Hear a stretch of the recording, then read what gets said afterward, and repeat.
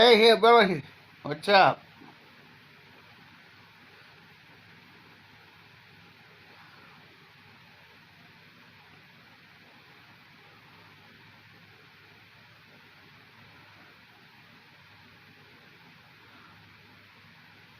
Not much. Just sitting here watching TV.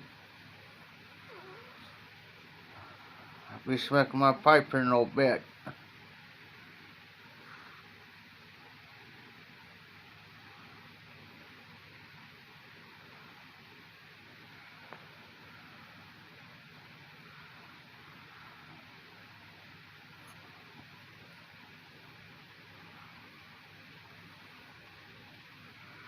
And then again, I just might as well smoke a cigar.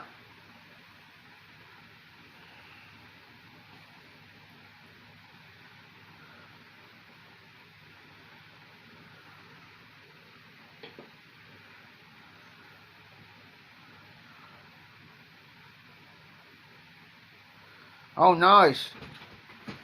I never had beans for a while.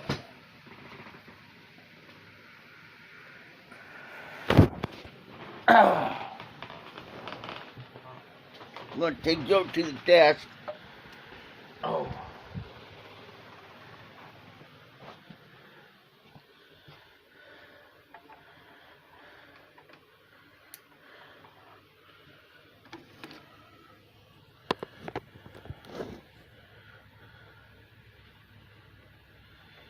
Be right back.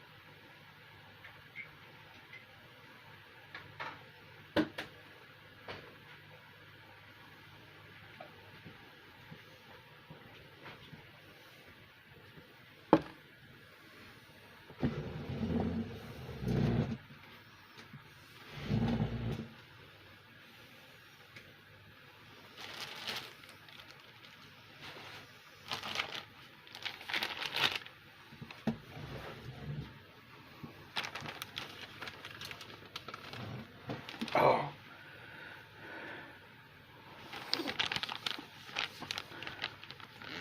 I still can't find my torch lighter. I misplaced it somewhere now.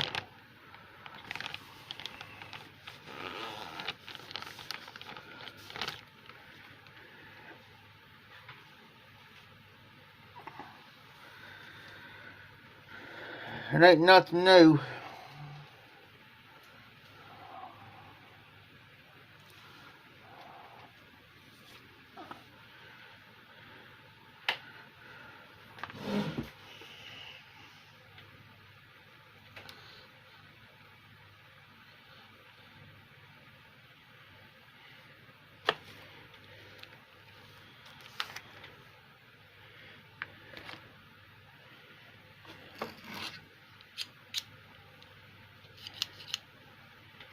There's my one cutter.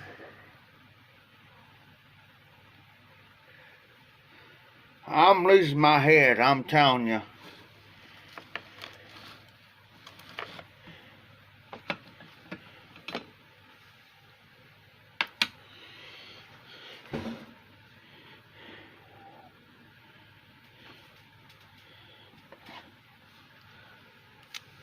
There's my main cutter.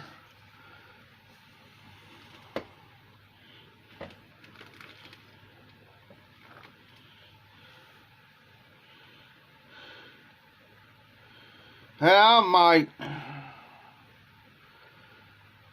It's been a couple days since I had one. I cut back on them.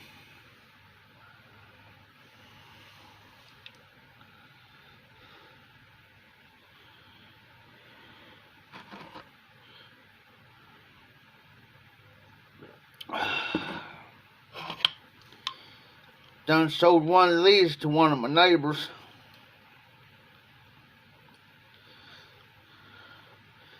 Pipe tool stuff. This is for your Bic lighter. Your regular Bic lighter is just shoved in there. I'm selling for the auctioneer. I ain't selling for myself.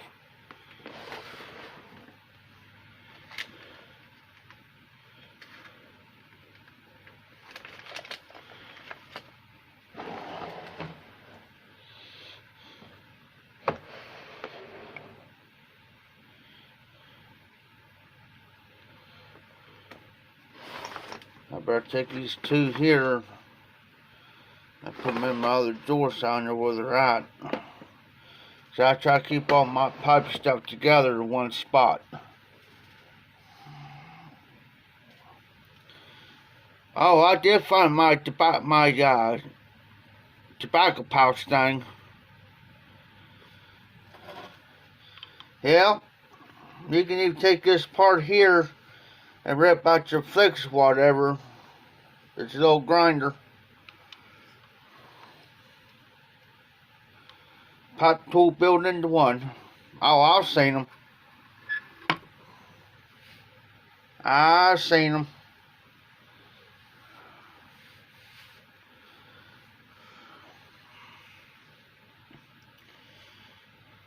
Then again, I just might smoke myself with Nelly. Oh, still got some Kenner I'm going to read tomorrow. I still got enough for a couple bowls. But Kenner is a type of blend. It says especially cut cube style burley and deer tongue tobacco.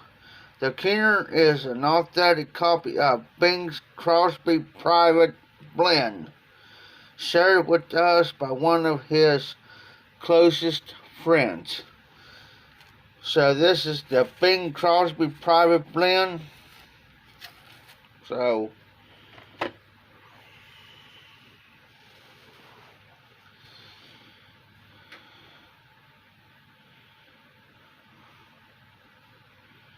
hey Craig,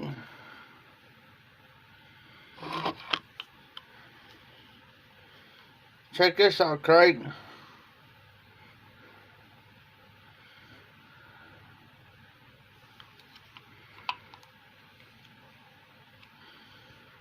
He retailed one of these at about $25 a piece. He's selling it for like $7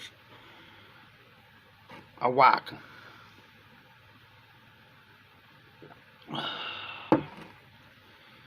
Yeah, I can't find my torch lighter, so I've been using my regular lighters. I'm trying to remember the last place I had it. That's just why I got my big light on.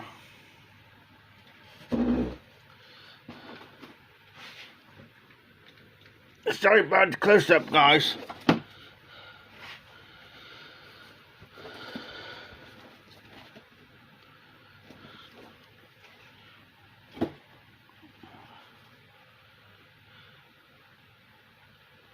Hey, Cody, what's happening?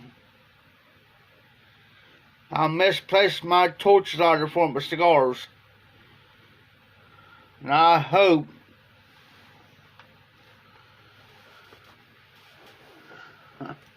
I'm hoping that it didn't.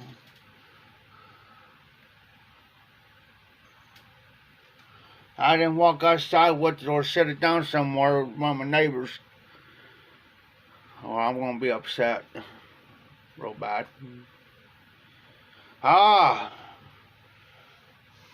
Getting off work for tonight.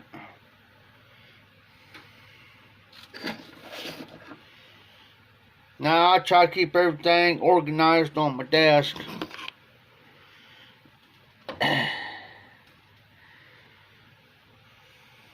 That's the way I know where everything's at.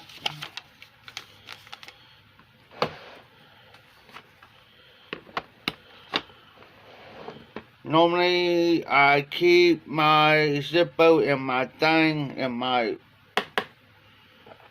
So I know where my Zippo's at.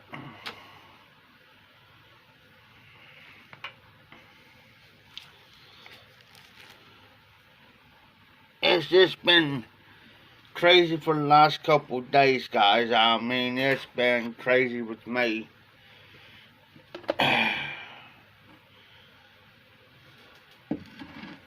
Then took today off myself. And then right back into it for the weekend. So, here's one of my cigars I got out.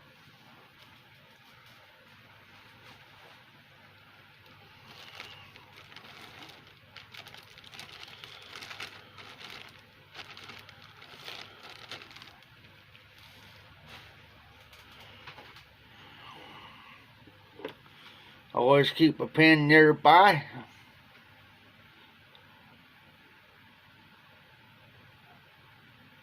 Nah, I'll never stick my torch lighter in her belly.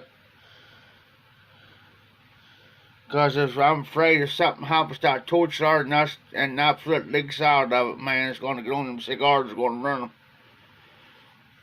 I really don't like doing that. Ashtray. Always keep my 10mm wrench always on my desk. Cause you never know if I'm gonna be sitting here doing something. I gotta clean my desk off.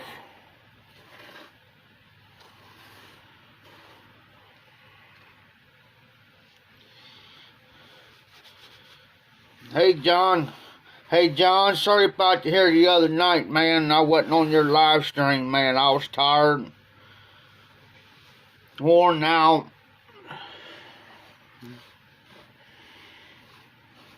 I've been swapped down at the auction house, man, and I've been here at Lady House, and I've been getting much sleep.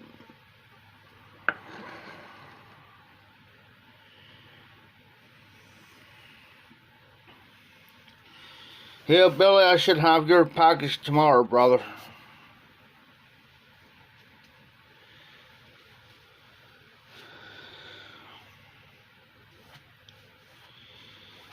I've been so swamped this week.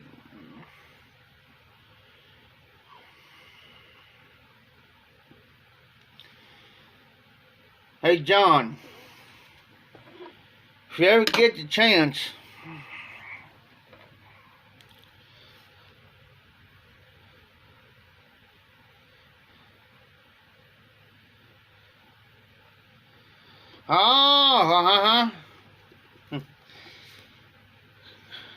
get you some Cornell and Deal Cooner. If you never experienced a blend that's got deer tongue in it, get you some Cooner. This was sent to me by Steph and Skip.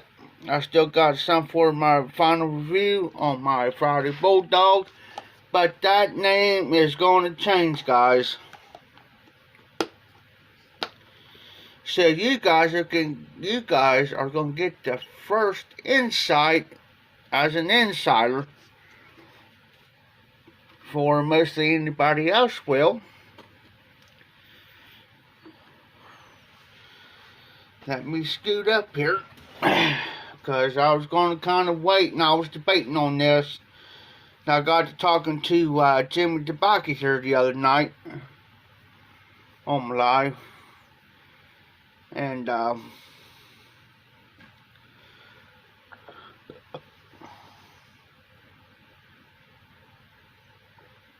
it's good.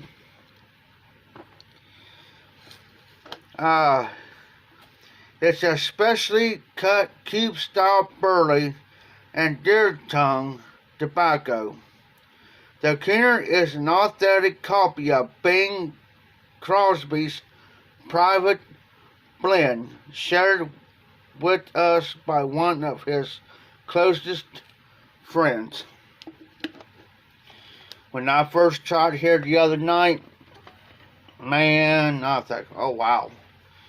So I never had deer tongue before in the blend, right? I'm going to say it's good. But here's the announcement, guys. I'm going to give it to you guys tonight. The Friday Bulldog is still going on.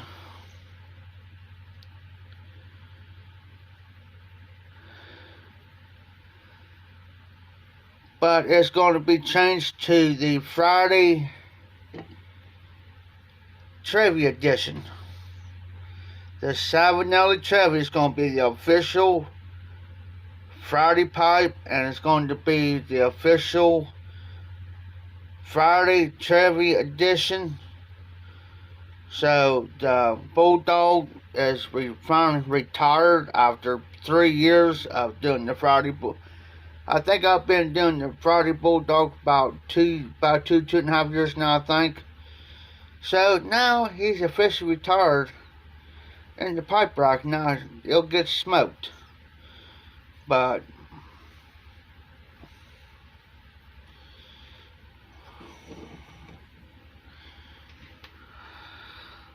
I always constantly have to clean my ears out, guys. I'm sorry.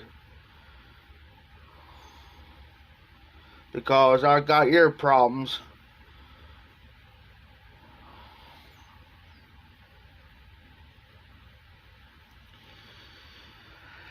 Hey, the post office always screws up.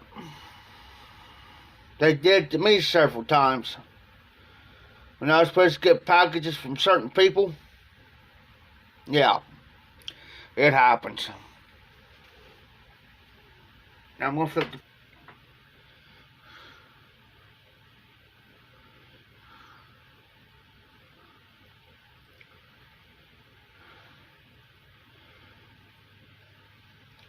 And make sure too, John.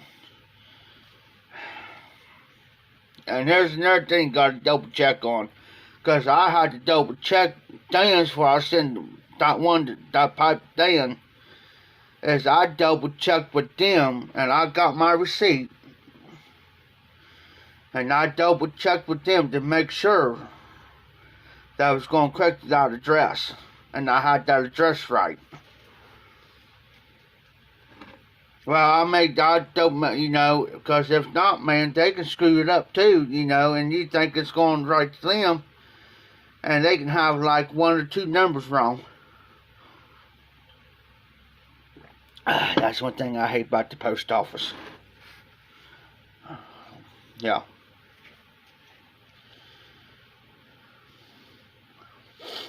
Because here's my thing on it, guys. A lot of us we ship out, okay, and we send, okay. It's our money. It's our money that we earn and work for. It ain't theirs, so they ain't really worried about it. But it's our money, and when it ain't supposed to get there, when it's supposed to get there, they're gonna... Don't think I won't be on the phone. And don't think I want to see him in person. And I'll have the receipt and everything, the address with me, my receipt and everything. Excuse me.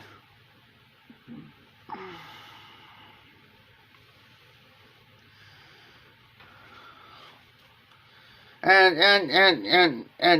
9 times out of 10 too, John, it's not the actual post office.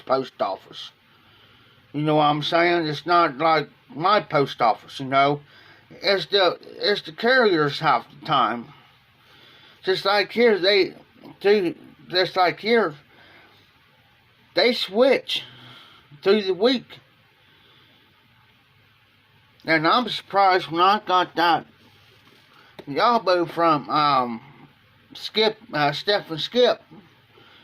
I had the key to get into the package box. And one thing I like about it is because the package box is right underneath my mailbox. That's why I like it.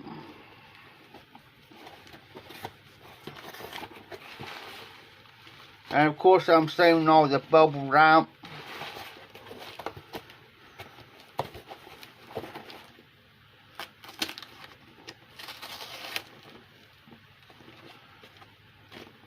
Then I'll try to get all this other stuff off here.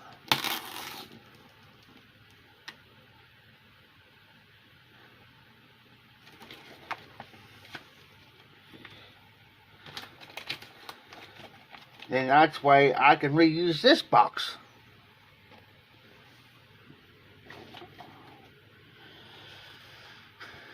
So, since I get a key, since they give me a key and lock my storage building out back, then I can start saving all the Yellow boxes that I get, and I can put them back there, and when I need to ship out, I got a box.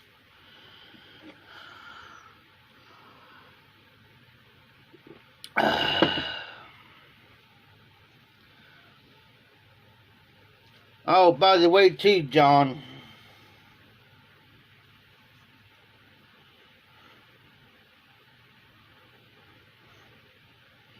I'm totally out, man. I've been out of Carter Hall for, I don't know,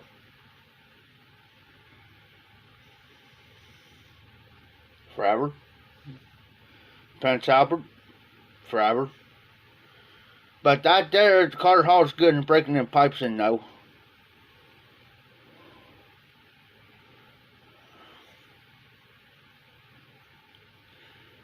Oh, hey, John. If you ever get a chance, go check out Tennessee Bull out. He's been sneaking in on my lives. So he might just pop in.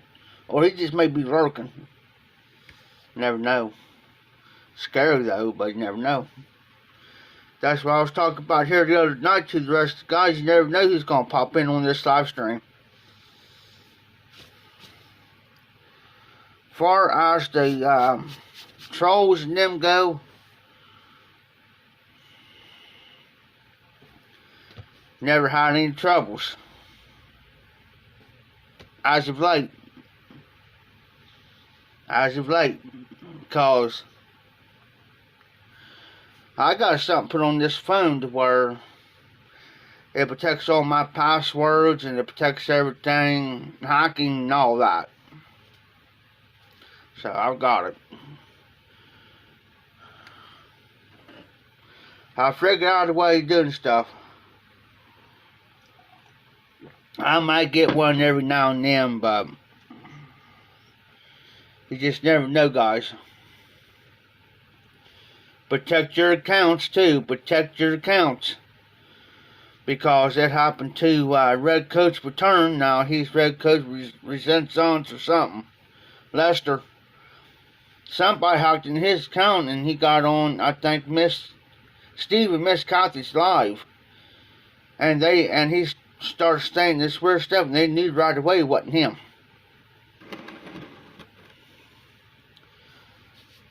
Oh. Fed Head Ed has got a gall going on, guys. He does it every month. For your chance to win a pipe. He has 3 winners. You got between now and the 15th, or before the 15th. This month will be on a next, not this coming Saturday, but the following Saturday. And there's several other galls going on. So,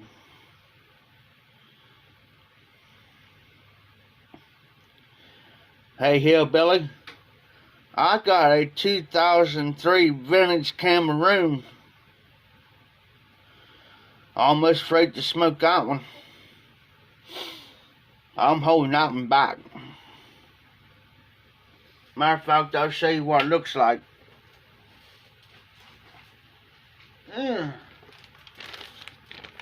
This little Casca D something is like a little cigar bag, guys. I like it.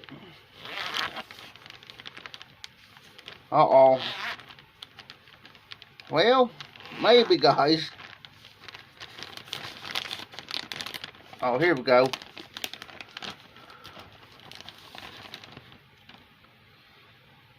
I'll show you this one first.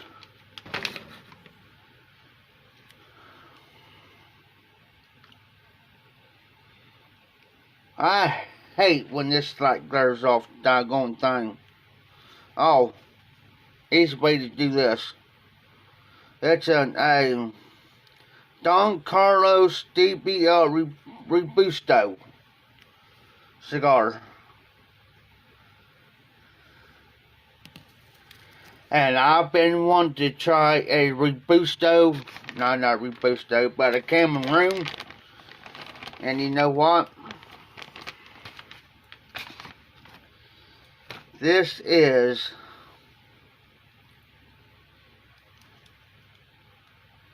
a 2003 Robusto Cello single. It's a 5.5 by 50. And this here is a Rocky Battelle finished 2003 Cameroon. There it is.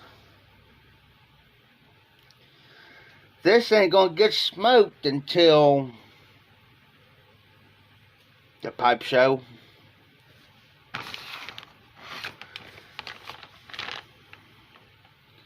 So it's gonna stay in my little special bago.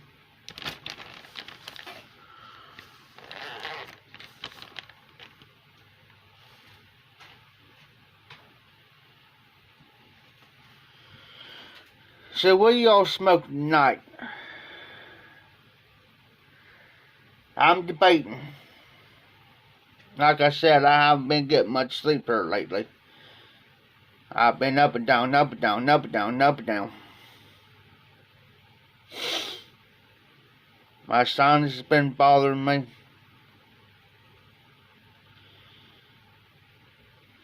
My taste buds and stuff start to acting up.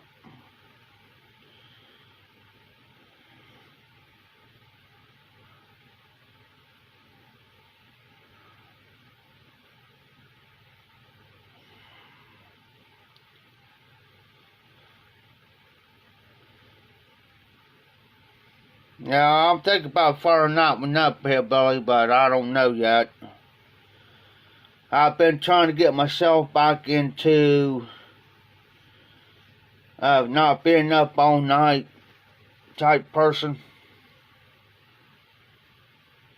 Because if there's stuff I gotta do, man, and I don't run on 2.5. Yesterday, I was only running on 2.5 hours with the sleep yesterday. And I didn't get home last night till about close to midnight. Then did a quick live for about an hour. I paid for it. Honest to God's truth, I paid for it. But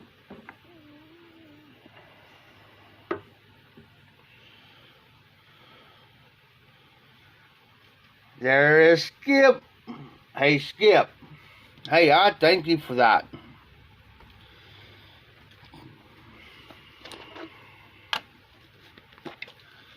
There's how much left of it. I'm going to do my review on it tomorrow. My final review. I smoked a couple bowls of it. I'm telling you, I'm liking it. First time ever tried cooner with deer tongue in it.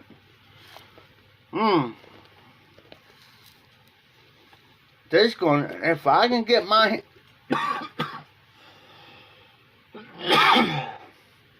excuse me. If I get my hands on some more of this, it's going in my rotation. It is, Skip. Love it. Only thing I'm going to say before my review tomorrow. Good stuff, guys. If you never had it, pick it up. I recommend it. There's something, it's unique to it. It's got that very unique smell to it. It's like it's got that sweetness to it, and I noticed the deer tongue. It's got that. It smells like walnuts, nuttiness, walnuts, guys. That's what I'm getting. It's like the sweet walnuts. That's what I'm picking up. Skip, you guys surprised me with that Cameroon cigar. I've been wanting to try one of those.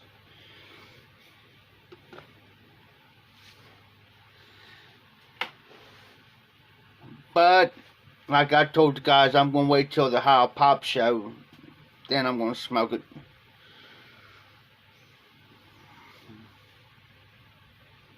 Yes, sir. I wasn't expecting that. I was expecting the cooner.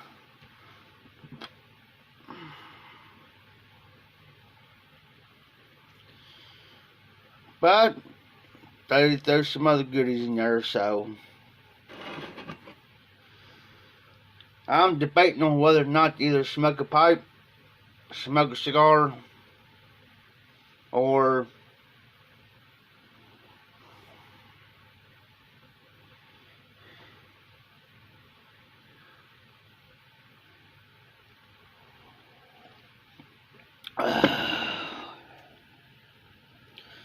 I tell you, I smoked enough Carter Hall and Prince Albert when I first started that I could probably fill my little desk up with it, with both blends. I smoked enough of it. Oh, by the way, too, Skip, since you're on, you didn't hear earlier, the Friday Bulldog edition is still on.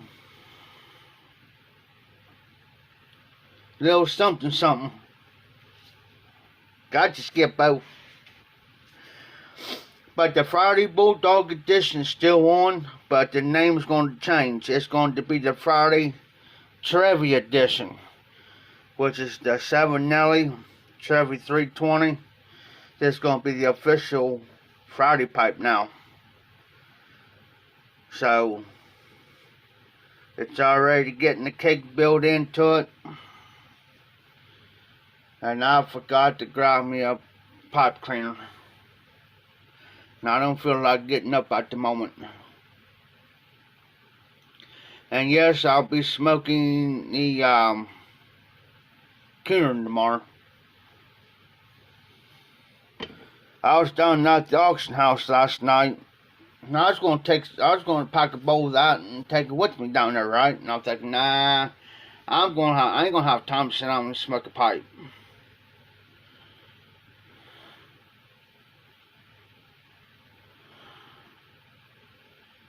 It's gonna be the Trevi,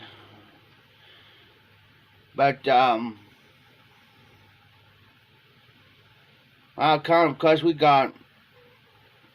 I kind of talked about, well, we got this guy. He's African American. He comes down there. Yeah. But anyways, I was telling Tim about, I got some Cornell and Dale Cooner sitting at the house. He looks at me, and I tell him, I said, don't you start. I said, don't you start. I said, I'm just telling you now, while you're ahead. Don't you start. And Tim's over here, he's laughing. Because he knowed if he started, he knew I was going to rear into him. I said, it's a blend. I said, I don't even bring that can. I said, I'll bring the tin down here and show it to you.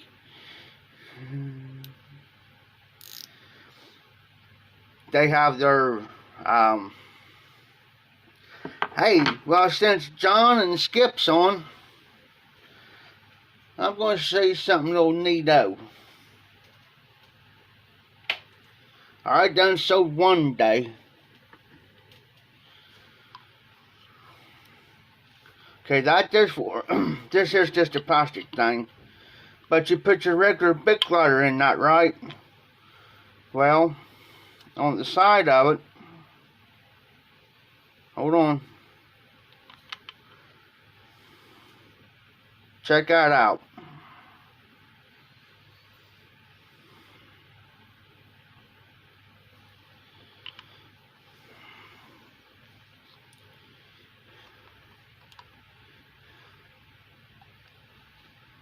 Yeah, you just take the regular big lare, put it in there, and you can. And yes, you need to put this on your keychain.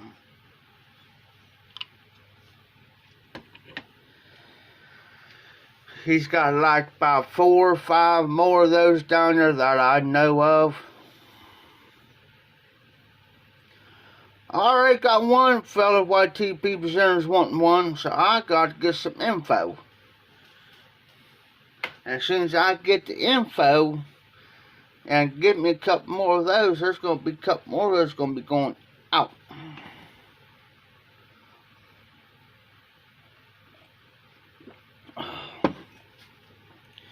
But he's making the money, but we're splitting. We're splitting the money. So how many I sell, then, or whatever, then we good to go. Have you ever guys had that problem with your ears? And you be sitting there watching TV and you feel like something just...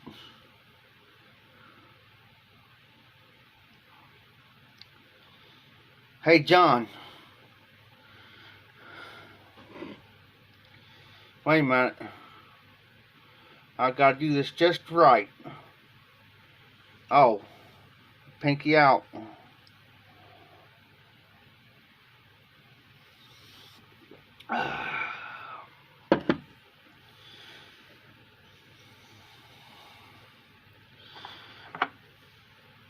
Hey John, next time I'm working on something with the wrench, I'll put my pinky out there while I'm using my wrench.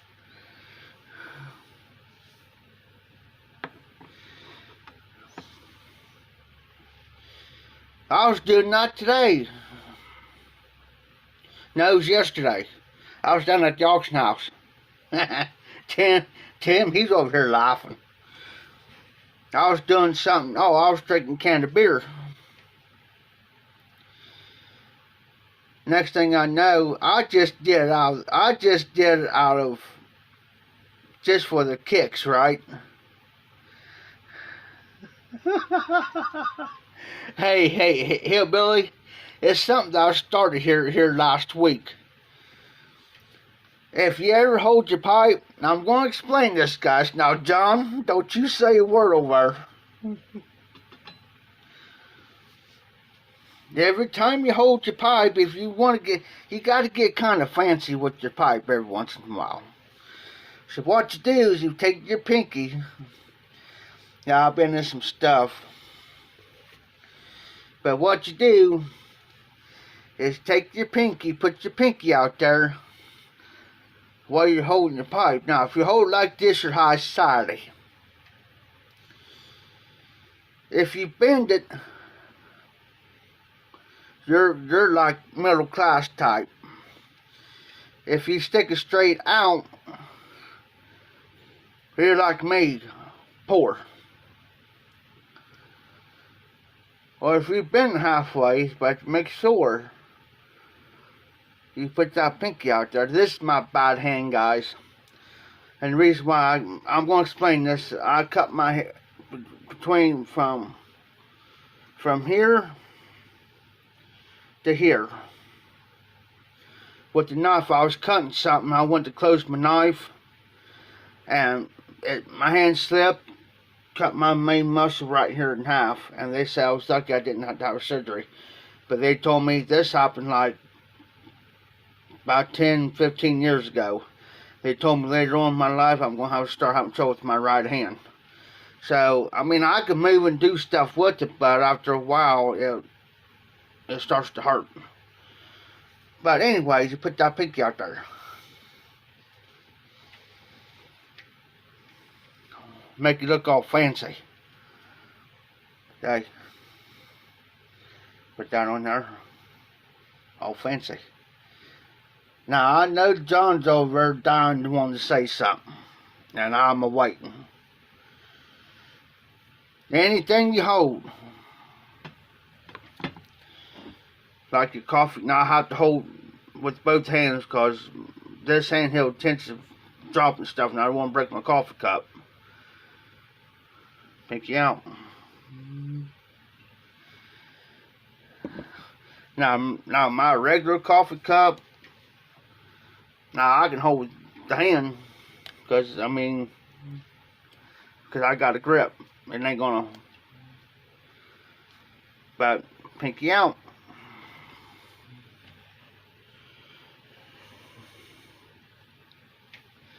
I'm waiting for Jose to come on here and say something.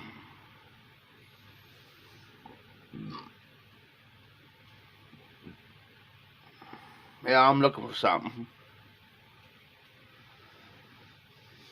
Now I'm going to tell you quite, yeah, but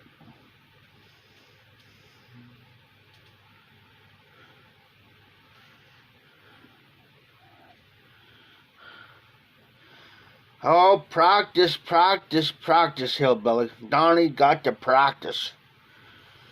He got to work out pinky muscle.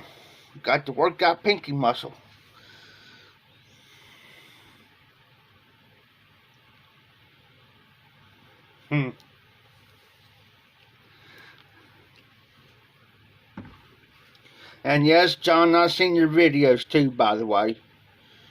I was gonna get on there and tell you put the pinky up in the comments, but I didn't. You gotta do it too while you're in public. But no, I was doing that last night. I straightened the beard and had my pinky up.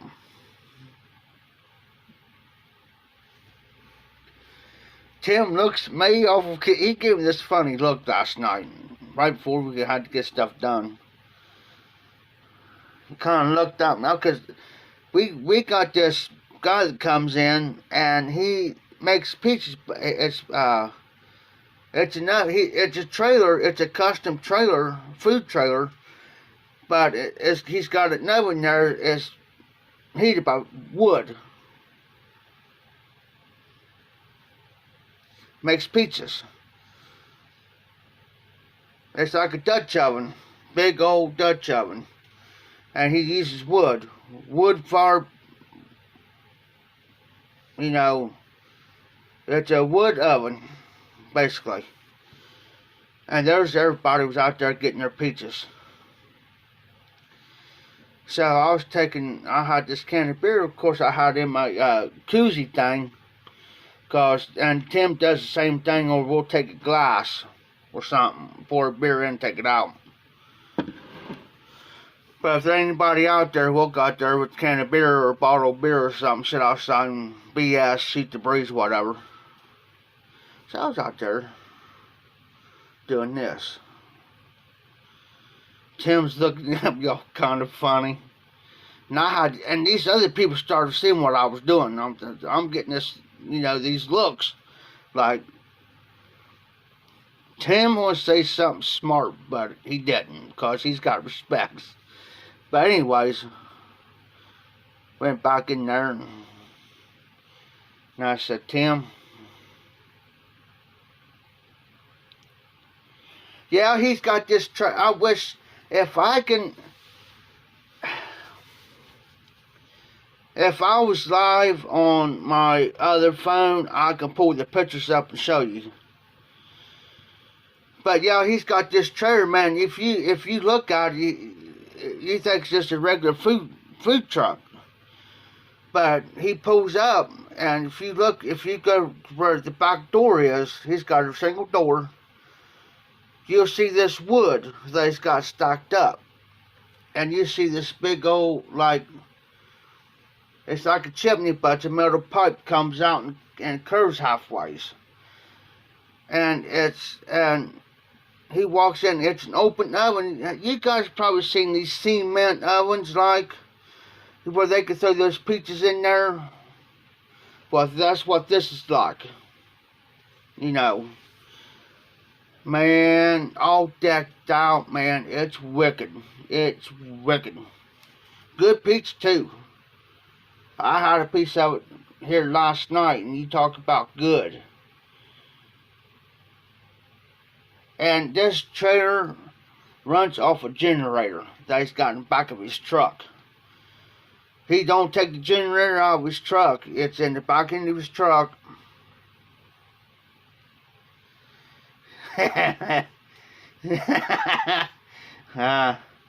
So where his tailgate is, that's where his generator's at. He'll start that up,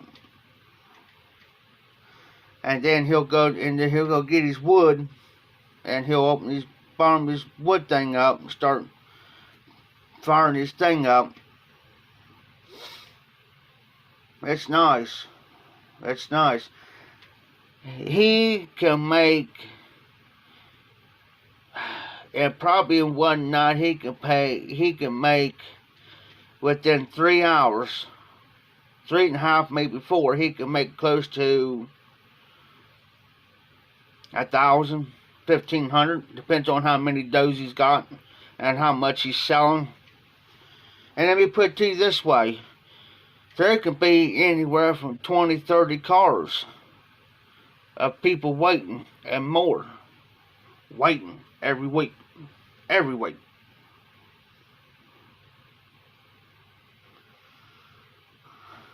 Now, next time you guys eat your sandwich,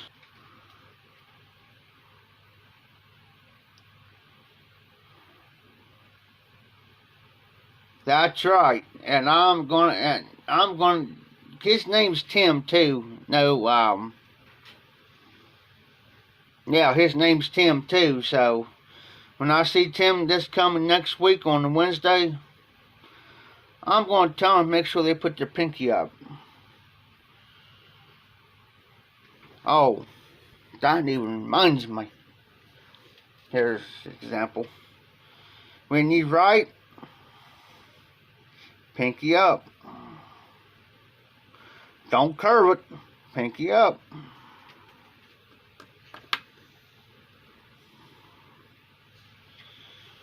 Yeah, I got some looks last night.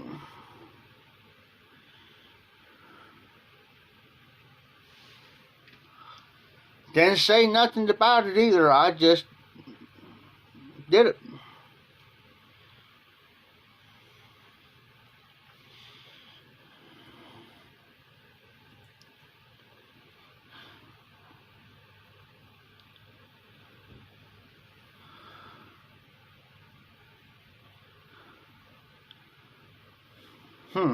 Yep. Of course, drinking yesterday, had a few beers, some Fireball, and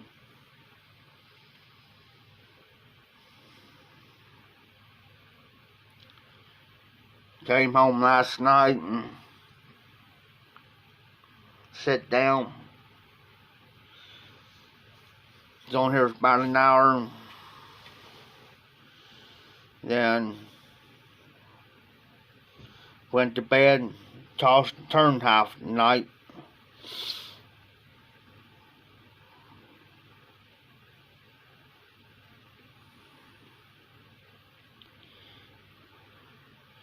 You know what?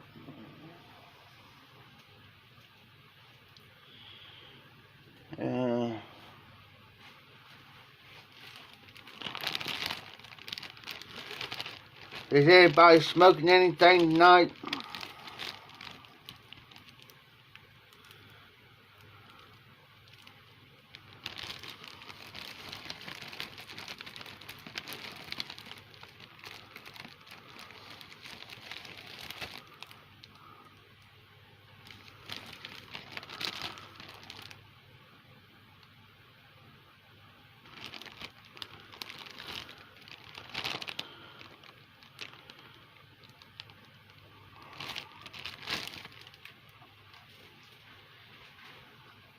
And when you use your spoon, pinky up when you use a spoon.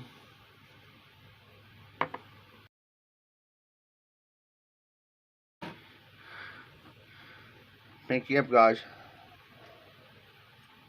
I'm gonna grab my water tank real quick. Oh.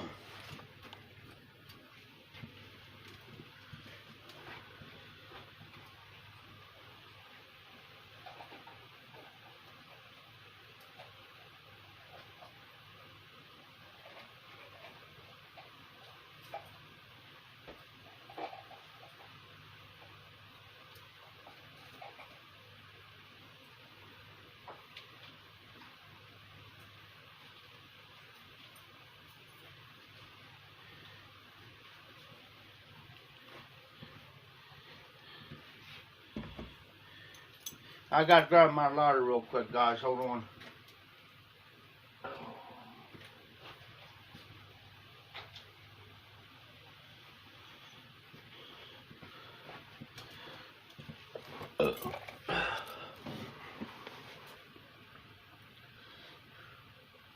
That's like me, Skip. I gotta chew in. That's why I really ain't smoking nothing right at the moment.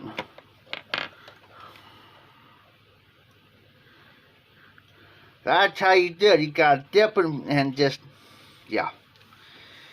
Yeah.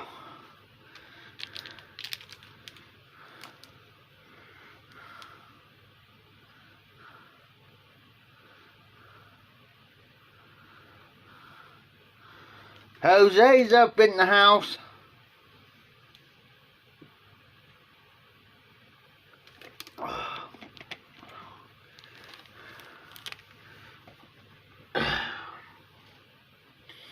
What's up, Jose? You got that pinky up? Hey, that could be a new name for John's channel. All pinkied up. There you go, John.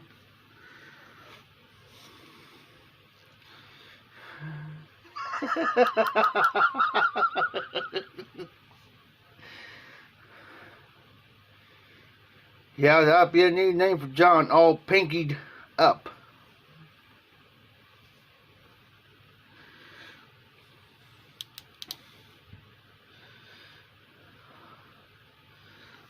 Today is the...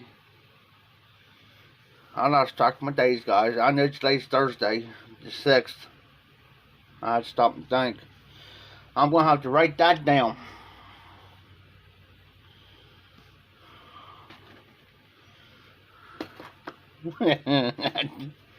Oh, I can write on that. That's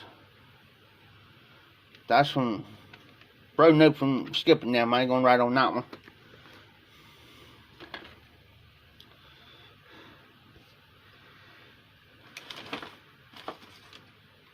Here we go. Oh.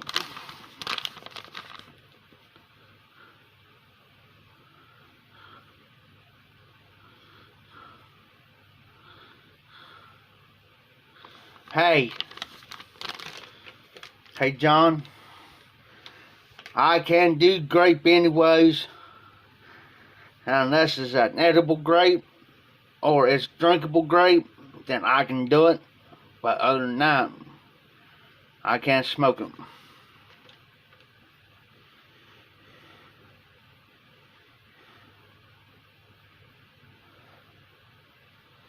Hey,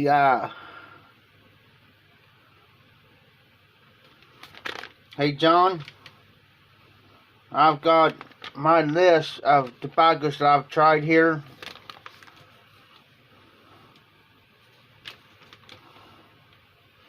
And I'm trying to see if there's one on here that you might like.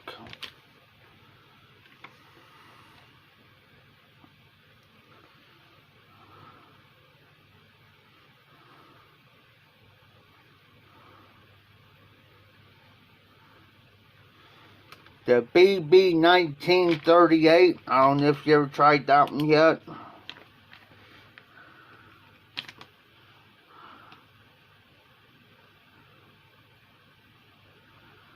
White Wizard. Let me write that down.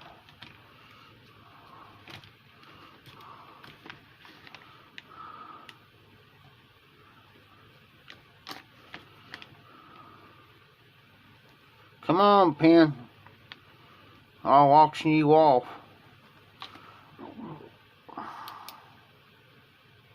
Get you some BB 1938. Hey, Jose. I got a blend here. On the bookshop. Yes, sir. I could smoke on the bookshop all day long, any day of the week. And no joke, Krantz. There's the one that hillbilly mentioned here the other night, and I can't think of it, but I know it's double X. It is stronger on the nicotine. And I had that blend before. He'll put on the bookshop and no joke, Krantz to shame.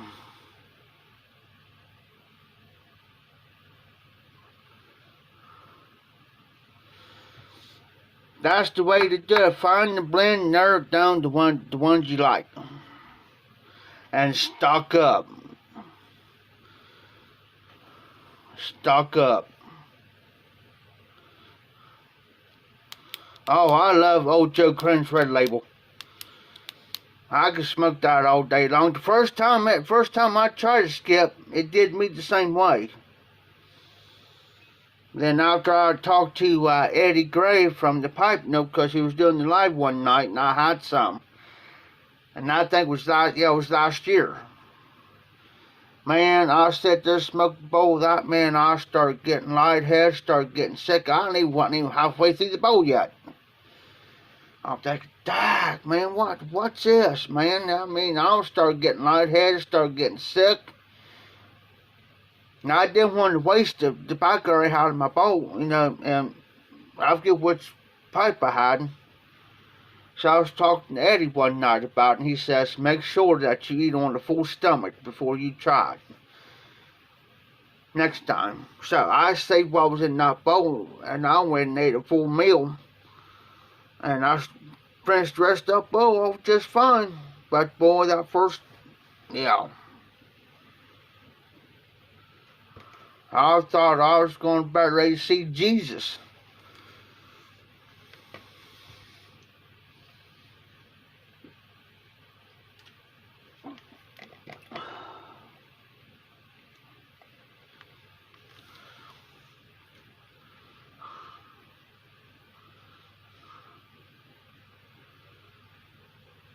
Okay, here's one. If anybody's attempted to do it, but don't do it if you think you can't do it. Because, yeah, that's same here, Skip. Don't attempt it. If you think you can't, I'm not putting nobody up no challenges, because I wouldn't do it myself. I think I wouldn't do it. But what would happen if you took half a little bit of 100 Bookshop and a little bit of Old Joe Krantz Red Label, even? You know what I'm saying? Like 2 pinches of 100 Bookshop and 2 pinches of Old Joe Krantz Red Label. Mix them together, then smoke it. Hi, all Miss Brought Up. Oh, wait a minute. Hi. I'd put my pinky up there. But I was just curious if anybody's ever done it before, or tried it, or attempted it.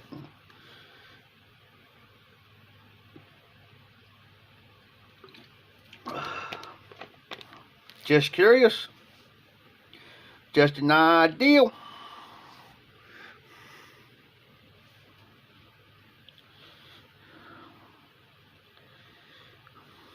You're welcome, John. But no, I was just wondering about that, if anybody's tempted to do it. I don't want to see if I get, nicotine poisoning or whatever, to the point to where they're going to,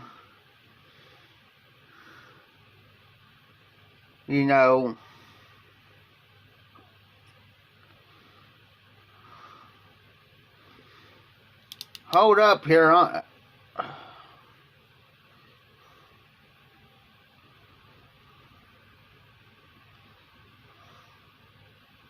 Oh, hey, Portsmouth.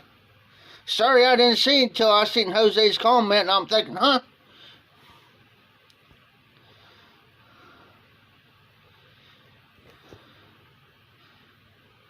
Hey, Portsmouth, did your wife finally have the baby?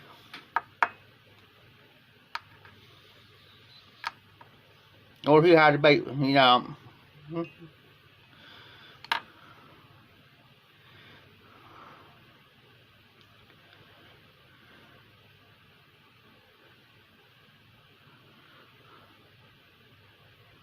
Oh, wow. How'd that turn out, Skip?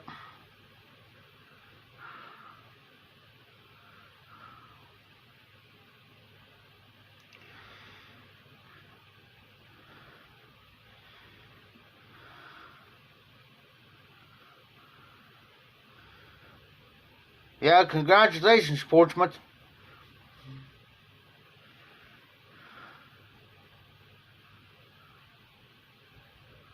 Oh, good, good. Glad to hear that, Portsmouth. Glad to hear it.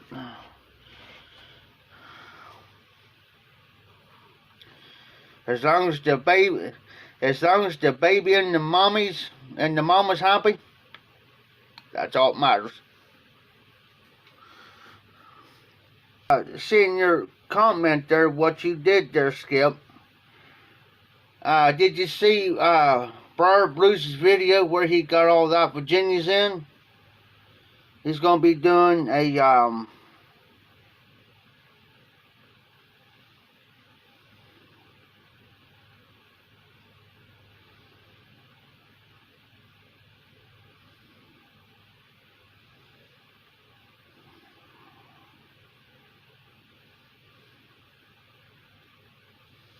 I haven't been. Hey, Portsmouth, you got him on Instagram?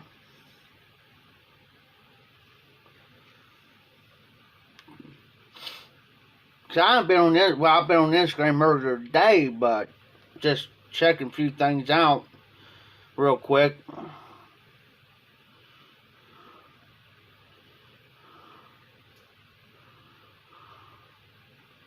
Good.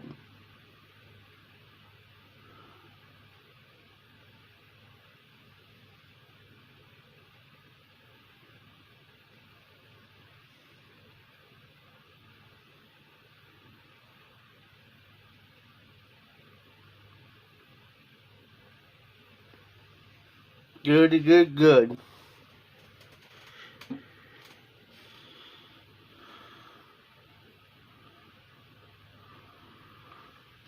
Oh, I didn't know that. Gentleman's Carter had their tongue in it. But that's going on my list. And I don't even know where I stick my notebook thing at. Tell you the truth. Hold on, guys. I gotta make me another cup of coffee. Be right back. Oh.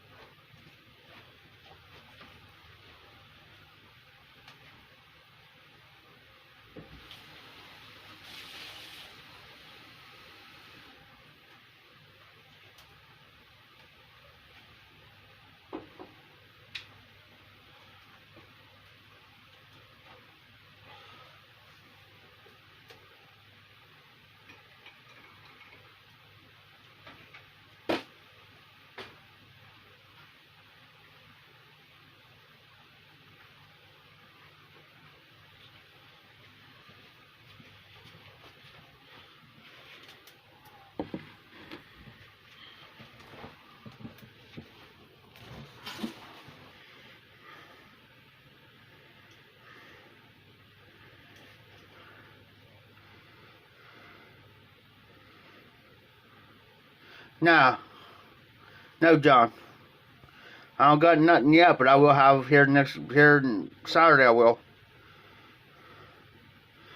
Okay, Portsmouth, I got you, buddy.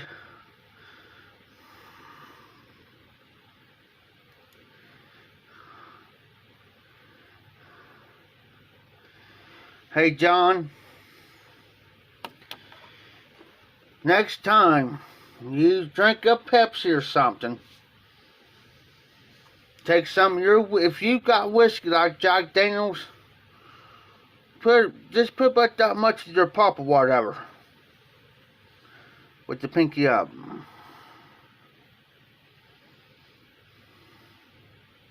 Oh, I understand there, Skip. My palate changes like every couple weeks. I'll smoke, just like I'll get a kick for my palate changes wanting burleys. I can sit there and smoke any burley for like this here. I'll show you. Like same you got with Navy Flake. It's Virginia and Latakia, and I try to smoke a bowl of this, I can't do it. Then all of a sudden I'll get the kick for Virginia and Latakia, so a Perique or whatever. You know, I just get that, my palate changes.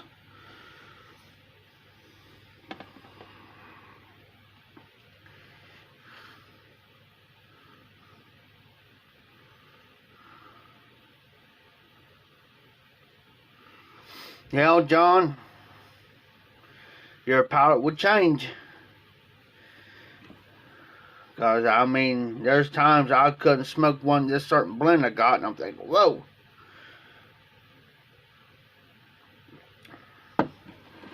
But I got those, I got the J4, the Count, a few other blends in my thing.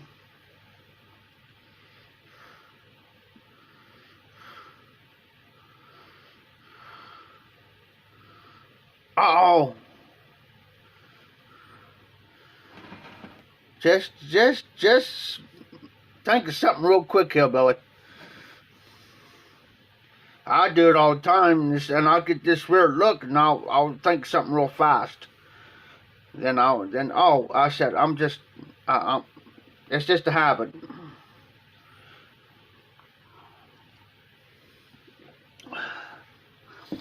Just like my sister. Bless her. I'm a type of person I don't like to talk about the ill, you know, the ill of the dead, because she passed away last year. She used to have this bad habit, used to torment my mom and dad, just irritate them. She'll sit down, then she'll start shaking your leg real bad.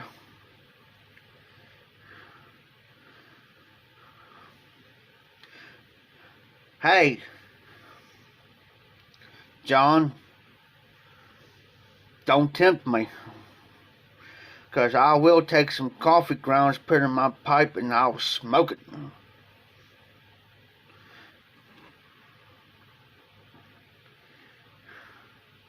Yes, Jose, I agree with Jose. See, Jose, here's the thing, and I'm going to justify this. We're going to go to school. John will sit there and smoke a blend, and he'll say it could be an English blend, but yet he's smoking grape. He's got grape out his house, and he ain't telling nobody that's what he's actually smoking. Have you ever noticed that he puts his pipe down, filling it up, he's sticking his grape in his pipe, and he's, say like this flake, Navy Flake, he say, well, I'm smoking Navy Flake, but he's got his pipe down here, he's sneaking the grape in.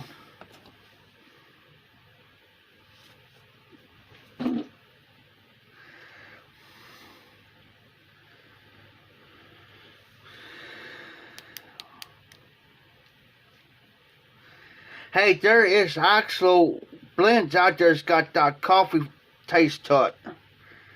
And there's several blends like that.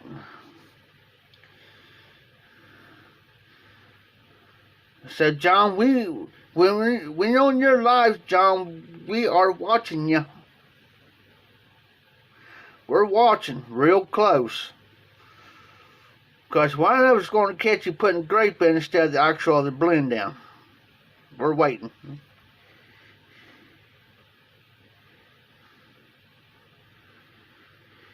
John, if I had the whiskey here, trust me. Hold on. It'll go in the bottle like this. I'll fill that baby up. I'm gonna take this paper off.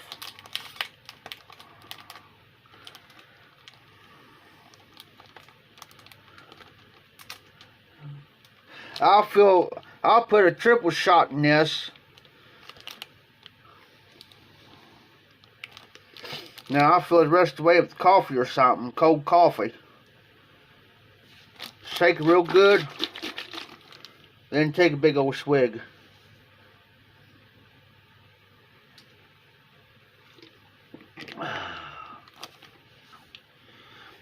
Me and another guy last night finished off a bottle of Fireball last night.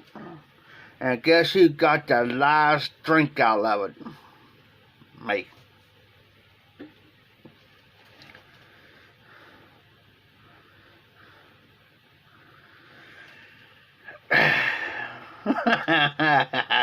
I hear you, John.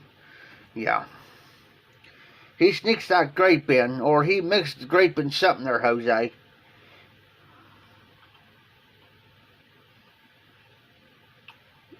It's Fireball.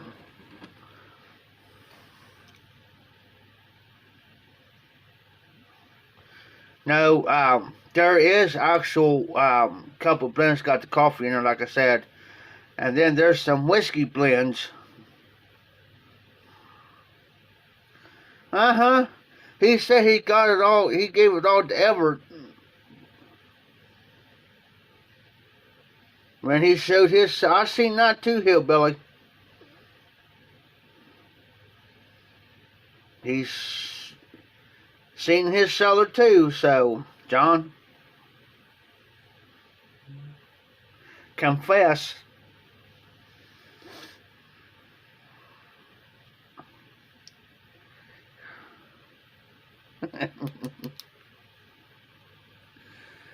No, there's just something about grape I can't do it.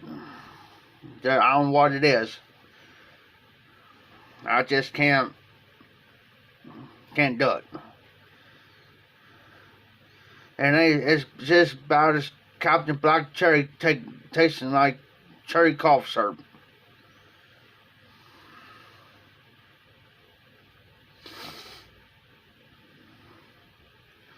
I get that grape popsicle stick taste in my mouth.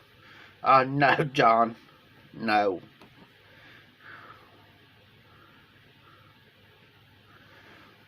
Also, what you're saying, John, that Everett came clear from Canada, got a visa, come here to the States,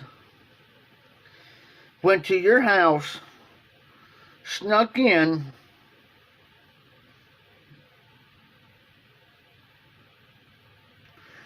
yes, Skip.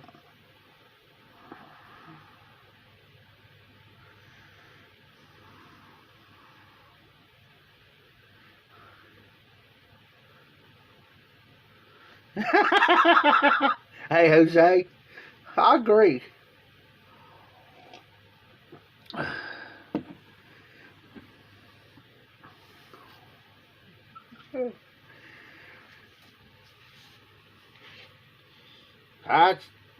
The burnt coffee smell, man, it's...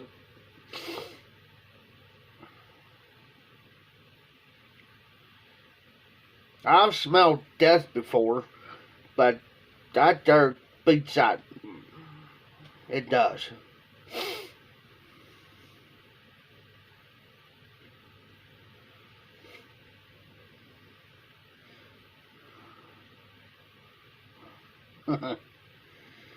See what John done to me? I'm getting gray hairs, and it's his fault. Got me all stressed out about the grape. Give me gray hairs.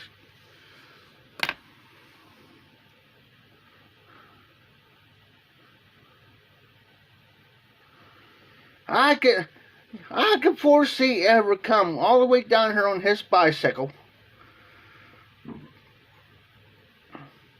go to John's house, creep in there.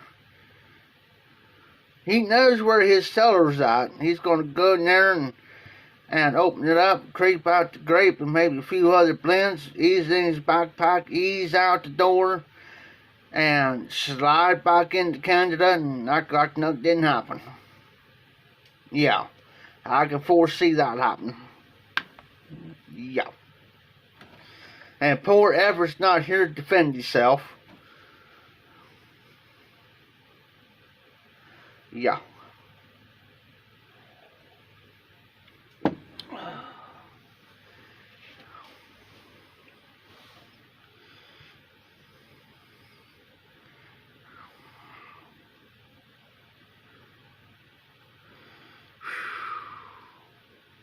Great.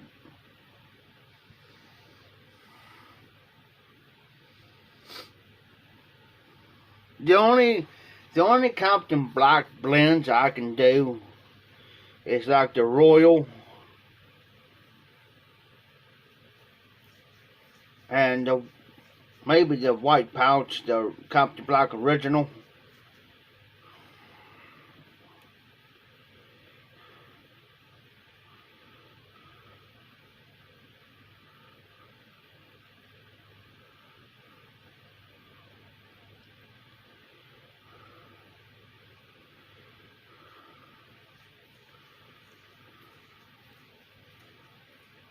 Charred Weasel Pets. Charred Weasel. Hey, John, come over here to a high. Come over here to a high here, John. You can see all the weasels you want to see.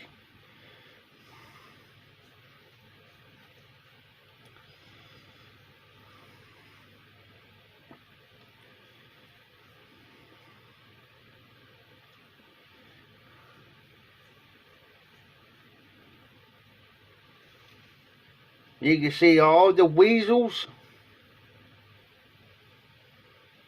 You can see all the field mice, field rats. Well, mostly field mice, but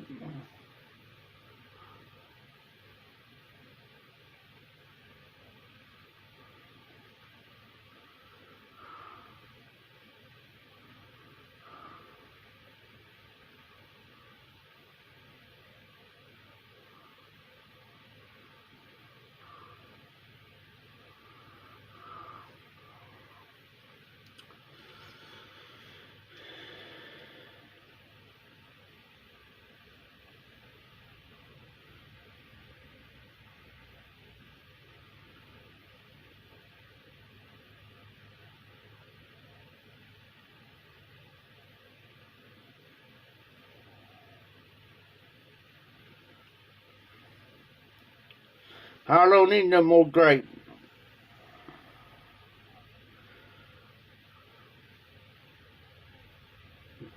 Yeah, around here, Portsmouth, there's weasels around here where I live. And it's common. I could be down here at the auction house. And I could walk around back.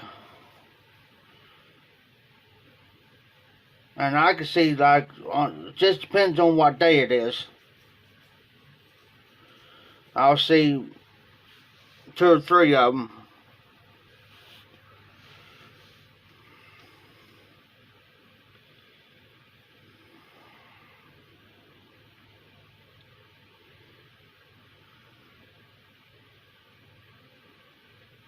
Oh, nice, Skip.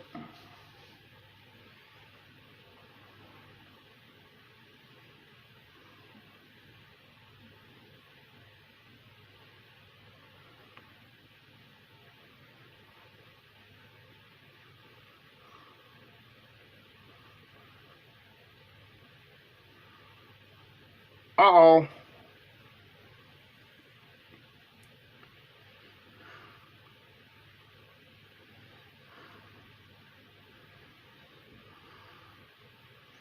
Yeah, that's one blend I haven't tried yet either, Skip.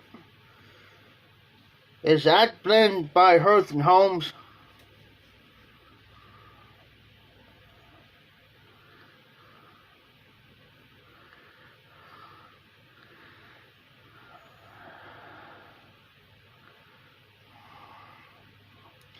I thought so. I thought that was by them. Skip. The only Hearth and Home that I had was the I think it's the anniversary flake, if I'm right. I think I got it written down.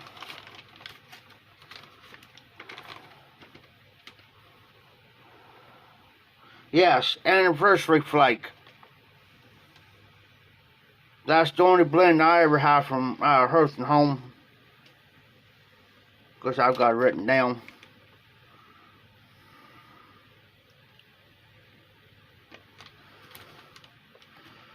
Quiet Nights is good.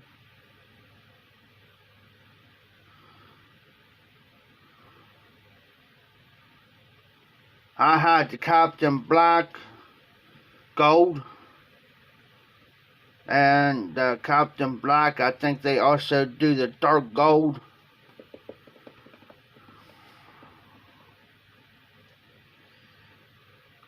Balkan by Burbia. There's a good one.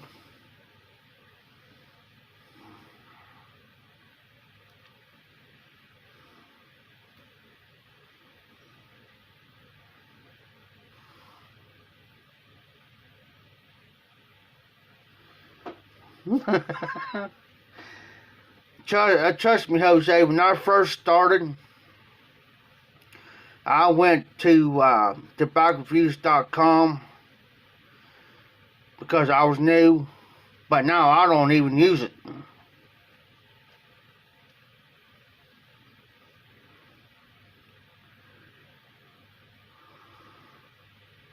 Yeah, they came out with the, yes, Quiet Nights is good. I tell you, they come out with that new plum pudding special reserve flake. I haven't checked yet, but they're probably sold out of it. I don't know. That's a new one I'm going to be putting on my list to try.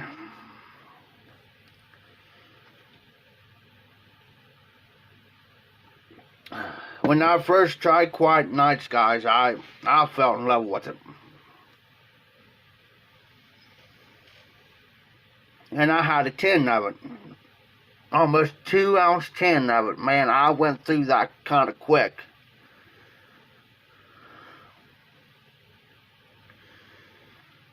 But Peterson took a lot of Dunhill stuff, but much as I hate to say this, Peterson cannot compare to the original Dunhills. I'm sorry. That's just my opinion. And I'm sticking to it. Because I've tried the original Dunhill, and then when the Peterson came out, I had a 10 or 2 come from Peterson. Not the same.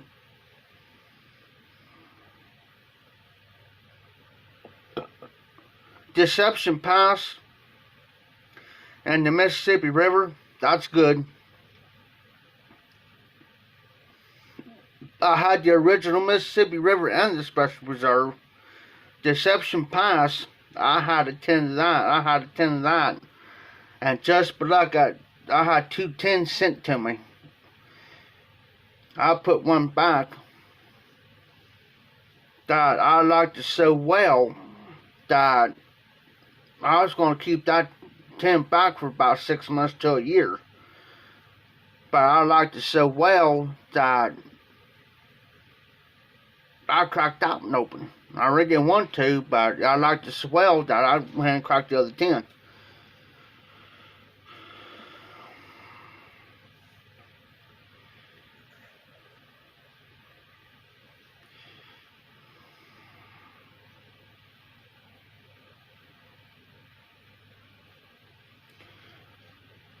Hey, Portsmouth, I've heard about that blend, Old Ironside. I've heard it's pretty good.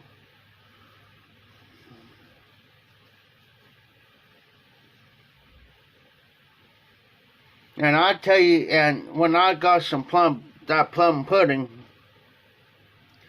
I was watching 2 a.m. pipe on the patio, Johnny. And he was smoking the Special Reserve, I do believe, and I had just got some sent to me.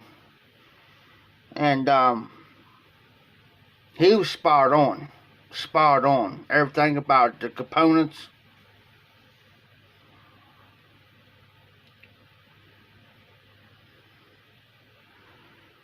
I just wonder, Portsmouth, I just wonder if it could be the same components in that as the same old guy with Navy Flake. Just curious.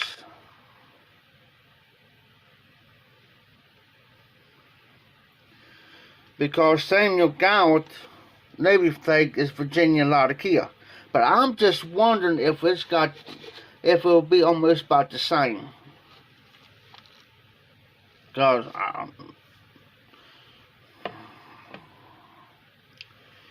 now there's a lot of people would say, because there's a lot of people may not like Cornell and Deals blends, but I do.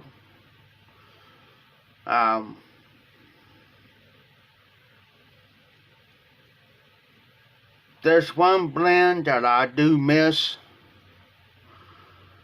and it's called the Unicorn Blend, but they're making the Ghost. It's the Frogmorton series. Okay, Portsmouth. Okay.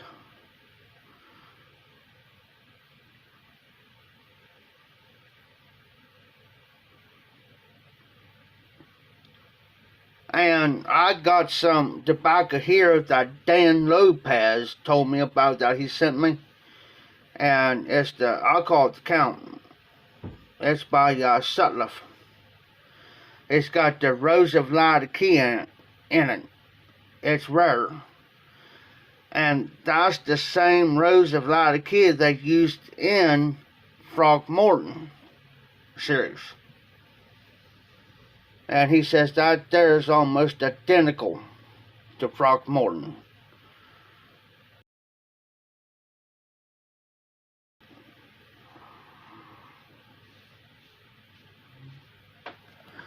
It ain't as good as the original Frogmorton, but it's good.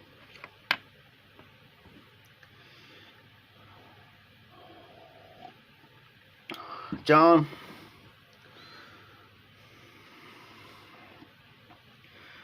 one of these days you're going to see a semi-truck come to your house. And that sucker is going to be full of nothing but grape. Or you're going to see a dump truck and dump it off at your house.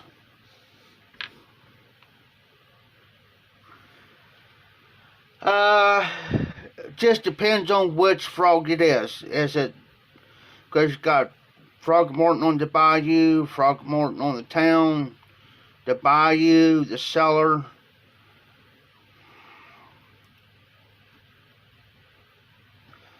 Anytime, Skip. I'm glad you came in. Be safe, be well. Have a great night. That's my Facebook going off. Somebody sent me a friend's request.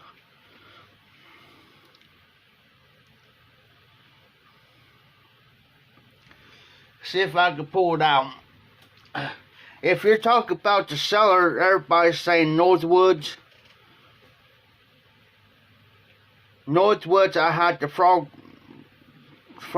cellar.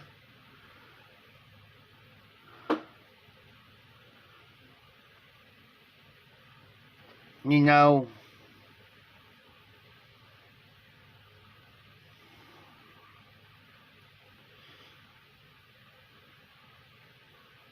but see, I'm hooked up. See, guys, I got this thing on my Facebook page, and I'm gonna get Hillbilly hooked up to it too. It's called PTTS. You can find Frog Morton, any type of tobacco these guys sell, they'll ship it to you, whatever. And you can even find unicorn blends. These guys sell unicorn blends, pipes, tobaccos. Yeah. I seen this one guy had I think it's the 8 ounce of the Frog Morton. I forget which one it was. I don't know if it was the Frog Morton on the log or it was the Bayou. But he was wanting an arm and a leg for it.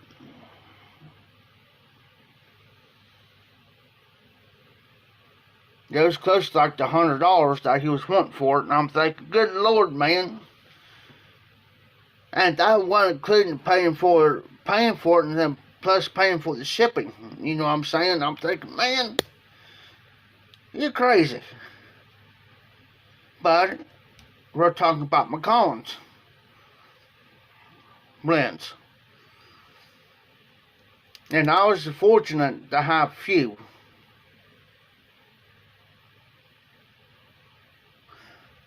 Oh, you're fine, Cyrus. You are fine, brother. But if any of you guys got a Facebook, look me up.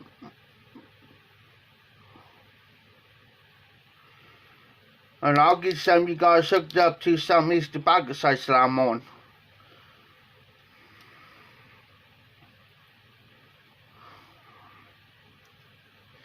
But I tell you what, anytime you do if say like you're a member of it, and say like I'm just using this as an example. Say I take this Salmonella Trevi, and I put it on there, and I say it's practically brand new. You got to put on there up for discussion. Up for discussion.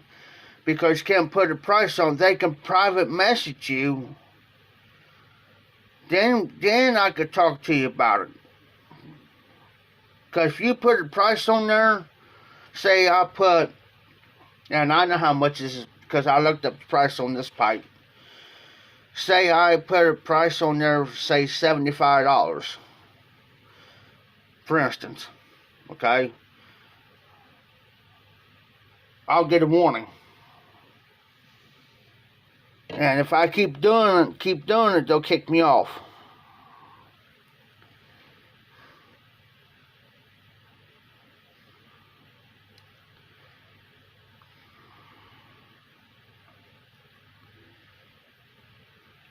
John. What'd you do? Open mouth, insert foot? I'll be right back, guys. Oh.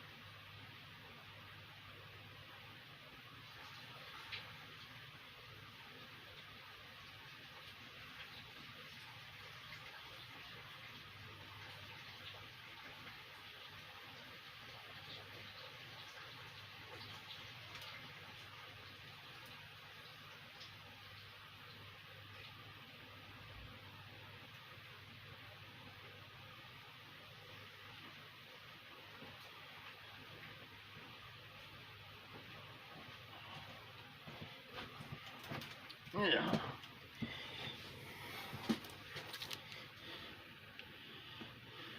Back.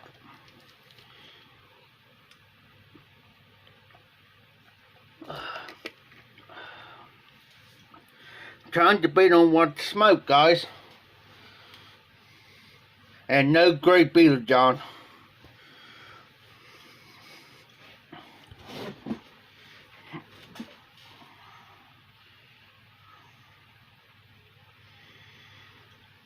I'm debating on smoking some of that J4, but I want it to sit for a little bit more.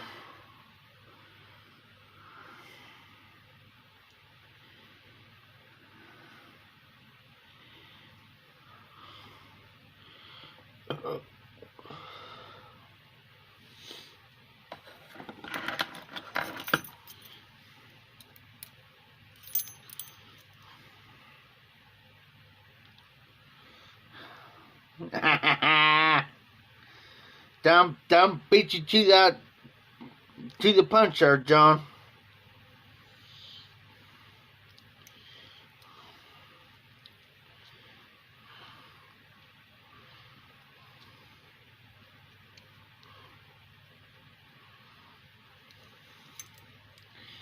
Yeah, that's what I've been hearing there, John. But we shall see.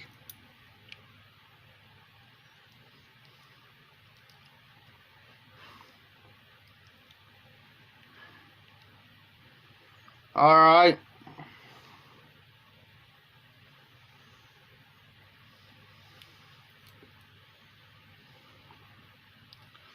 Hunter Bookshop, the J4, or the Mississippi River Special Reserve from back from 2018.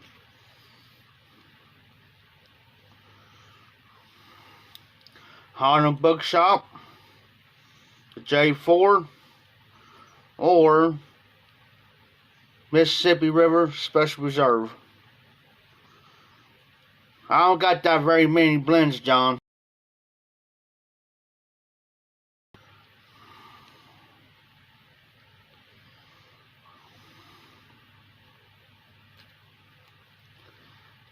And I was smoking out my small cup tonight.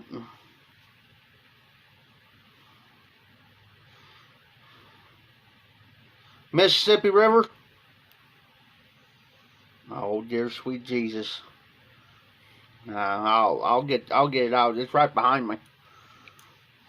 I keep my small bag of blends that I do got, John. I got my small lunch bag thing. And I keep beside my chair at all times. All times. What I'm just trying to do, John, is I'm just trying to build my cellar up. If what blends stuff I get in, I try to, I've got jars and stuff here. This is, I just want to build my cellar up to where, it's gonna,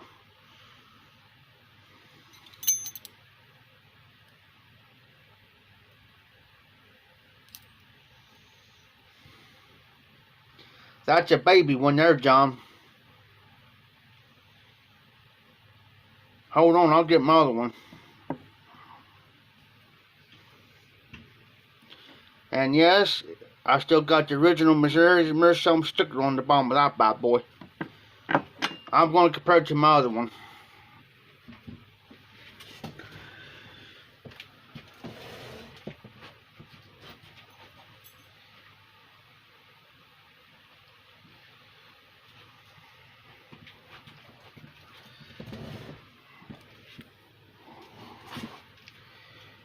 And I'll show you what I'm saying is small. Almost same fold depth though, but this one's smaller. If you look, they're almost identical. Oh, I had this one here for about 4 years. This one here.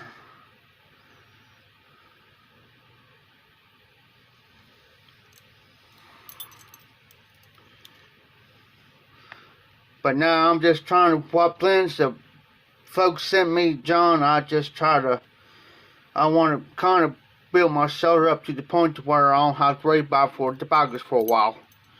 That's why I'm trying to stretch out much as I can, because, because I understand it takes money and time and effort to,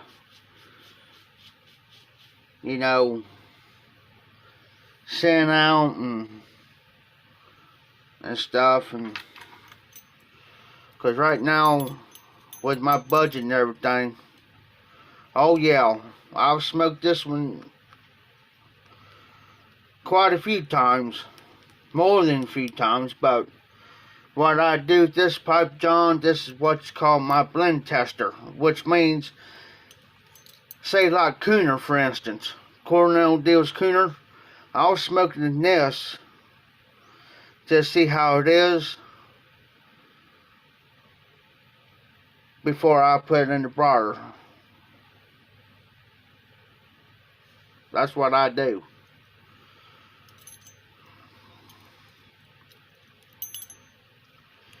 This here is probably, if I fill to the top, it's probably maybe a 10 to 20 minute smoker. Just depends on what's in there. Other than that,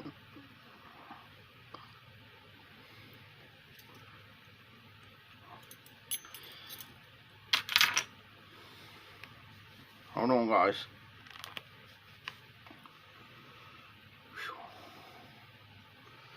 That stem sometimes is hard to get off.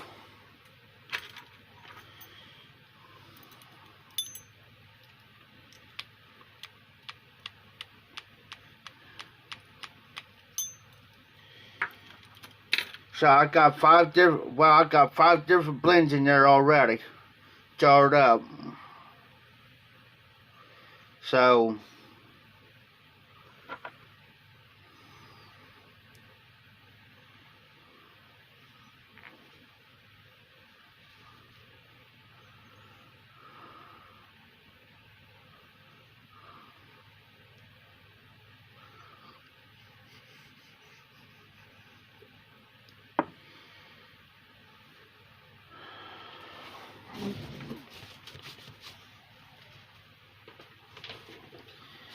here's the little bag I was telling you about, John.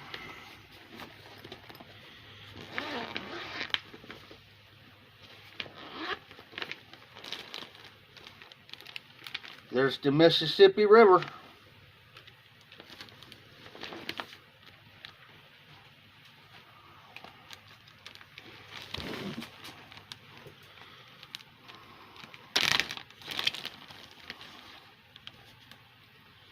There it is.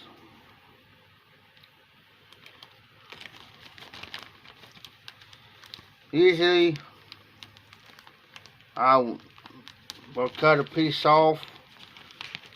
If you guys just give me, I ain't gonna even move. I got my knife on me.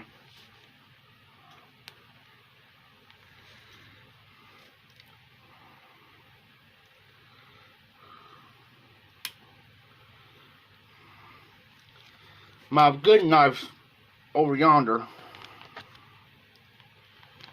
So, I need my coffee cup, my pen.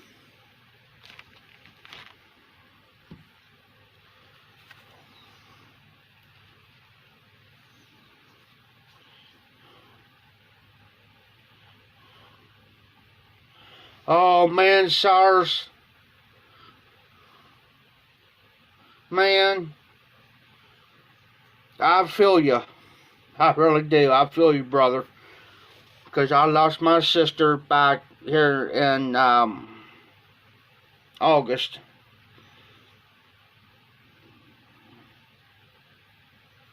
I know how you feel, man, because let me say something from experience. My birthday's coming up Wednesday, May 12th. I lost my mother 7 days. No, 5 days. I lost my mother 5 days before my 17th birthday, brother. So I know how you feel. Trust me.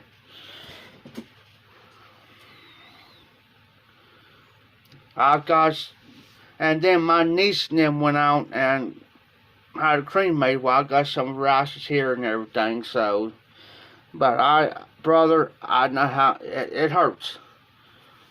It hurts. And let me tell you, if it hurts me, it's going to hurt the rest of us.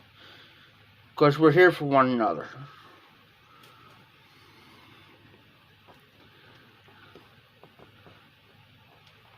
Ah, man, that stuff is hard to cut.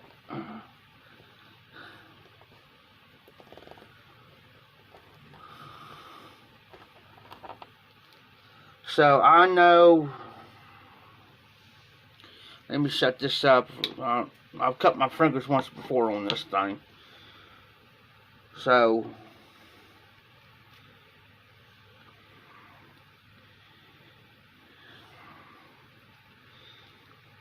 I appreciate that, John.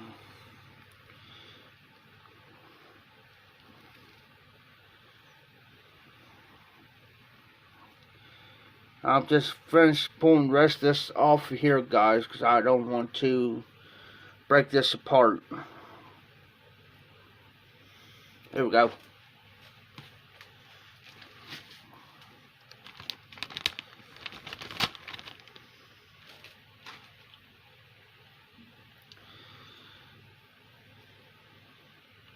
As you can tell, I broke some up.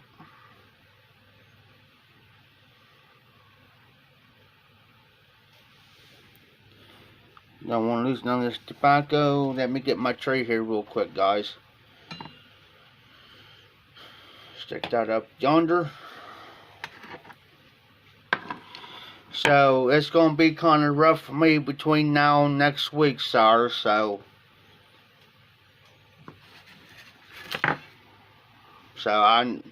yeah.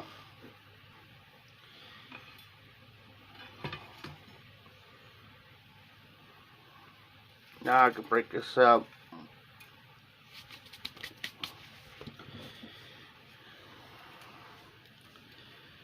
Let me put my knife up so I don't forget it.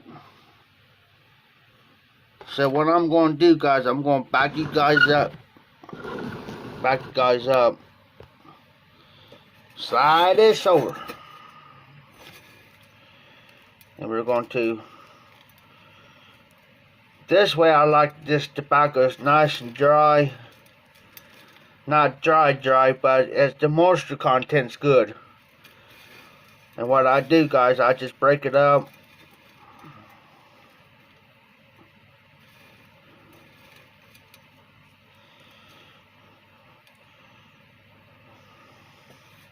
And don't get back the pinky. I threw that in there.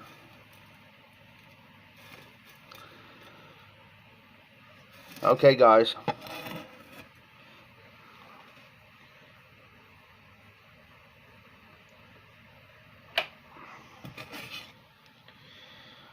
There it is, guys. I don't know if you can see it or not, but there's all of the Mississippi River. And what I fill this pipe up, what I don't use, I'll put it back in the bag. Matter of fact, let's smoke it out of this one. Out of the bigger one. How's that? Man, I'm slacking about cleaning my pipes out, guys.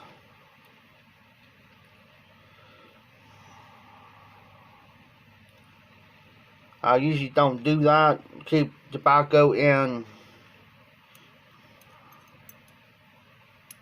Okay, that's a fair deal. She's got it.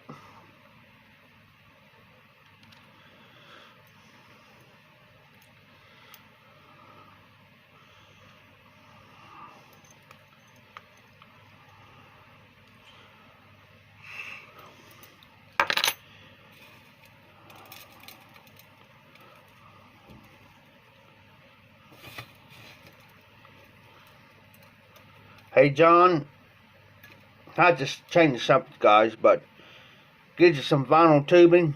Get the 5/8. The 5/8 looks like something out on the end. I put these on my pipes.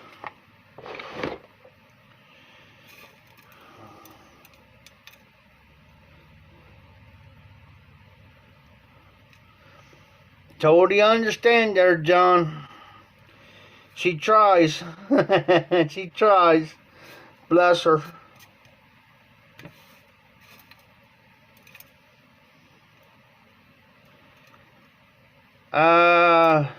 You're 10 p.m. there, John.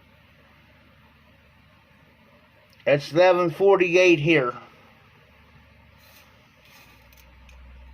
So,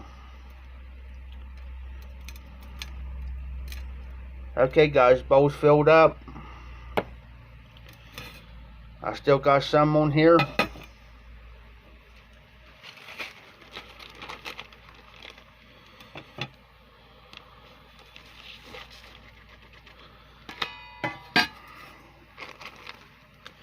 So me and Portsmouth are at the same time, and I think John's an hour behind us. I know Skip and Steph and Skip are 2 hours behind us because they're in El Paso.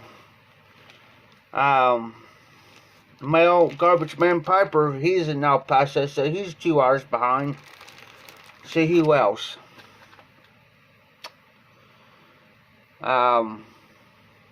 Donald Hughes, he's almost an hour behind us, but he's down in Houston, Texas.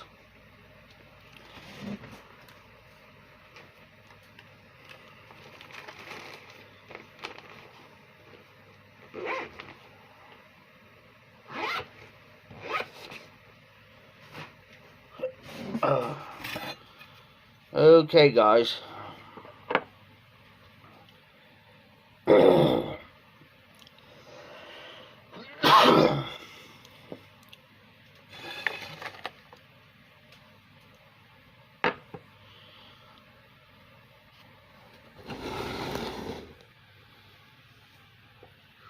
Jose is at the same time as I am, and me in Portsmouth.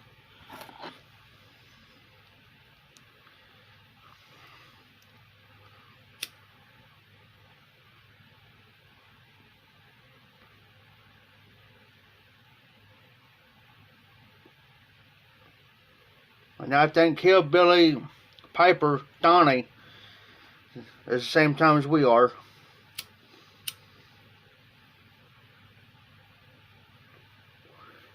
So, John, when you do your Tuesday evening thing with Chris and them, yours will be like from 6 to 7. Well, here it'll start at 8, where I'm at.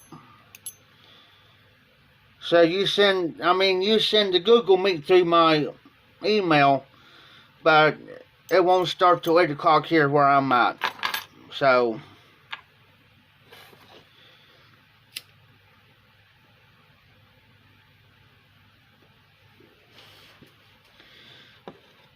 and I'm on there, but sometimes my internet towards evening time, it messes up.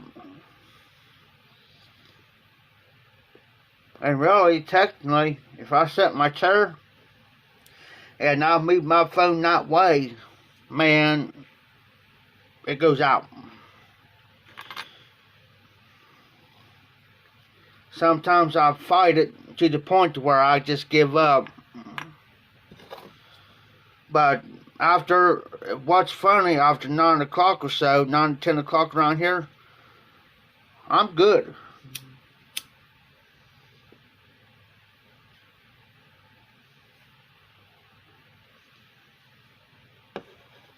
I'm good.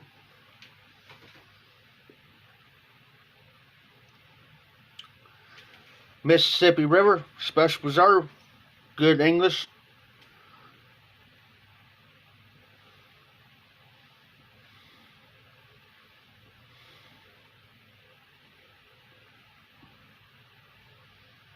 Oh, that's fine. That's fine, John.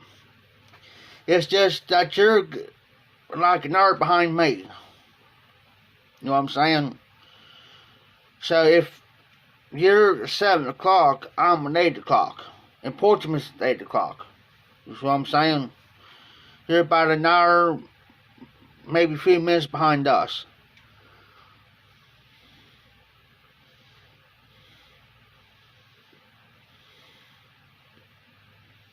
And sometimes I'll get watching the video, get interested in the video, and then I'll plumb forget to look at the time and say, oh crap.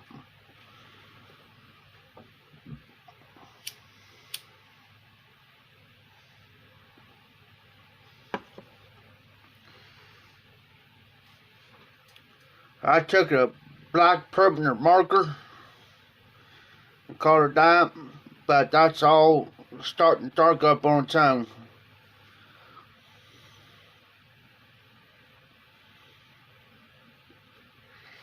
Alright, John, I appreciate you coming in and supporting. I'll catch you here later. And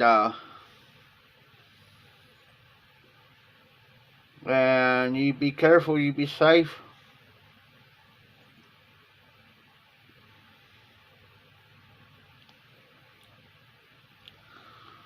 So,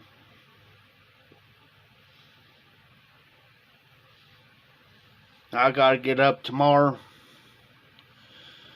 I gotta send out a couple emails out. I gotta send out. Thanks, John. Be looking forward to. There might be. I'm gonna do my edition tomorrow, and possibly look for 2 videos tomorrow, guys. There's gonna possibly be a yabo. I ain't gonna tell you what's in the box. I know what's in the box. Part of it. But you have to wait for the video.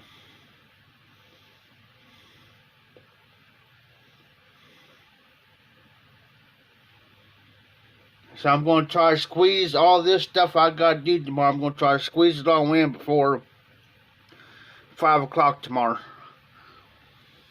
So,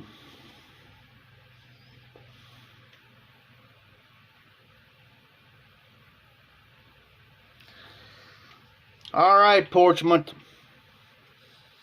Thanks for coming in. And be safe, be well. I'm glad that the baby is doing good. So, hey RD. So, we're happy for you.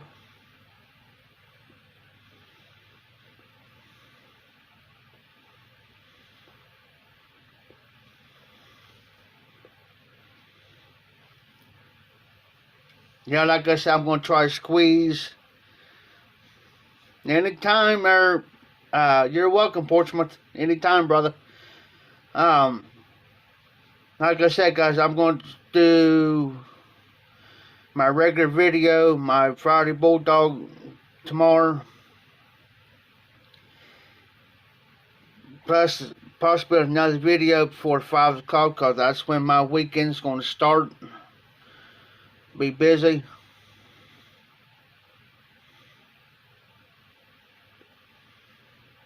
So,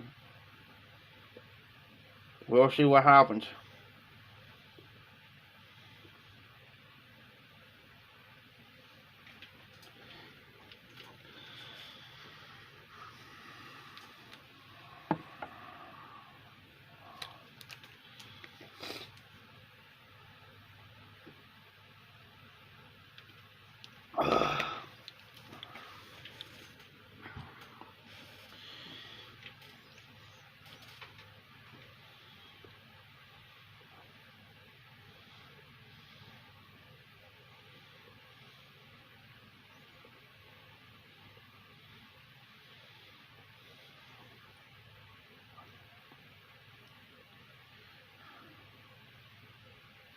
Anytime, Jose. Anytime. So you be careful, be safe, be well. Glad you can stop in and have a little bit of fun. So I'll catch you here tomorrow. So just look out for the videos.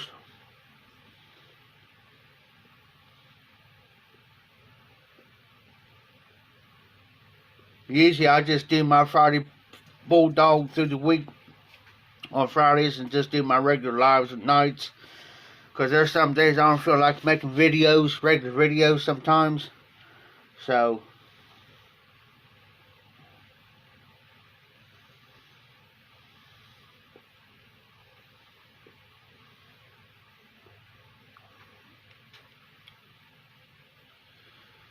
oh, by the way, I'm smoking some Mississippi River in my cob. RD.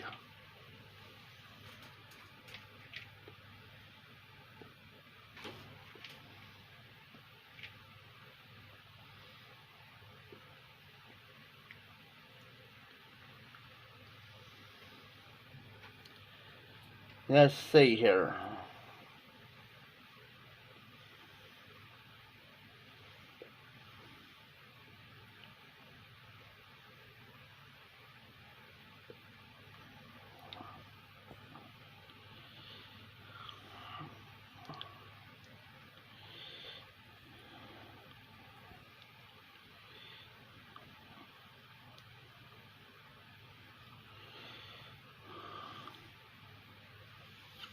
We was talking about quiet nights earlier. There's another good blend is Nightcap.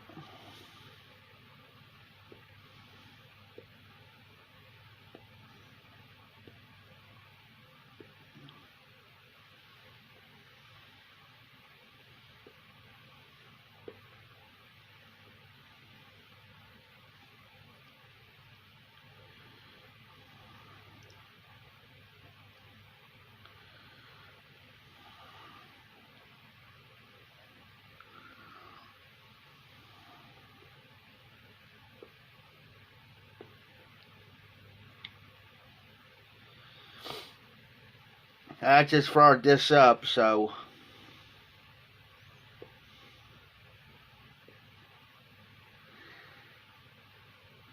I think it's got some in there. It's an English blend. Mississippi River Special Reserve is an English blend, so I think it's got some IKEA in there. Because right now, I was telling the guys earlier, my taste buds are kind of messed up.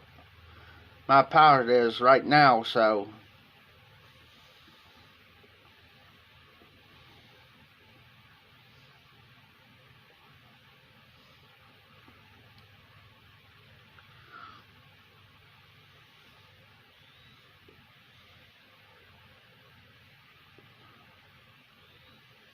Yep, that's what I'm smoking.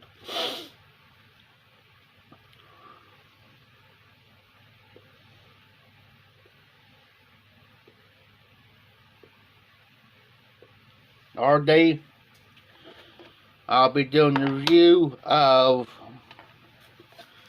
Cornell Deals Cooner tomorrow. And I was just read the back of it. It's a specially cut cube style burley and deer tongue tobacco. The Cooner is an authentic copy of Bing Crosby's private blend, shared with us by one of his closest friends. I already had several bowls of this. I think I got maybe about 2 more bowls of it. Maybe 3.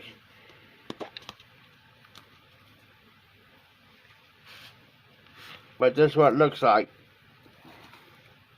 It's like a cube, almost like the cube cup burley, just about.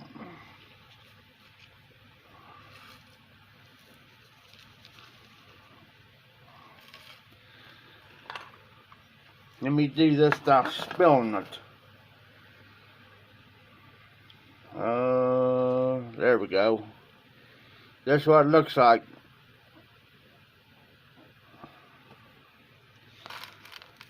It's got the smell of walnuts to me. Walnuts.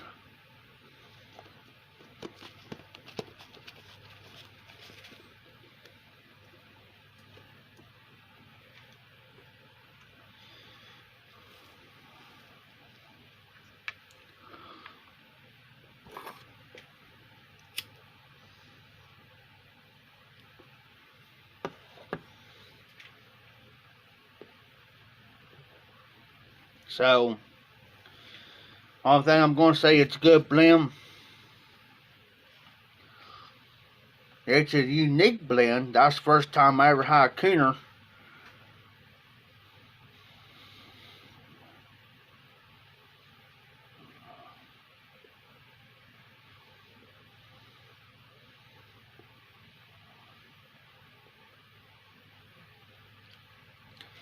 And the reason why I like smoking the cob mostly, I mean, I always smoke my other pipes, but the reason why I like smoking my cob mostly is because it doesn't ghost. You got to have a pretty bad blend for it to ghost the cob.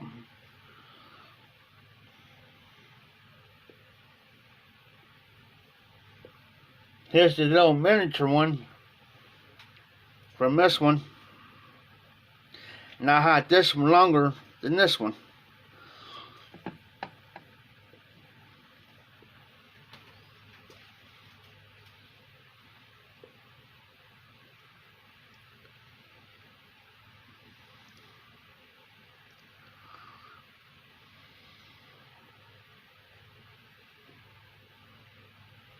Oh, I do too. I got my oldest copy sitting over here on my table, and it's darkened up too. And people say, well, how do you get that to darken up? You got to smoke the heck out of it. Gotta keep smoking them.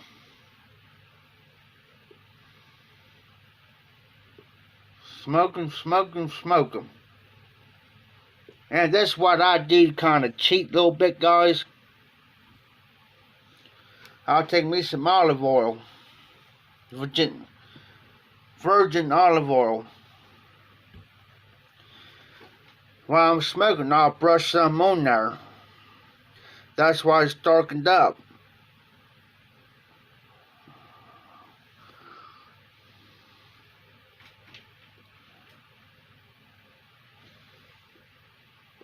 RD, you do that as you would a briar. Do it as a briar. Treat it as a briar. The only thing is, just if the cake starts to build up in that pipe, just ream it out. And I tell you what, if you get that sour taste to it, I learned this from Aristocob. Take your pipe. What I do is I take my stem off my shank off. Stick it like it. Make sure it's cleaned out though. If you get that sourness, foul, sour, funky smell, sit in the window where the sun can beat in there, and what that does, the UV rays of the sun will draw all that funkiness, sourness out of that pipe. I've done it several times. And let me tell you, these will last you forever and ever and ever if you take care of it like a briar. If you take care of it like you would a regular pipe, it'll last you for a long time. I'll show you a pipe.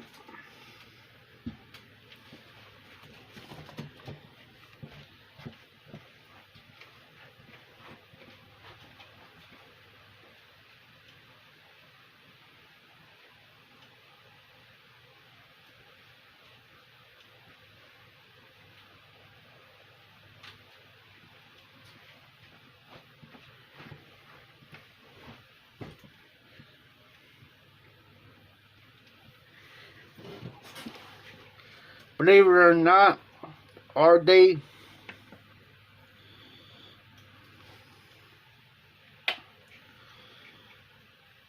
I'm going to have to get a kind of a new stem because it's starting to wear off right there. I had this pipe for over 4 years. 4 years, RD. I got to clean it out though, but 4 years. This pipe is treating me great. You can get a forever stem for them. They're like $25. You can get them forever stem. Just tell them what, this is a Washington. I like get a forever stem for them. They're like $25. I like get a forever stem for it.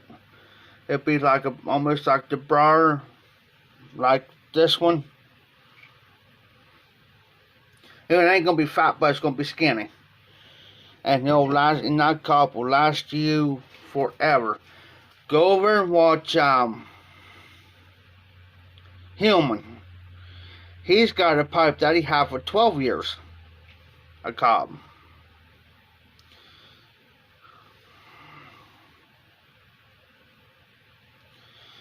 I got me some little bit of electrical tape on there.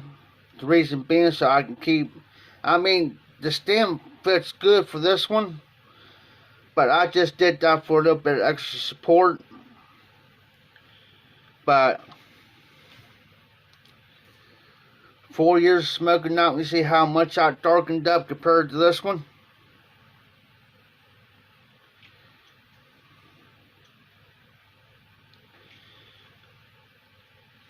Because, guys, I always put a little bit of olive oil on them so they darken up a little bit quicker. Because I like them dark like that.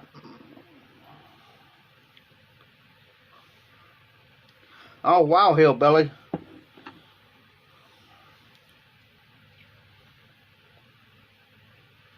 Yeah, RD. I've known guys have put these here forever.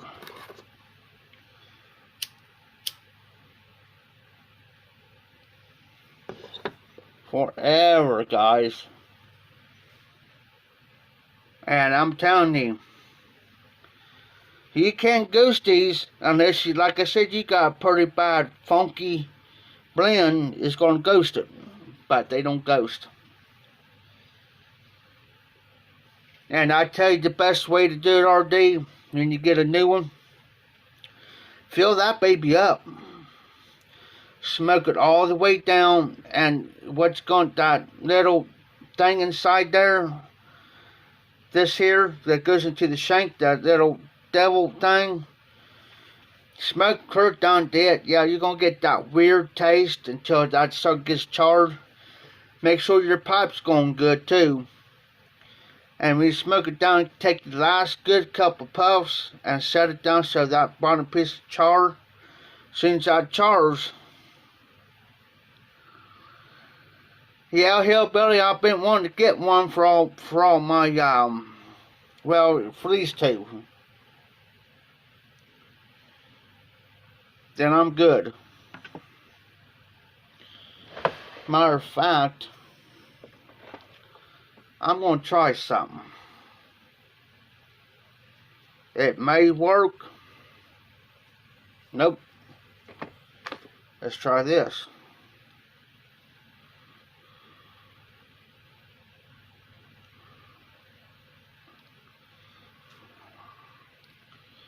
Well, I don't want to do that.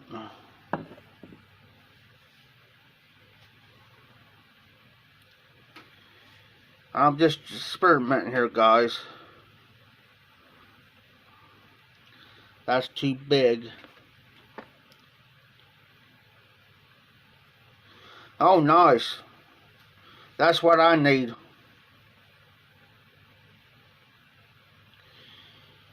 Guys, I'm going to fix this stem as soon as I remember where I stuck me some sandpaper. We're going to modify the stem. So what I'm going to do,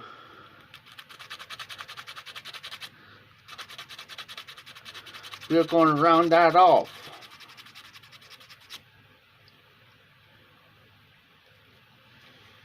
So what I got to do, let me do this here real quick, guys. This ain't the right cutter. I've got, oh, there it is.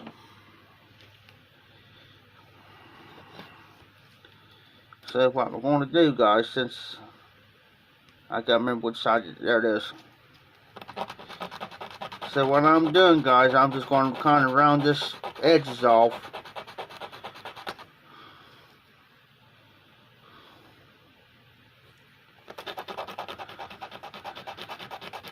Because this is the 3/8 tubing and I don't want to waste it. So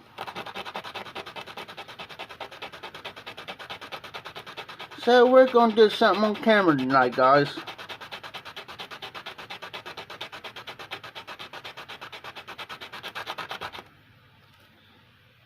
As you can tell, it's starting to round off there. Okay, let's do the other side. It's that cheap plastic that they use. Nothing wrong with them. It's just they're easy to break.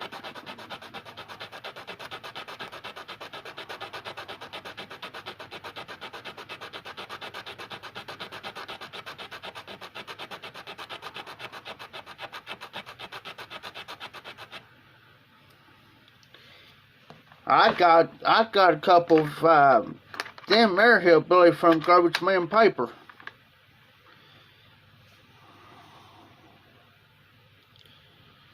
and it says El Paso Disposal.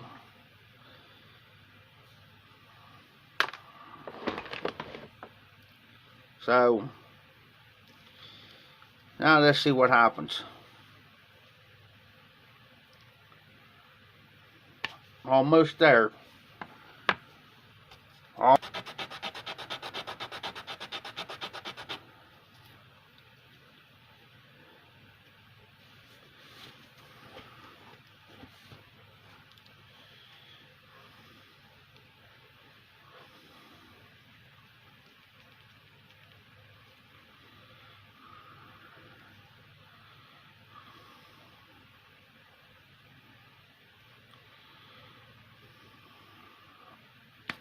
Almost.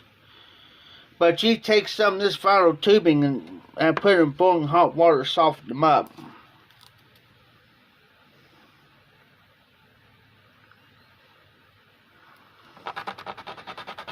So what I do is I'm going down the angle working in on both ends,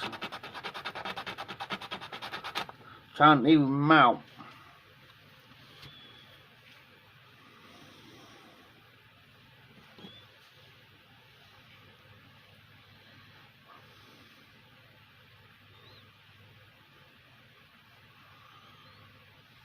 Well, I'm going to have to do it this way.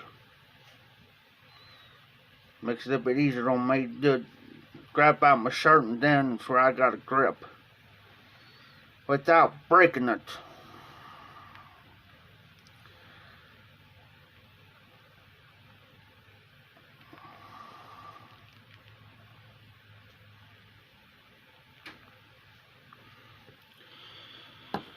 Almost, guys.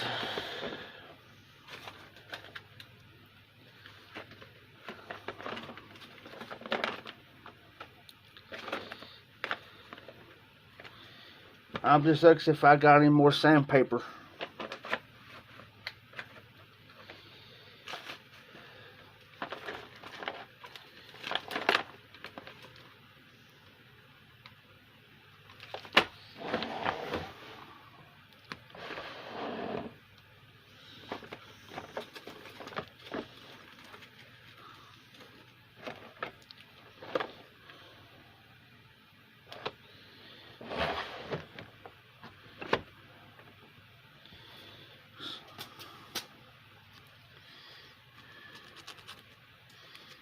So what I do is I fold that in half real quick.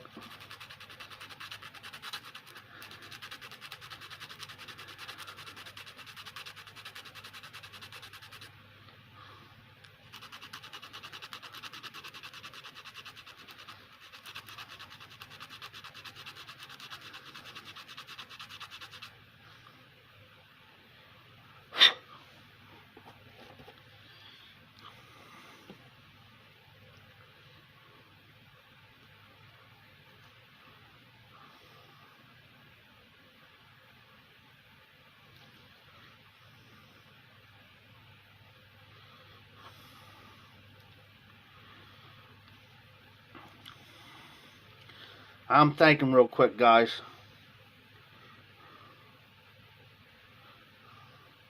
So this is what I'm going to do.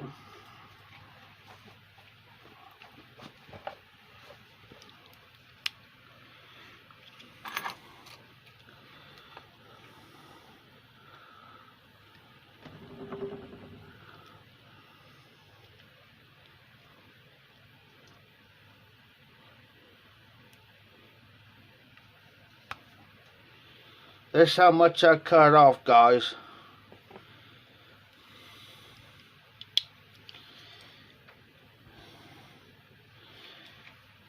I'm going to have to grab my charger, by the way, so I'll be right back, guys.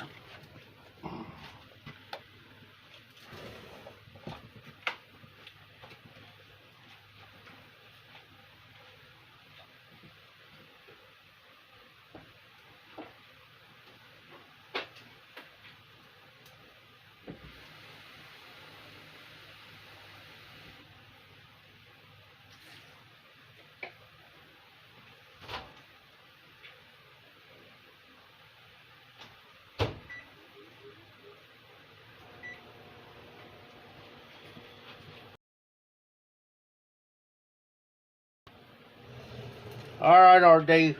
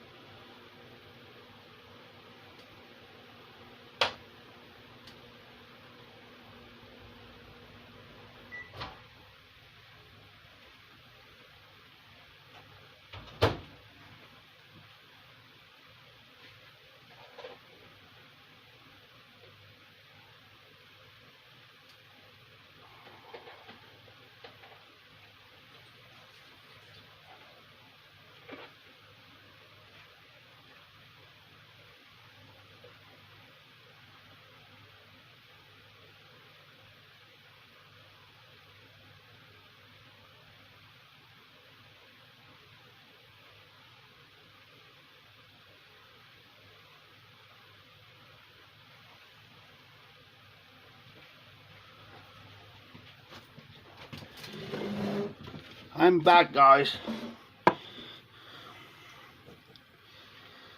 Here we go.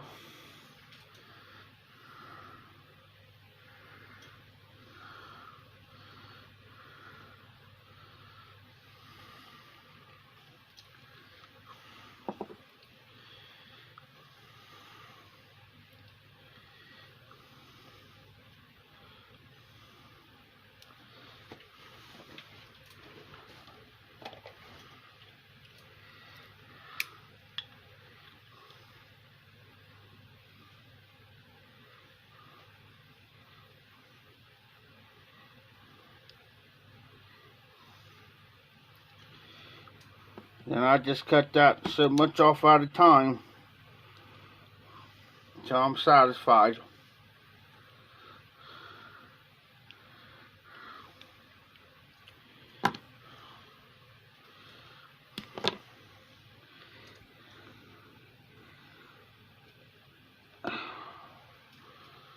Okay, that's on there real pretty good.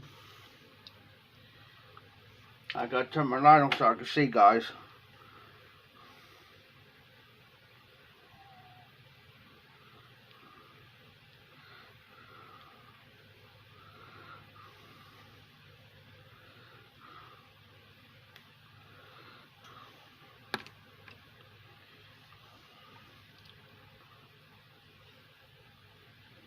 And guess what?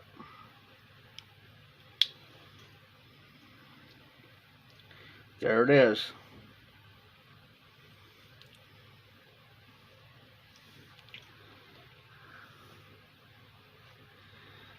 I've been drinking water and coffee.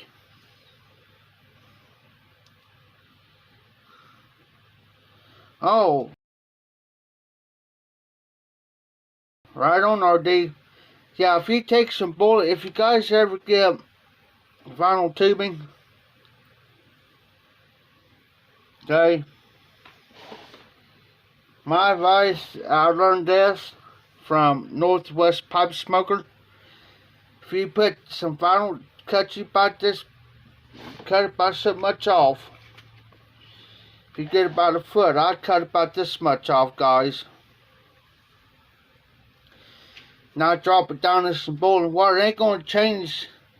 It ain't gonna swell, but it's salt once it's up to where it's easy to put on your stems, guys.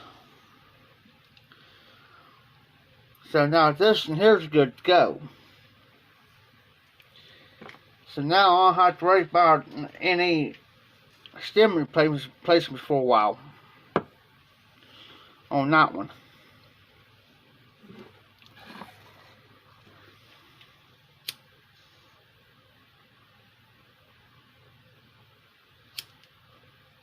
Because a guy like me is on a budget. Now I can't afford stems or anything right now. Oh, he's in the Motor City.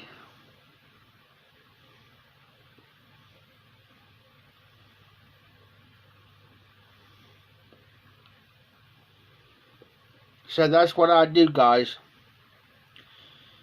I try to get a foot to 2 feet of it. Now I do got plenty of the other. This here is the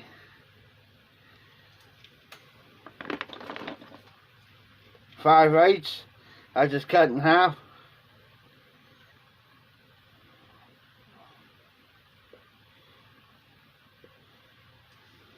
Yeah, that's where most of the Motown was there, RD. That's where all the rock and roll, R&B was played in the 60s and 70s. Motown music. I kind of grew up on that music, like the Springs, the OJs, so forth. $10 homes. Good night. If they got $10 homes up there, man, I'll move up there. I might not last long, but yeah.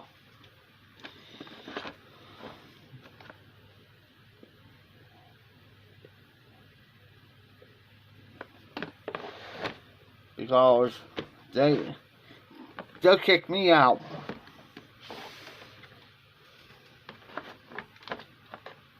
And that's what they'll do too.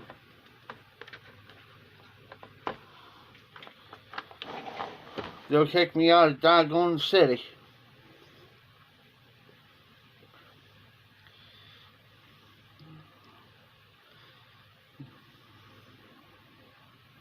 Yes, sir.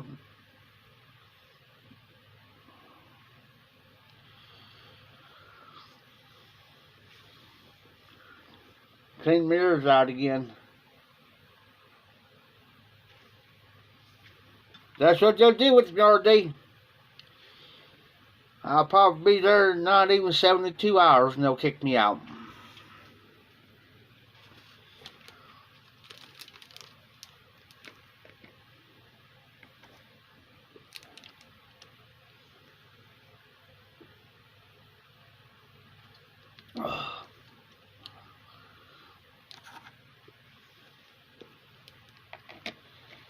Hey, I've known places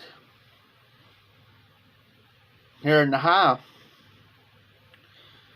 They'll sell some of these abandoned homes that's been abandoned. And I've seen them go for $1. Why? So they can get somebody to occupy it. Oh yes. Yes, ours.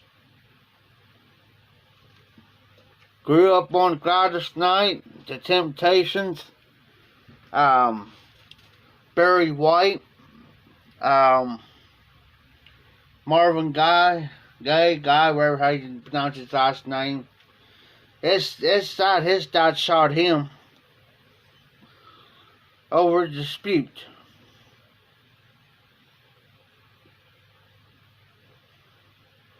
He got tired of his dad and he was leaving. Well, his dad shot him. Because the way I look at it, his dad, because since he was leaving, there went the income. So he figured if he left, he ain't gonna get what he wanted. Money hungry. So he says, well, you ain't gonna leave my house.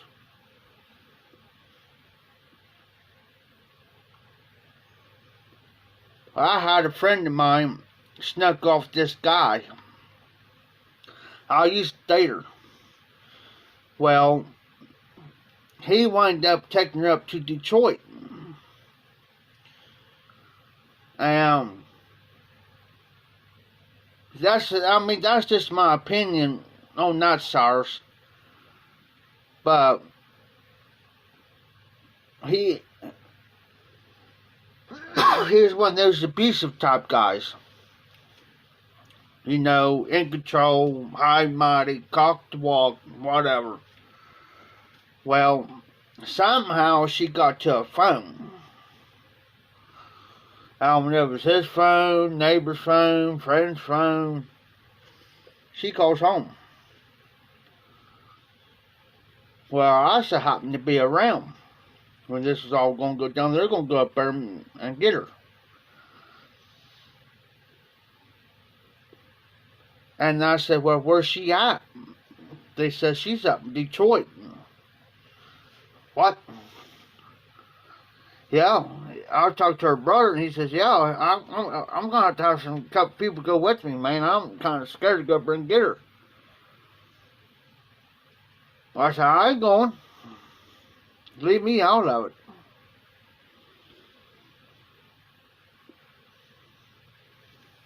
Well, now I told him, I said, well, you're going to go up there and get her. And I said, do you got the phone number? He says, yeah. I said, you know exactly where she's at? He says, yeah, she told me. Well, I said, the best way to do it is call the police department, give them that number where they can trace it to that address where she called from to make sure that's where she's at. I say within the next 12 to 24 hours, she's back down here. And he took my advice. I said, don't go up in there by yourself to get her. I said, you ought to get yourself shot or something. Because you're going into a neighborhood, you're going to a city, to Detroit, and you're going up into a neighborhood, you have no clue who's around. You don't know if there's gang members around. So, got her back down here, and I found out she was back down here. I cheat her hind end. Of course, she has some issues. And everything. And so I had, in a way, kind of trying to explain to her the reason why I was tuning her out. Oh, he promised. I said, what did you go with him? Why? Oh, he promised me a better lifestyle. He promised, and she was drawing a check, see. Well, she was getting close to $1,000 a month. Is probably more now. She's probably getting more now, but she was getting over $1,000 a month, and he took advantage of that.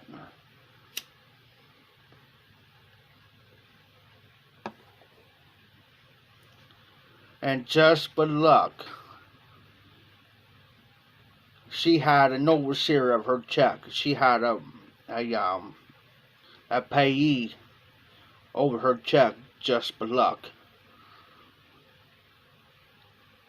And found out that he tried to get her to go get it in her name. Well, she couldn't do it without her payee agreeing to it and signing off too, see. It's like a co-signer. And she wouldn't do it.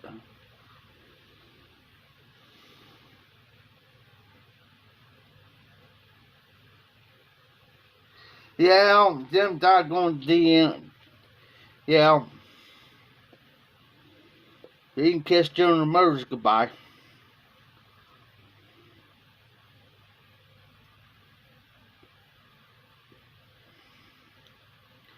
But you don't hear anybody griping. And you don't.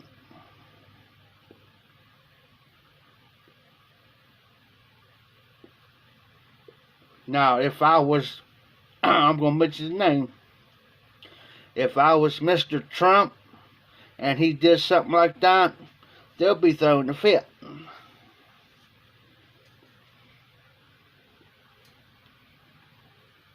They'll be just throwing a fit. That's just the way I look at it. And they wonder why.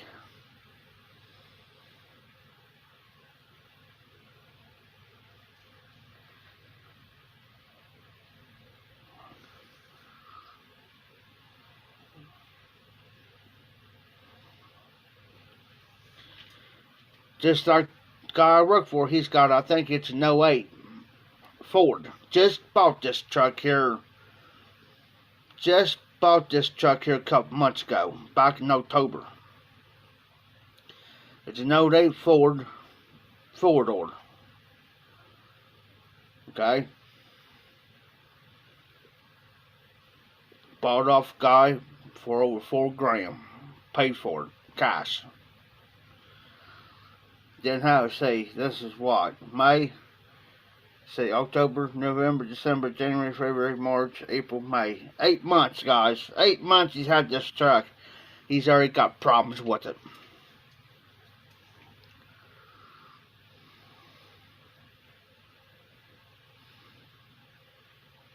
I hope he does too, RD.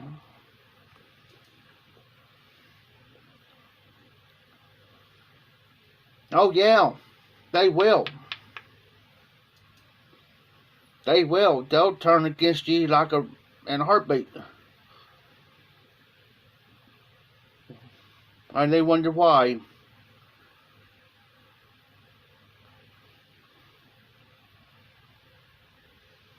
But you never hear hardly anything about, just like the pipeline.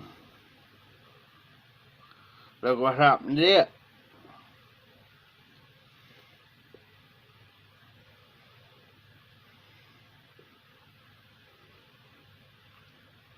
$12,000 to 13,000 people lost their jobs.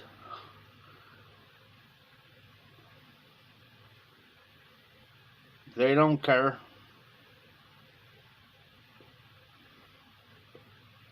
Places are harmed. People don't want to go to work. Why? Because they keep sending out that stimulus check. Yes, RD. So that's why I'm trying to watch my P's and Q's, so I don't get it censored. But now they're about ready to roll out there another fourth stimulus check, and this one here is going for $2,000. $2,000. And there's places are hiring desperate needing people. People is not going to go to work as long as they get that stimulus check. Because if they go to work, guess what? They ain't going to get it.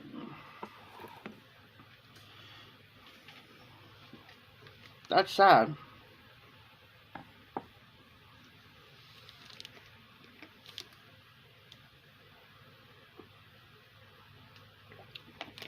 Could I sign up for it? Yes. But I'm not going to, because you know why? I'll tell you the reason why. This way I believe. I think every time I think about those 12, 13,000 people just lost their jobs. Give it to them. They hide and they know. And it's making it harder for them to find another job because you got these other people out here,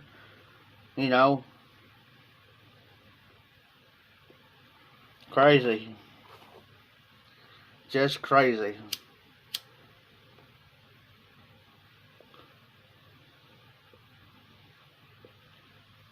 There's families out here that's got babies, got kids. They need them. And a lot of people say, well, they need to. Well, it could be something that happened that they can't work no more. It could be an injury. It could be anything. You know what I'm saying? And they need the income. So people like me say give it to them. But how many people actually say that? Not many.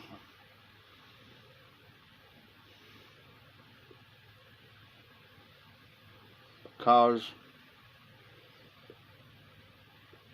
it's not right.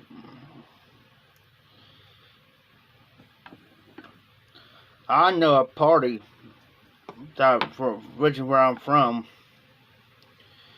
they never got this last stimulus check deal. They're throwing the fit over it. $1,400 check.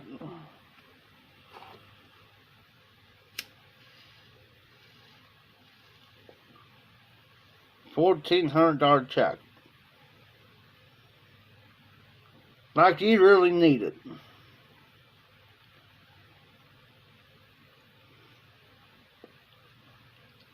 A friend of mine had to go through a bunch of bull crap just to prove her who she was, just to get it.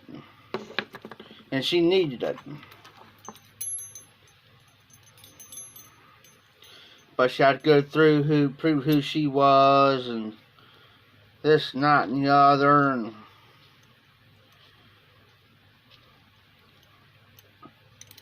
I said, well, y'all voted him in there.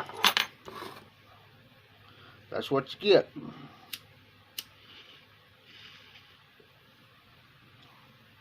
I said, so I don't want to hear it.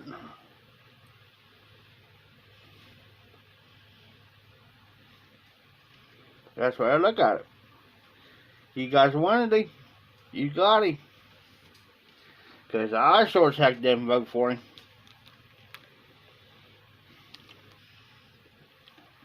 That's pretty sad. But it's the truth.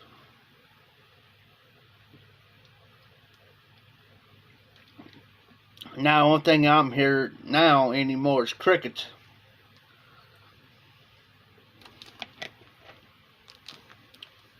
That's the only thing I'm here.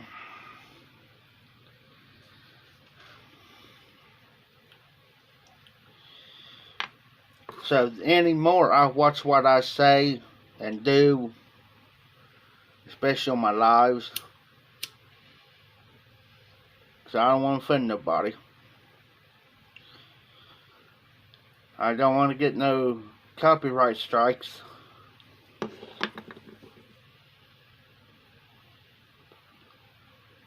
So that's the reason why I watch what I say and do.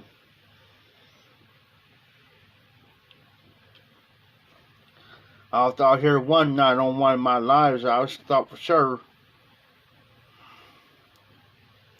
oh wow, but all the times doing that, are they just like where I'm from, originally from, we've been talking about it for years, it's going to turn to a ghost town, and that's what's happening now.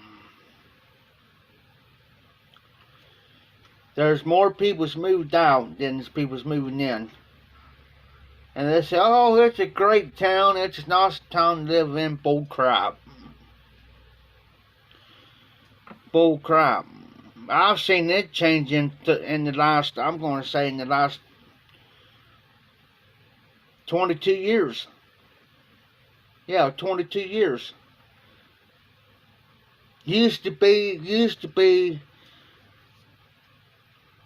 when I was going to high school, back in the late 90s, it wasn't nothing for, me to go uptown or me do this, me do that.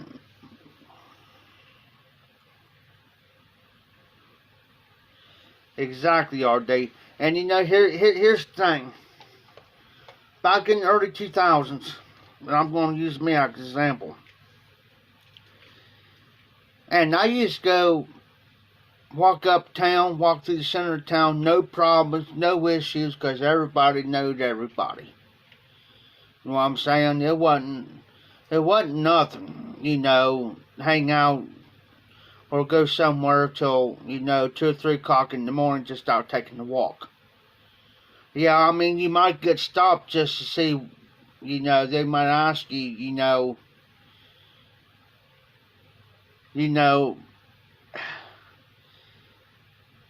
if they did, if the police department didn't know who you were, yeah, they're gonna stop and ask you questions. What are you doing now? But they pretty much knowed me in the early 2000s.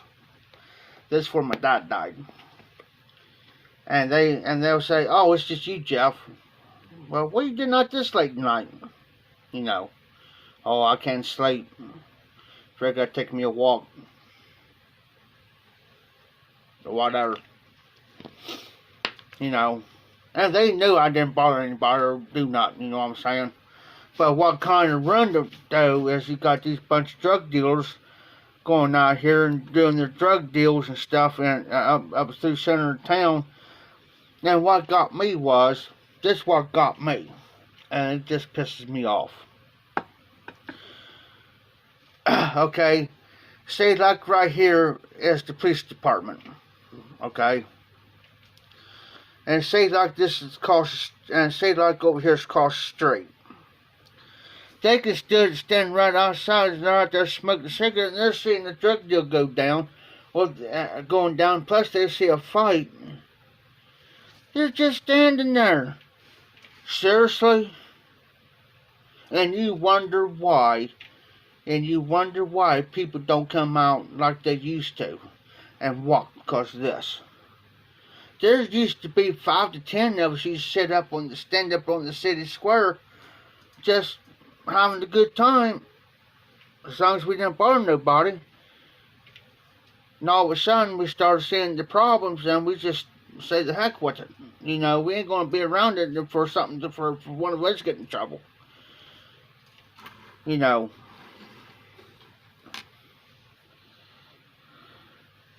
And now it's like I went through there here about a couple months ago. I went through there, man. It's like unbelievable. It's not the same. The last time I walked the streets of that town was probably about 7, 8 years ago. And it wasn't the same. They had new cops on the police force, and this is like a nighttime, guys. This is like 8 or 9 o'clock at night, 10 o'clock at night. I'm walking down. I get stopped, and they said, "What are you doing now?" I said, "Whoa." I said, "You have to be new." Because for the simple fact is,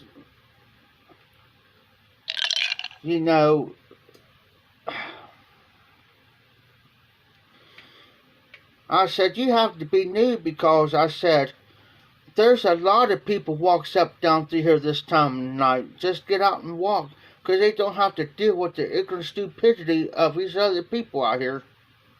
That's what I told them.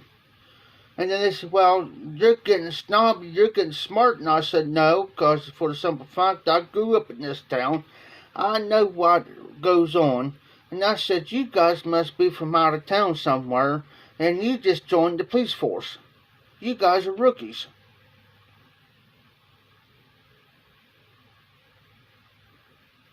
So next day, I went down there and talked to the chief of police, which I know him personally, told him what went on, and I said, it's pretty bad that you get stopped around 9 o'clock at night. It's not even midnight or 1.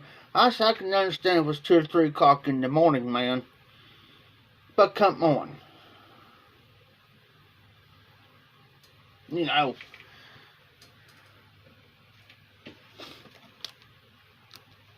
So,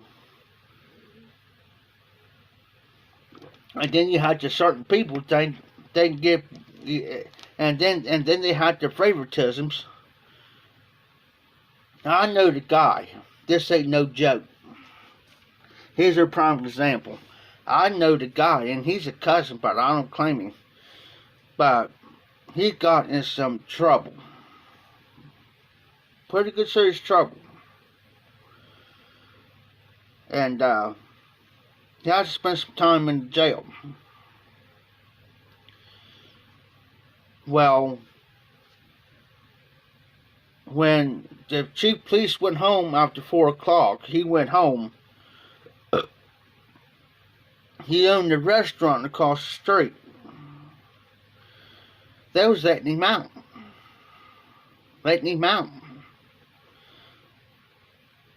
And the only reason why they was letting him out, he was basically, he bribed them, saying, "Okay, if you let me out, I'll give you you can get all the free meals you want rest of the night. I'll feed you guys." They let him out and smoke a cigarette. He was out there alive until one day he got caught.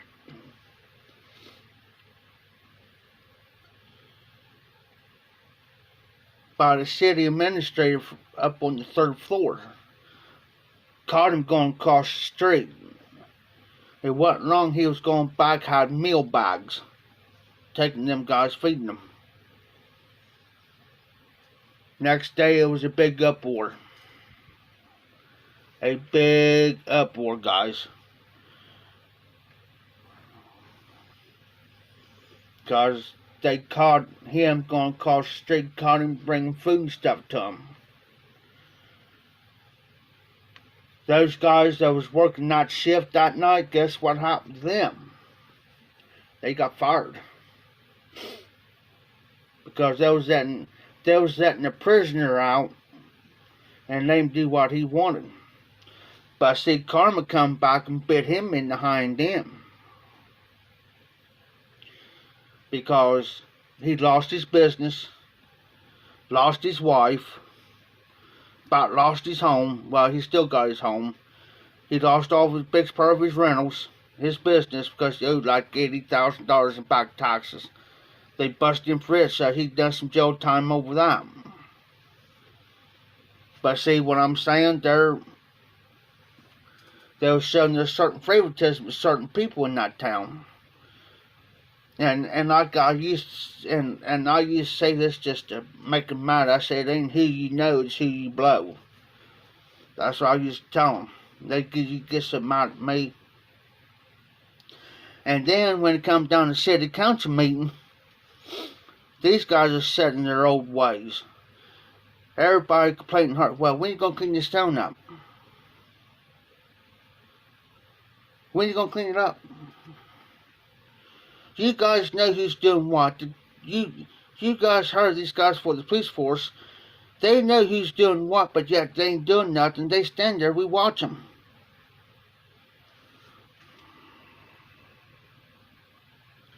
Oh, wow, Cyrus, that is cool. So cool. And it got so bad, Cyrus and RD, it got so bad that some of the people, I know the prominent people, you know, like the high society people, you know what I'm saying? People in the higher ups. And it got so bad with them that they got so frustrated that, oh, cool. And they got so bad that they was wanting to move out of town. There used to be some great businesses in that town until, you know, new business came in. They got a couple new businesses there, but that's how I look at it. I give them 6 months. 6 months. If they can survive the first 6 months and not leave, then I know they're going to stick around for a while. I've seen the business come in, be there 3 months, and they hightail out of town. I mean, they was getting the business, it was just the people. There was some of the people. And some of the people are settling their old ways because they don't want a new business coming in town. Well, how in the world do you expect to, you know, I can't find the word, prosper. How in the world are you going to prosper if you keep running people out of town who don't want them here because you go by certain people's reputation of them running their mouth, and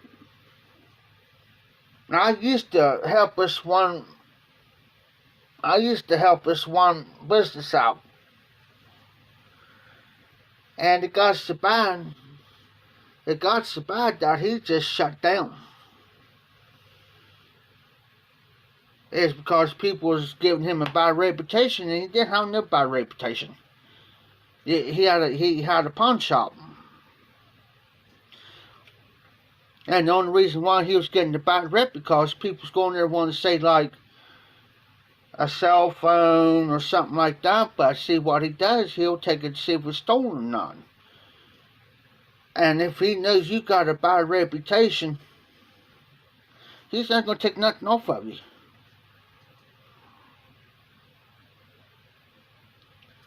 They'll move you out quicker than snot. That's everywhere. That's everywhere. We had a Papa John's where I'm at now. We had a Papa John's. You know what happens? This happened like 6 years ago, about 5 or 6 years ago. I just moved out here, matter of fact, when this happened. This girl went on delivering pizza. She gets robbed and gets killed, gets shot. Guess what happens to that Papa John's? They shut him down, move him out, all because of that. All because of that. Sad. I'll be right back, guys.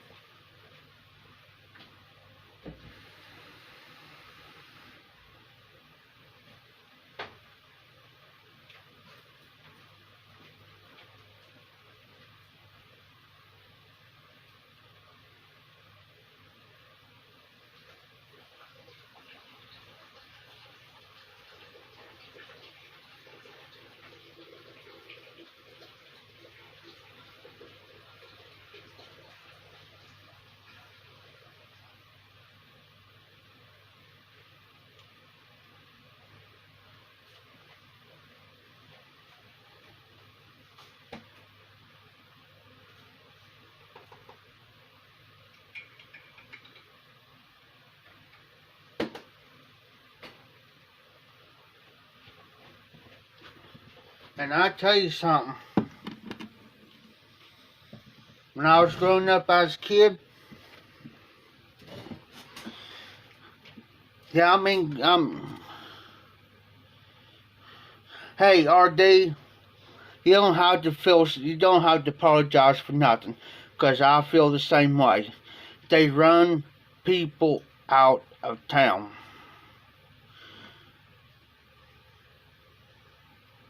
I know this real small. I know this little small shop in Greenfield. They moved up here where I'm at. They was making it. But they got tired of people coming in and breaking in. They got tired of people saying you ain't big enough, you ain't going to make it, and blah, this stuff. They got tired, they moved up here. But see, when I was a kid, back in the late 80s, early 90s, I come from, it's a small community. Had 7 bars. 7.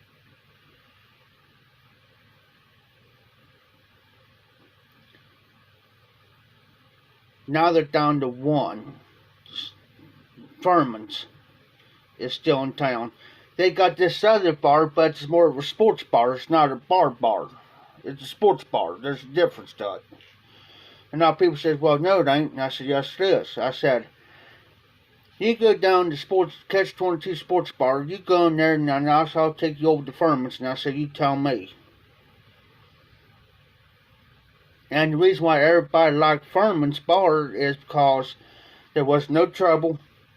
You go in there, you start a fight, you're out, you're barred, you're banned, you're barred, you're gone. It was a friendly atmosphere in there. I used to go over there and have a great time, no troubles. And and what gets me, and then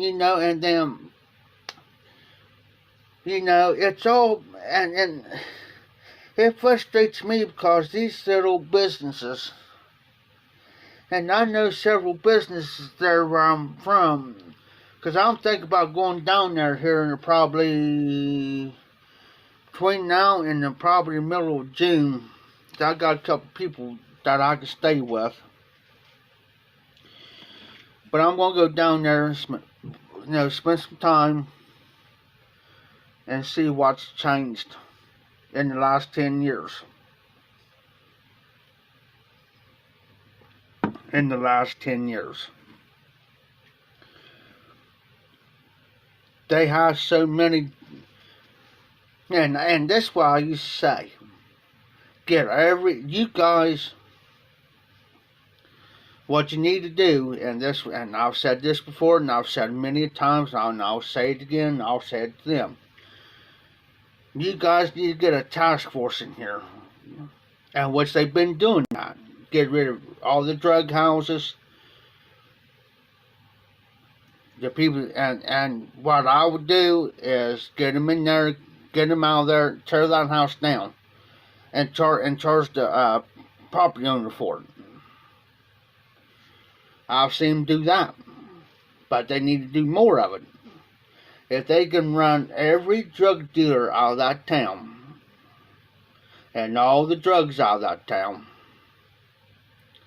and clean up the properties up. I know a guy, well actually I know several guys does this. If you go renting off them, they do bronze, silver, and gold.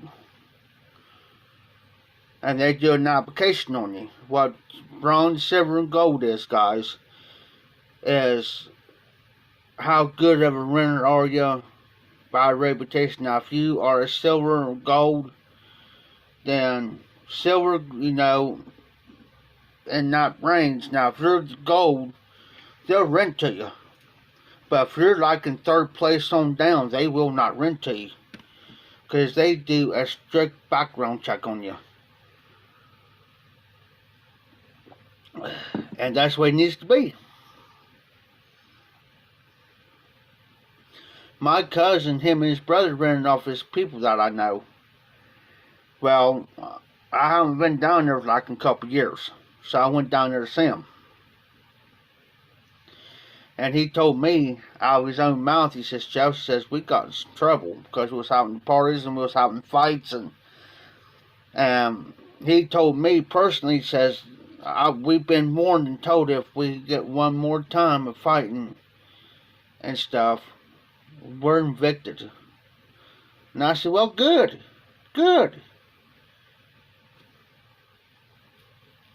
Maybe that ought to teach you having these people around, certain people around there is going to cause trouble. That ought to stop you from doing it. Good.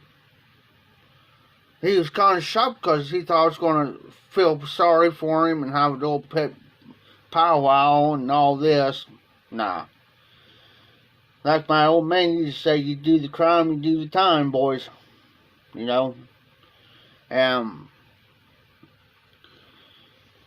But that town's going under anyways. I mean, I say, if it's going the way it's going, I'll give it another 5 years, maybe 10 years. I know a lot of ghost towns close where I live, because people's moved out. People's moving out.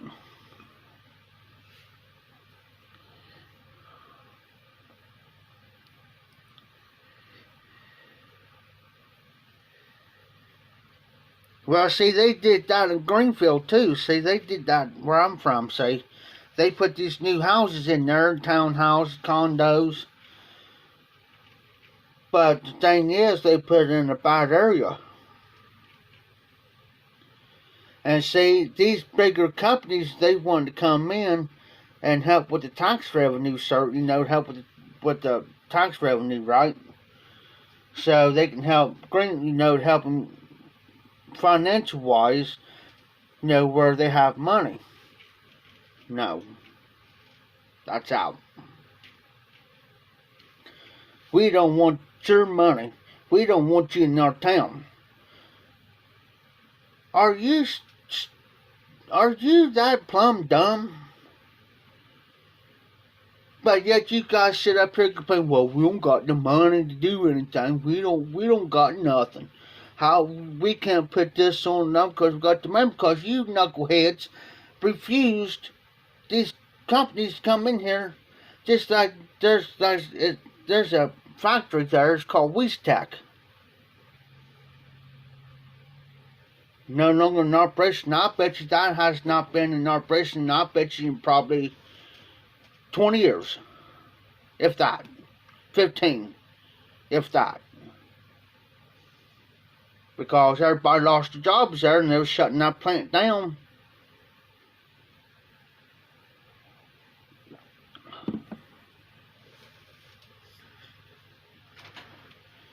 And if things keeps going the way it's going, there's going to be a lot of ghost towns. There's going to be a lot of companies, big and small, that's going to go out of business.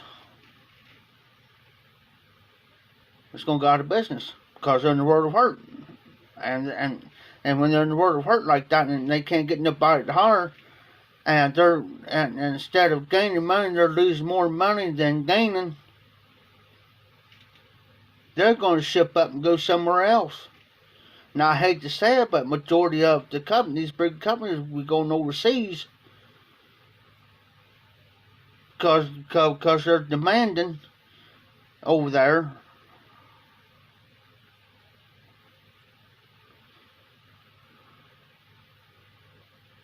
And see, Cyrus, I agree. Just like Greenfield, you have the high society section. Then right in front of it is the middle class section all the way around. There's the middle class section. Same street. Then you go down on this end, you got the slums. It's like you got the poor section, middle class section, the high class section. And these people lives in the middle high class section. They treat somebody like me like dirt because I'm not living in their area. And I used to tell them. And then, get this. Same people, high class folks, I call it the rich section. They'll have yard sales. I'll go over there, I'll have some money on me. And they know me. Oh, hey, Jeff. How you doing? Oh, okay.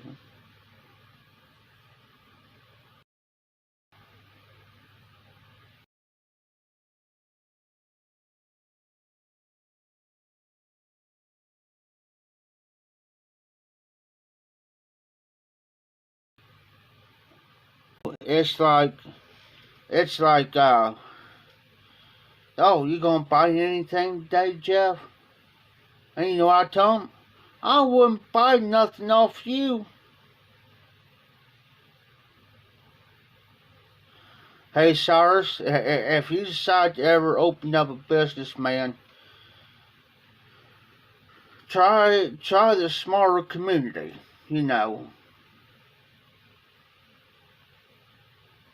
because you might have better chances in the smaller community than you would a bigger city, you know what I'm saying? And here's the thing. I tell them, well, I won't buy nothing off of you. Oh, come on, Josh, no. Of you. because I said, you guys treat me like, yeah, that's like me. I used to have a mowing business. A mowing business. But now it got to the point to where if you mowed more than 5 yards, and that's what they used, and I had to shut mine down in Greenfield because the police department was going around saying, well, if you mowed more than 5 yards, you got to have a permit. I was thinking, okay. I said, wait a minute. I said, I'm mowing 5 yards now. I don't need that permit. Oh, yeah, you do. I said, no, that ain't what you told me. He said, if you mow more than 5 yards. So I said, I had to have 6 yards for me to have a permit. It got so bad. It got so bad that I had to give it up. I think, well, there goes my income. I'd shut my own business down because, and I was going to start hiring a guy. I said, you go do this yard and this yard. What money you make, that's your money. But, I gave him the smaller jobs, not the big jobs where I was making $30, $40, $50, $60 per yard. I gave him the $15, $20 yards because I knew what he was going to do with it. But it got so bad, and I shut it down. I had to go to all my customers. But before I did that, I went to my cousin, because him and his brothers doing the yards, and I told them, I said, I'm going to take you guys to these yards, and I'm shutting my stuff down.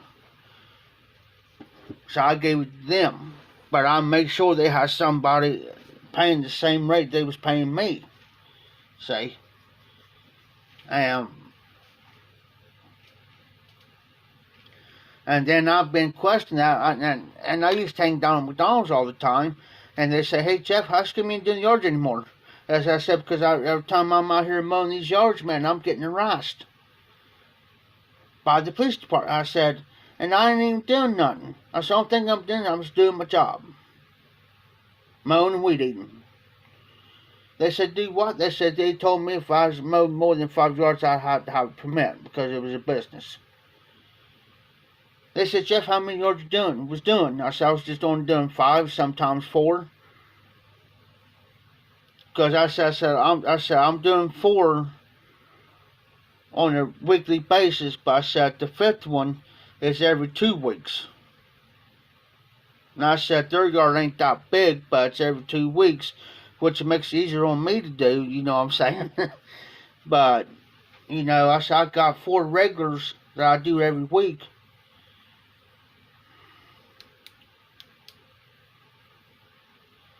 And, and it's so bad, it got so bad I had to do it, guys.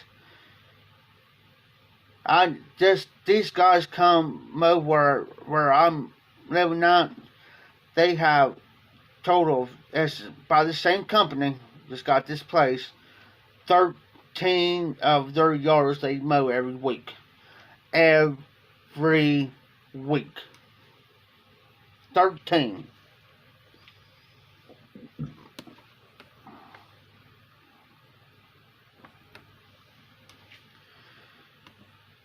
And yeah, and see, Cyrus, what they was doing, they was just picking on certain people doing yards.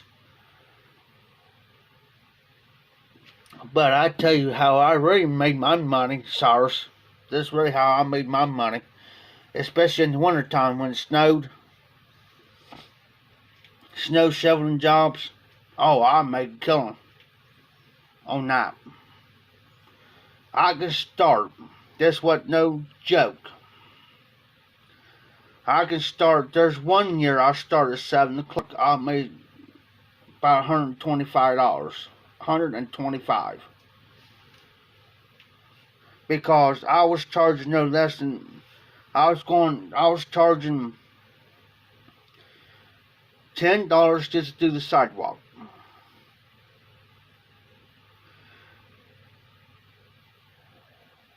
Now, if I had to do their driveway and their sidewalk, that was $20.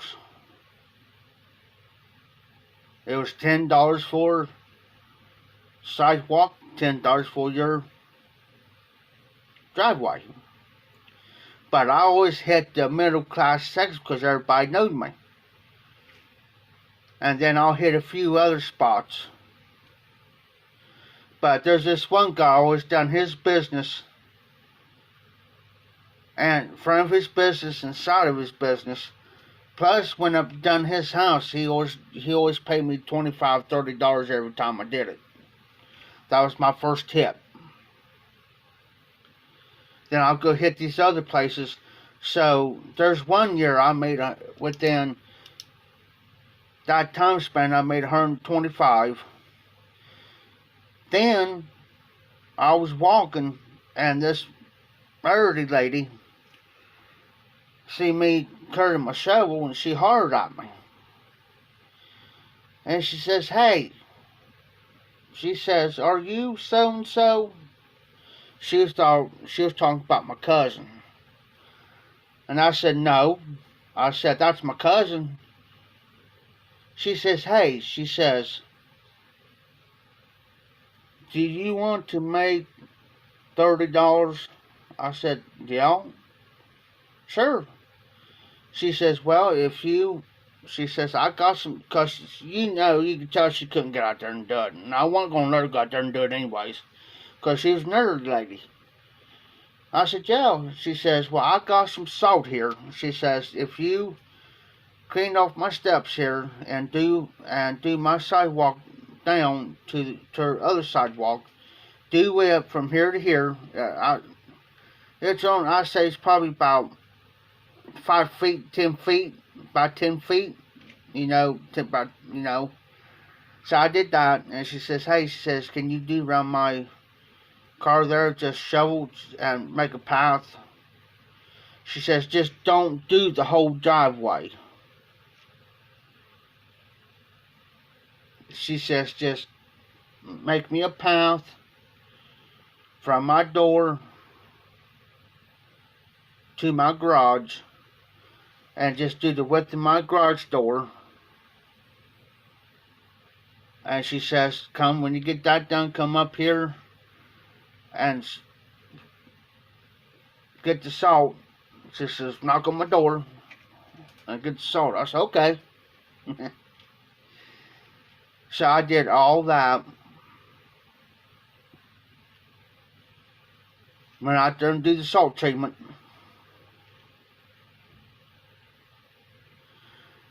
And when I got all that done, and I stuck around to make sure that I smelled it, and if there's certain where I put the salt out, and she didn't ask me to do this, but I went ahead and salt her whole driveway and cleared it, and put salt down so I know for sure she wouldn't fall. All right, RD. Be safe, be well. I hope I'll catch you tomorrow. Well, anyways, I stuck around to make sure that the ice was melted and stuff. She seen what I done. She wound up paying me not the 30, but she wound up paying me a $50 bill just for doing that. And I told her, "Sorry." I said, I looked at her, I said, "No." I said, "The original agreement was $30. I said, I'm not going to accept this 50. She says, "No, you take that, because I seen what you've done." And she says, "You didn't have to do that." She said, "The only thing I told you." I said, "Yeah, but," I said, "I just don't want to make sure that if you backed your car out on this snow and ice that you're going to run into somebody to get yourself hurt and somebody else hurt and yourself hurt." And I said, "I did that for a reason." So with that 50, I made $175. Back in 2003, 2004. So I walked Thanks, sir. So I walked 6 blocks back to my dad's house. But what I did with my neighborhood right there, it was just a small neighborhood in that area where my dad lived at. There's a lot of elderly people. So this is what I done. I shoveled their sidewalks and sold their sidewalks free of charge. Free. Free. Didn't charge them a dime doing it. They got mad at me. But hey, I said that's the way I was raised. But, so I walked to my dad's house, man, I was about froze. I mean, I was frozen. My face was beat red. I was cold. I'm sitting there at my dad's house getting warmed up. My dad looked at me and he says, well, how much did you make today, Jeff? I said, about 175 bucks. He says, do what? I said, about $175. And I pulled out and showed it to him. I said, Dad, I said, this lady just want me to do her front sidewalk and just made a path to her garage and just do the width and all this. And I said, Dad, I went beyond that. And I said, I just wanted to make sure that she got out there and make sure, you know, that she wasn't going to fall or back the car out, get herself hurt somebody else or because she can't stop her car. And I said, Dad, I said the original agreement was $30. And I said, she wound up paying me $50. And I said, Dad, did you tell us? Yeah, I told her. But Dad, I said, she argued with me to the point where I took out $50. And I said, Dad, I didn't want to do it. I said, I feel kind of bad about it. Don't get me wrong, which I did. You know, because that $20 extra could have went on something she needed. You know, maybe gas for a car, or she may need something for the house, or whatever. And, you know, and that's what I did with some neighbors. Now, what I did with the elderly, too, I mean, she, bless her heart, she paid me that money, which I felt bad about it.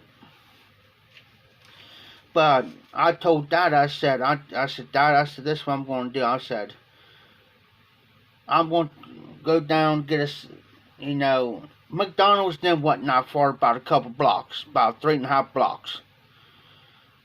So I went down, got me something to eat, brought Dad something home.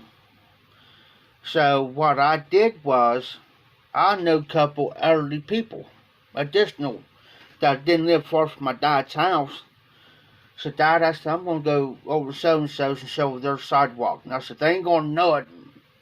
I said, I ain't going to tell them, but I'm going to show them.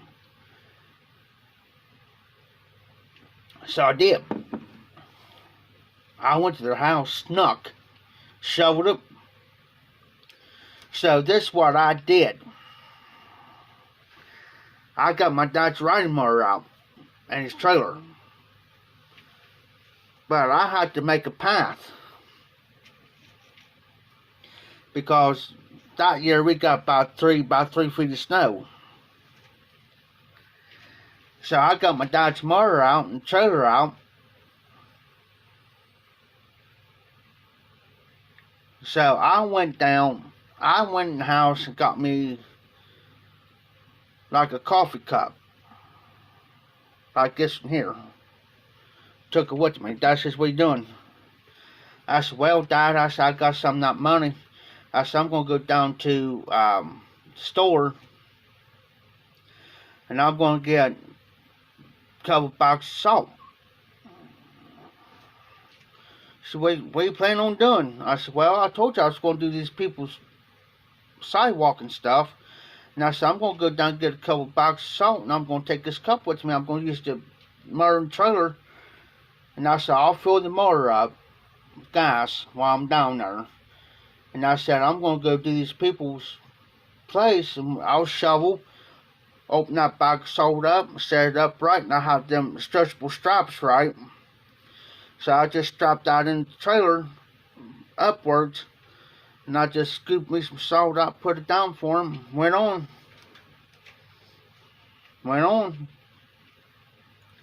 I was just trying to find a little snow plow for my dad's mower, but I couldn't find one particular for his mower. This one guy, he had a snow blade on his, man, and a lot of people used to get so pissed off. I used to get pissed off at him. Because he'll take his, he was trying to help. But there's a lot of people that really didn't like him using that plow on their sidewalks because and they really didn't. They prefer somebody just to shovel it, And they had their regular people just come by. It got to the point that I have my regulars. You know what I'm saying? I have my regular people every year. And this how these people, this guy just moved in. She said, well, I got a mower, I got a snowplow, I'm going to do this. Well, we started pissing all the people off. And it got to the point to where there's one day I was going to do one of my regulars right. He already did it. And so I was passing, and just like the person I was supposed to do it for, they was out their car. And I went by and I looked down, looked back down, and he looked at me and he says, Jeff, he says, I'm so sorry. I'm so sorry. I said, what are you sorry about? I said, because I figured, and then I started seeing the riding mower's tire tracks. And I said, has that guy been down through here with that freaking mower and that blade? He says, yeah. He says, look. He says, he did it all the way down there, and he says, turn around and look. He did the whole freaking block on that side. And he says, Jeff, he says, I'm so sorry. He says, I know, he says, you make $20 off me for doing it. I said, no. I said, let me tell you something. You ain't the one that's got to apologize to me. I says, it's not your fault because you didn't ask. I said, I know you didn't ask me. He said, no, I didn't. I said, well, then you has to apologize.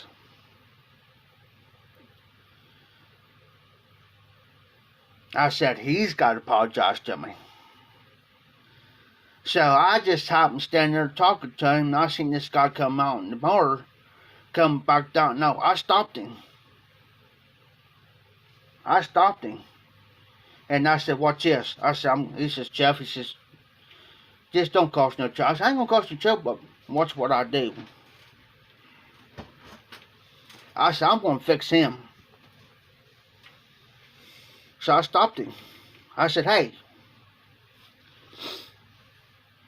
I called him because he had the motor running. I said, shut that off for him. I said, I want to talk to you. He shuts the motor down. I said, hey, I'm going to ask you a question. And I said, you be honest with me, man. I said, I don't know you, you don't know me, but I said, I'm going to ask you something. I said, did any of these neighbors down through here ask you to take this mower down through here and shovel this? Any of it? Did you ask? And I said, I can tell you're new around here because you just moved in that house. And I said, I can tell you're not from around here. He kind of dropped his head and he says, no, I didn't ask him. He says, I just took it up on myself to do it.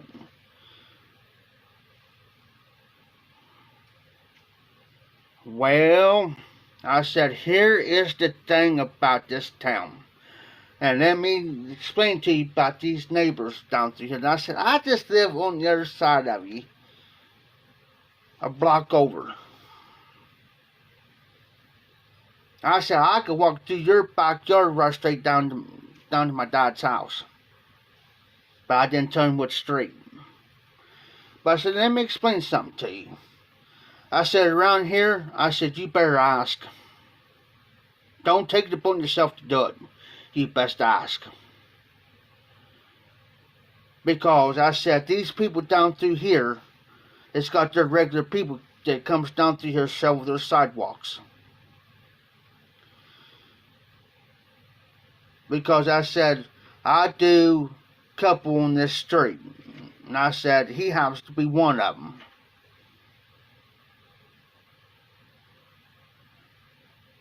I said, now, I said, this is a $20 job. And I said, buddy, I said, I'm going to tell you something. I said, you could pay me the $20 for a $20 loss. He said, I don't have to pay you nothing. The guy I was shoveling for, he says, hey Jeff. I said, what? He says, how fast do you want to make that 20? I said, I don't know. It's up to you. And I knew where he was leading with this. And I knew where he was going with this. That's why I said, I don't know. He says, hey. He says, shovel around my car.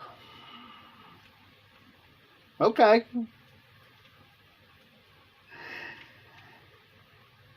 So I started from his boot end of his car and going around the driver's side, right? And I got where he was at. He says, hey, watch this. He says, go ahead and shovel around. He says, I'll get you 20. He says, but watch what I do. I said, okay. So I shoveled up around his car and come back around. He says, hey, he says, he was facing me, but he had his back turned against the guy, right? And he says, hey, and he pointed like this, hey, he says, go down where his house is at right there and shovel right there. I said, huh? He says, I got you. He says, don't worry about it. He says, I got you. I said, okay. He says, there won't be no trouble. I said, okay. So I go down and I shovel. He says, you see where his car's at? I said, yeah. He says, shovel around that. I said, okay. So I go down and I shovel around his car, right? Walked back and he looked at that guy. He says, hey. So he still had his back turned. He kind of had a 20 there and he slipped it to me. He says, put that in your pocket real quick. So I shoved it in my front pocket real quick. He turned around and he says, hey, he says, you owe him a 20. He says, for what? He says, look down and run your car. He went down and run your car. He says, you owe him a $20 bill. He says, Payne. He says, I didn't see God didn't do it. He says, I seen him do it. God turned around and looked like this, and he reached in his billfold and pulled out a 20, handed it to me. Not even less than a 5-minute job, man. I made $40. And within 5 minutes. And you know, after he did that,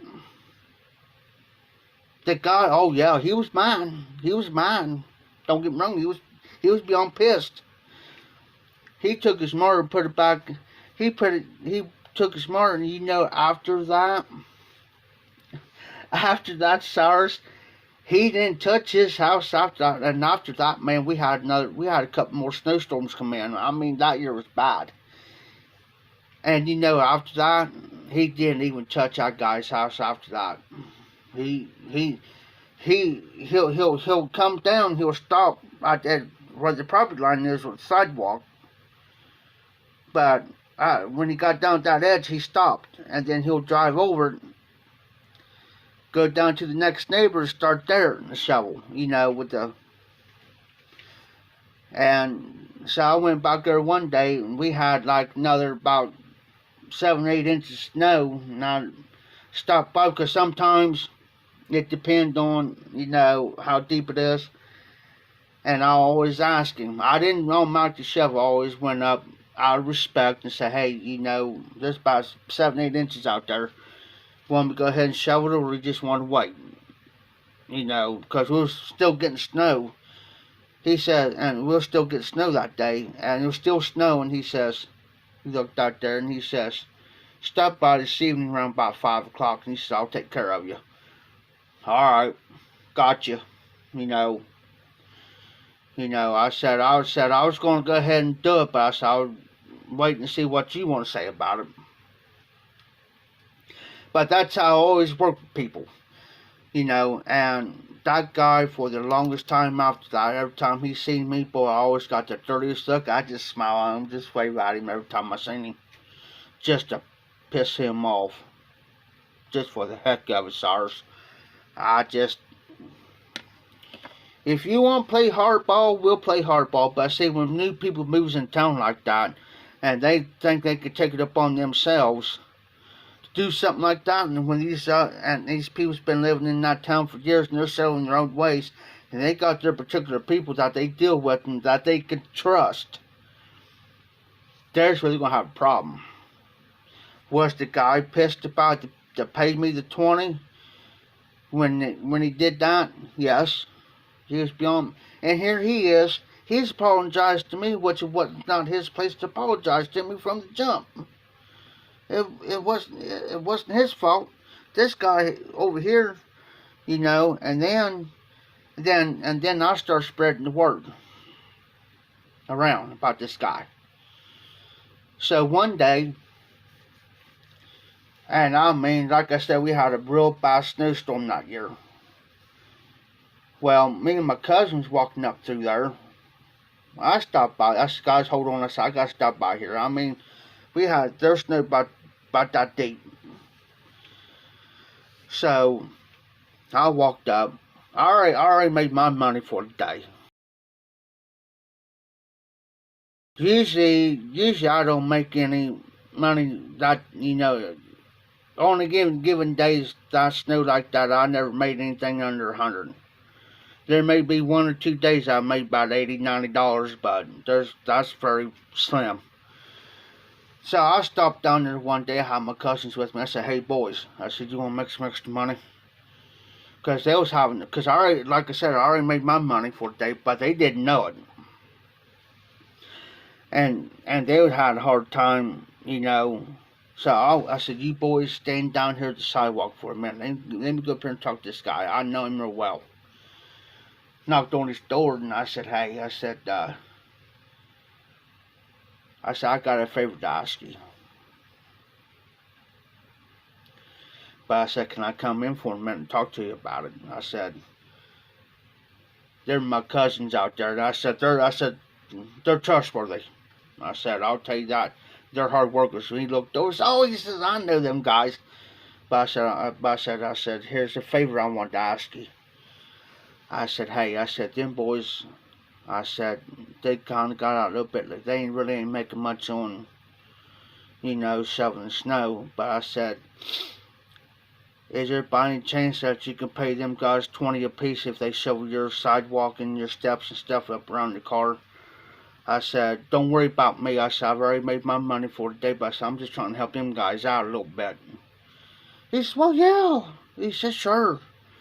He says, "You tell them boys," he says, "if they do it," he says, "I'll pay them 40 apiece." I said, "Really?" He says, "Yeah." But he says, "Don't say nothing." I said, "Okay."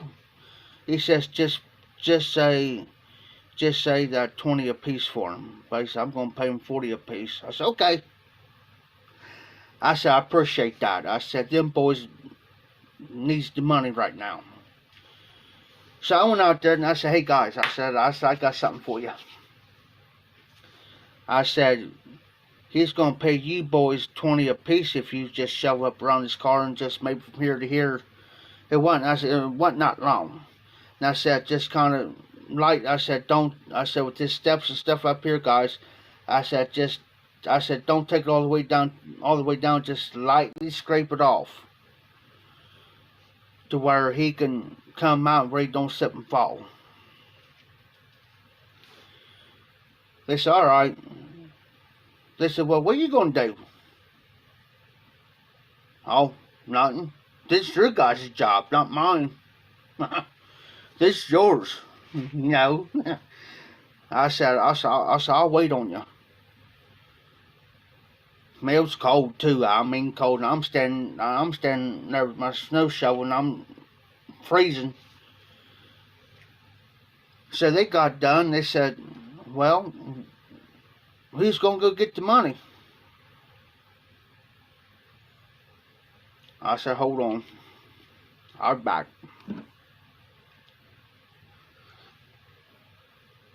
He had 420s. 420s. Hands to me. He says, if they need, he says, if they need any more money, next time it snows and they need a little bit of help on money, Jeff, he says, let me know. I said, alright. So, I told Donald to hold on to my snow shovel. So I split the money. I had a 40 in this hand and 40 in this hand. I had it rolled up. They didn't know it. So when I just, here you go, guys. Handed it to them. I said, now, because I had it folded. Excuse me. I said, now look at your money. He said, what? I thought, this what? $40? I said, yeah. I said, he paid you guys 40 apiece. I thought it was 20 apiece. Nah. I said, just take it and shut up and come on. You know, don't argue with me. Well, we got done. They say, because I was, like I said, we was just on, it was getting close to noon and pretty much everybody's done been out, done the shoveling. They said, Jeff, what are you doing here a little bit later? I said, nothing. Why? I said, I'm just going to go home and put the snow shovel up and get warmed up. Why? Meeting's done. McDonald's here within about a half hour to 45 minutes. I said, alright. Because we always hung out at McDonald's anyways. And, well, we started splitting. He says, well, wait a minute, Jeff. He says, make it around about 6 or so. So, alright. I said, that'll give me enough time to get my dad's supper and stuff done and everything. It's going to be alright. And I'll let him know I'll meet you guys down there. Alright. So, around about 5:30, I already got my dad's supper done for him and take care of a few things. I said, Dad, I got to go down here to McDonald's real quick. I said, I got to meet Donald and Daryl down there. I said, I don't know what for, but I said, I got to go down there and see what's up. Because usually every time we meet, we always got something going on, you know, or go do a job, or they want me to help do a job or whatever. Well, I went down there, they was down there. So I walked in, standing there getting kind of warmed up, and I said, they already had their cup of coffee. And I said, boys, I said, I'm going to get me a cup of coffee for a minute. And I'll meet you at the booth. They said, Jeff, hold up. I said, what do you mean, hold up? I said, what's going on? I figured something happened to their mom or something. Or their sister, or their sister, their one sister. I said, is there something wrong? Oh, no. Reason why we want you down here at this time, because we're going to buy your supper for you. I said, do what? I said, no. I said, I just got done. No, because I would eat yet. I said, no. I said, I can buy my own, boys. Get you guys. No, we're going to do it for you because. I said, why? Because what you done to us earlier today. I said, well, what the heck did I do? He says, you remember that job up there you supposed to be doing for 20 apiece and you wind up giving 40 apiece to us? Yeah, well, we're going to pay you back for it. I said, no. I said, you boys need your money. I said, I just did it to help you guys out, you know. Well, they talked me into it. So I got me a couple double cheeseburgers and a large coffee off the dollar. Well, I got the dollar menu, and they said, that's all you want, Jeff? I said, yeah. So they paid for it. I said, all right.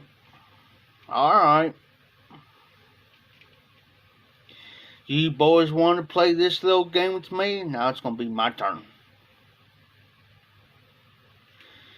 A couple days later, They was coming up. I was already at McDonald's. So what I did,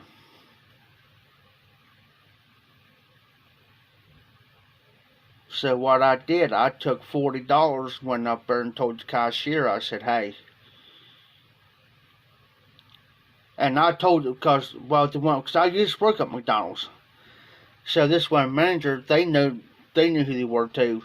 I said, hey, here's $40.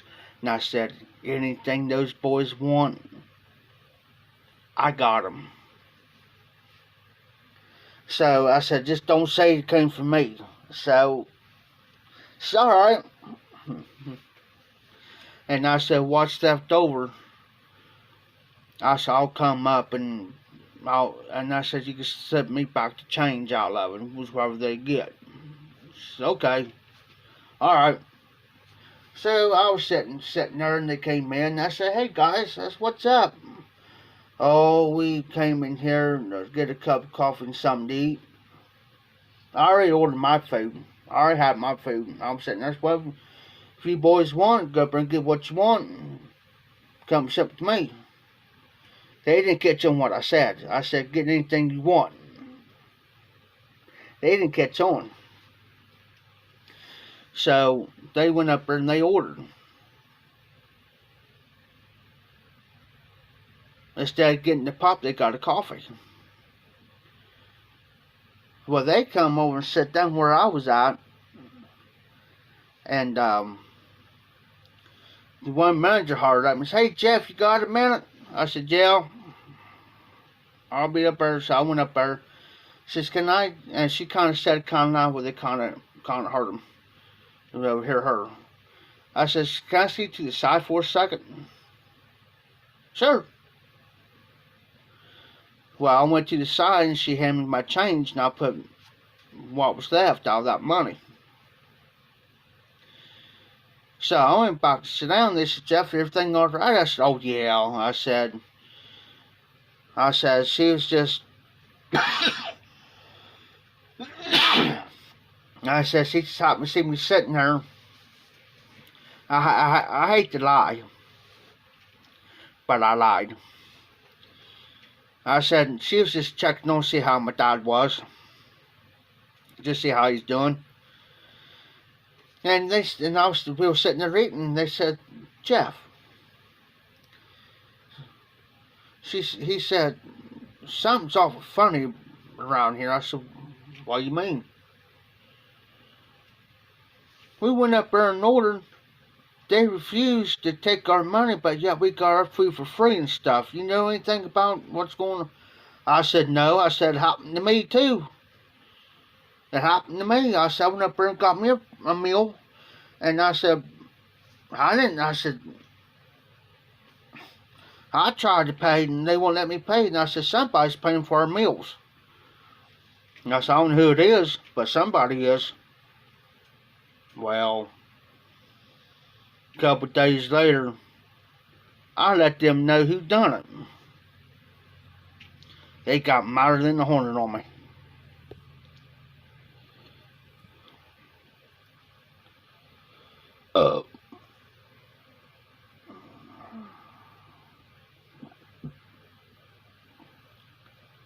Sorry, she's still on.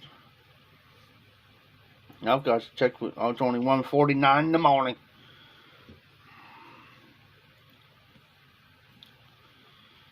But yeah, jobs anymore are just like up here now. Jobs up here like a mowing job, shoveling snow jobs. They do, and it's kind of neat. It's kind of neat how they do this.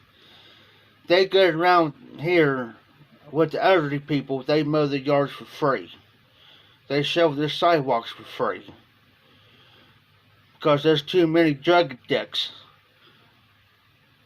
that goes around, takes advantage of these elderly people around here, and they'll do it for $20, $30 so they get their next fix. So they caught on to it. So now what they do is they go around and do them for free. The city does, and they ain't liking it. Oh well, drug addicts, you know, and then rest for everybody else trying to make an honest living, you know what I'm saying? And you got people like that. I'm gonna make me another cup of coffee here in a minute.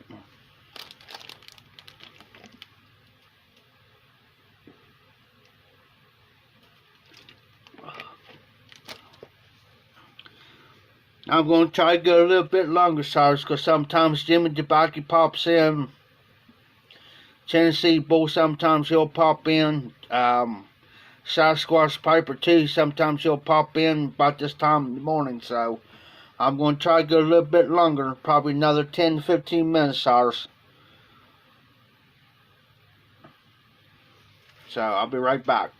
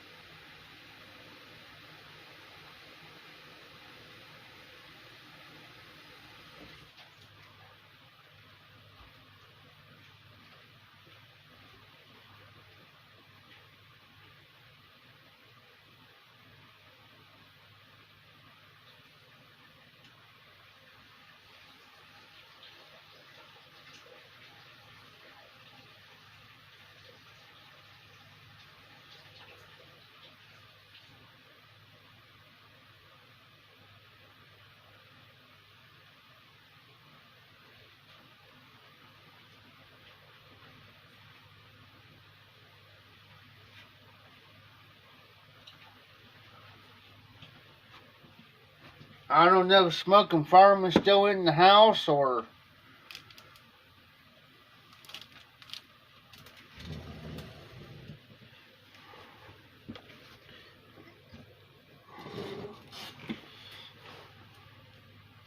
what. Or I don't know who all else is.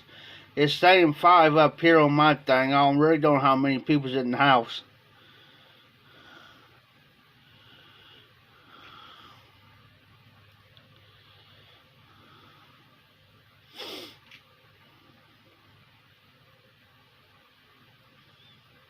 But no, I had this sore inside of my nose real bad, and I was smoking them cigars, so I had to back off of them a little bit. So, okay. Here, I've got to put my coffee in now. Got water in my cup, I've got to put coffee in there.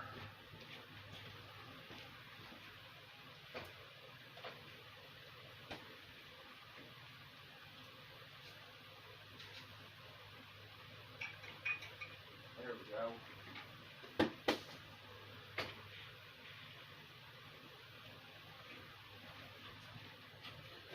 There we go. That's better.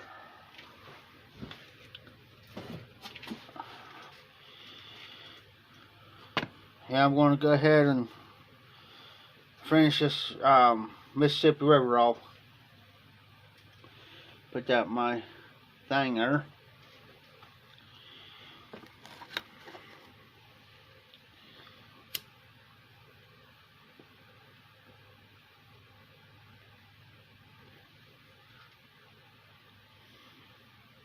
Yes. And I was smoking too many cigars, didn't the ritual hell too much, and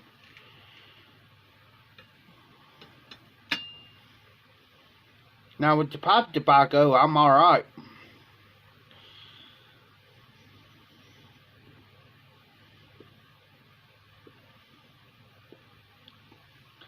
But I had just about every job known to man. There's some jobs that I did that will turn a man's stomach in a heartbeat. I didn't want to do it, but that's at the time when I was homeless. There's jobs I had to do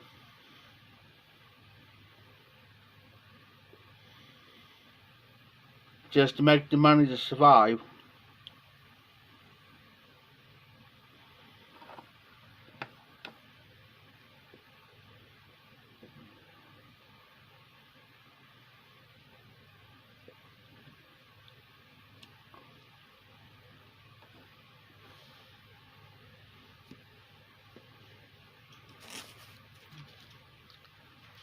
Sometimes sours on top of my cobs.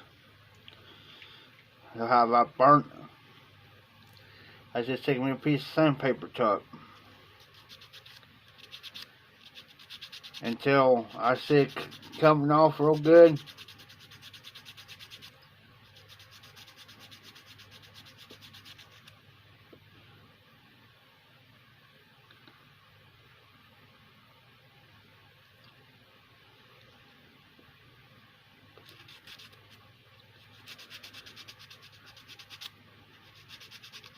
I just do that. And I hated it though, but at the time I didn't have no choice. Trust me, I've slept in alleys. I've slept in alleys. I've slept in conversion vans, trucks, cars. I slept in this one van, campers. I tell you what, this one snowstorm one year, I was homeless back in 2000, I think it was like 2009, 2010.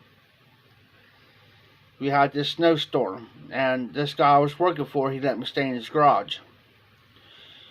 I had to set up, he had a wood stove in there, so I had to set up, I had a couch, table. I cooked on the wood stove so I could stay warm that year. And let me tell you, if it wasn't for him that year, I wouldn't be here today. I had that garage so warm the next day. I had that garage so warm. It's like being in the house. But see, what I did was, I split the firewood, but see, the thing was, he had a wood splitter. And what I did was, he had one of those old things where you put your wood in to stack the wood. What I did was, I'll be out there all day, cold, splitting this wood. And I had this mower that had no deck on, but it was an old riding mower.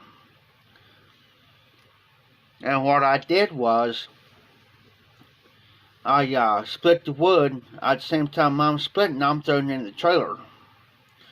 But what I did was, I had the snow inside the trailer, so I had this tarp that I laid it inside the trailer so I could throw the wood on there without the wood getting wet.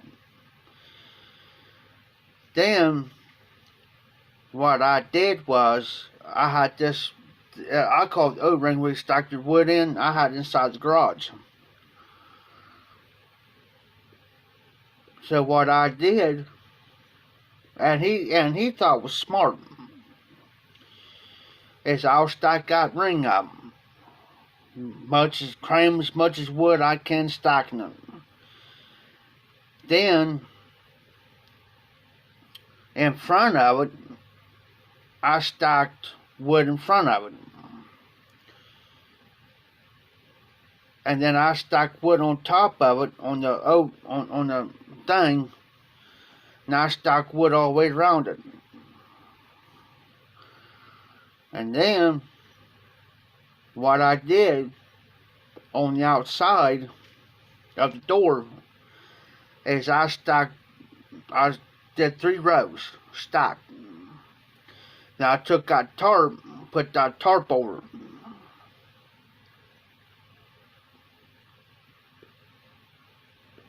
He asked me one day about that. He says, "Jeff, what did you do that?"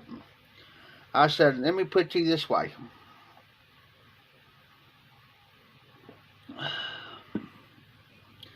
I said, for one, I said, the reason why I stacked the wood the way I did inside is so that's why I don't have to keep going in and out getting the firewood in the middle of the night. The only thing I gotta do is get up and go over here and throw a couple in at a time.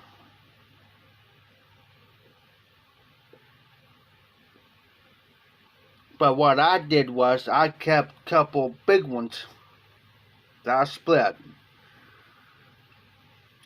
I used the smaller ones. Okay. So what I did was is I kept maybe about 4 to 6 big ones in there to the side. He says, why you got the big ones? I said, well, what I do is because they can fit 2 pretty good sized chunks. I said, what I do by the time I go to bed is I'll throw maybe one big one in there and maybe a small one in there, and I said that'll last big part.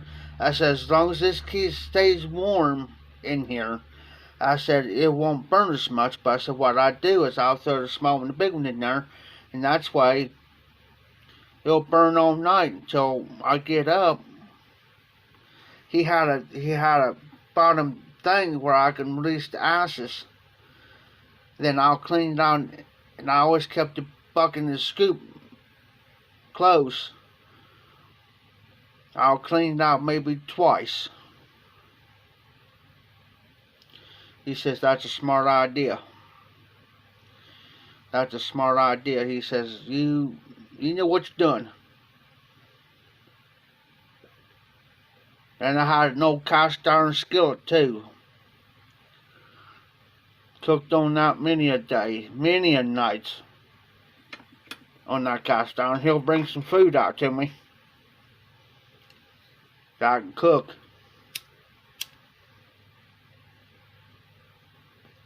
You know, there's one night I fixed bacon and eggs one night. He says, would you have to have some bread with that? And I said, yeah, you got any butter? He says, yeah. I said, well, I can make some toast. He says, how you going to do that? I said, well, stick around and you'll find out how I'm going to do it. I said, I'll show you. What I did was, after I got done cooking my bacon and eggs, I'll butter both. I'll take out bread and I'll butter it. And I'll throw me some butter in the skillet. I'll take me like 2 slices of bread and butter. You know, I'll throw my butter in the skillet and I put that bread in there and I just keep slowly turning them until it came out brown like toast. I kept flipping, watching them so it didn't burn. Just kept turning them. Kept turning. I said, there's one way. He says, well, what's the other way? I said, okay. I said, go get me a couple of eggs, about 3 eggs, and I said, give me a bowl. I said, give me a big enough bowl for that bread to go in there. He said, all right. So he went in the house, cracked those eggs, beat them up like we're gonna make scrambled eggs. Took that bread, dip it in there, put it in the skillet, and I kept turning them. Both of them kept turning them. I made 4, and I put 2 more, and I made my toast that way. He says, well, I never seen anybody do that before. I said, well, you learn something new, don't you? I said, you'll learn stuff like that if you hang around long enough. I said, you do. I said, and I told him, I said, what you're so used to. I said, you go in your house, and I said, you have a toaster. You have a stove to cook on. You have an oven to bake in. I said, the only thing I got is a wood stove and an iron skillet. And I said, you take somebody like me, you'll learn a few things about what I can do. You know, and I could do it, and it's still this day. And another thing too, Cyrus, say like you don't got no toaster, you could do it in your oven. I set my oven about 300 or 350. And what I do is I take a piece of bread, and I'll take me some butter, and I'll melt my butter. Basically, like you would do the same thing like you would do French toast. The only difference is you ain't using the cinnamon or nothing. That's the only difference. You ain't using no cinnamon. That's it. It'll be almost like French toast. And like me, I can do toast in my oven because I got one of them pizza pans. I'll do the same thing like that. It's just I have to watch it. I'll still kind of get. I have to keep looking underneath it. Once I gets brown, I'll take it out real quick and flip it, put it in there and take me a fork and kind of watch it. Once it turns brown on the opposite side, I take it out and there's my toast.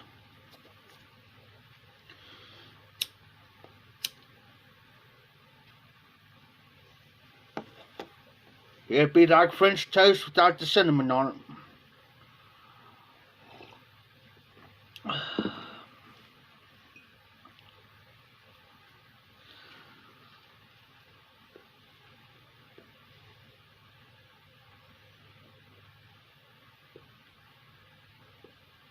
And just like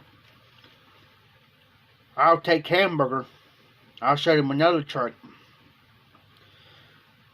I said, I just need to go to the store. He said, well, what do you need? I said, give me some ground hamburger.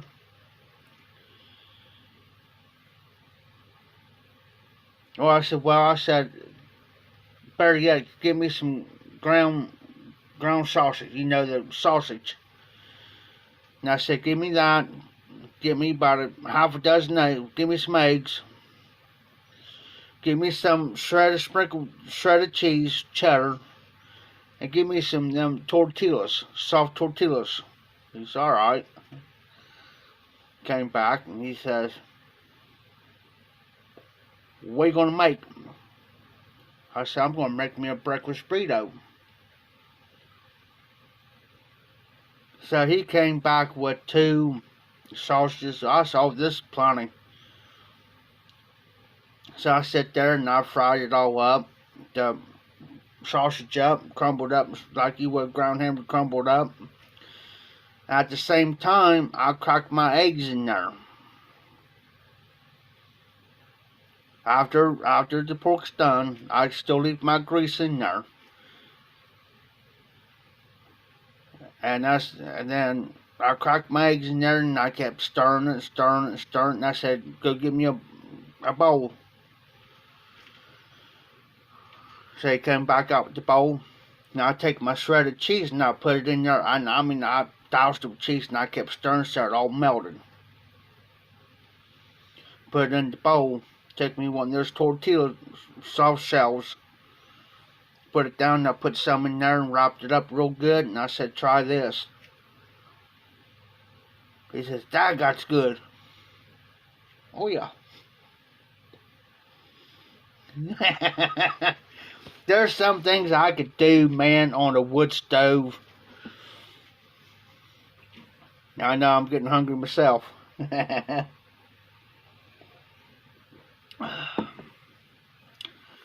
I used to make my infamous sloppy tacos. This is how I did it, Cyrus, and I learned this from a friend of mine. Only thing you need, it depends on how many people you're going to feed or how much you planning on eating. Get you the soft shells for your tacos. Get like I said, it depends on how many people you want to feed or how much you want to eat for like a couple meals or whatever. I'll usually get about 2 pounds of ground hamburger. So soft shells, 2 pounds of hamburger, a can of mushroom soup, cream and mushroom soup, and your shredded cheese. That's it. And how I used to do it, sirs, I didn't use a saucepan. You know, one of those type of pots you make your chili and stuff in. That's how I made it. I take my hamburger crumbled up, put it in there and fry it. I put salt and pepper to taste. Then I drain that grease off. Put it back on the stove. Then I take that can of mushroom soup, open it up. It don't have to be, you can get you a small can of it or a medium-sized can of it. It just depends on how much hamburger you're using.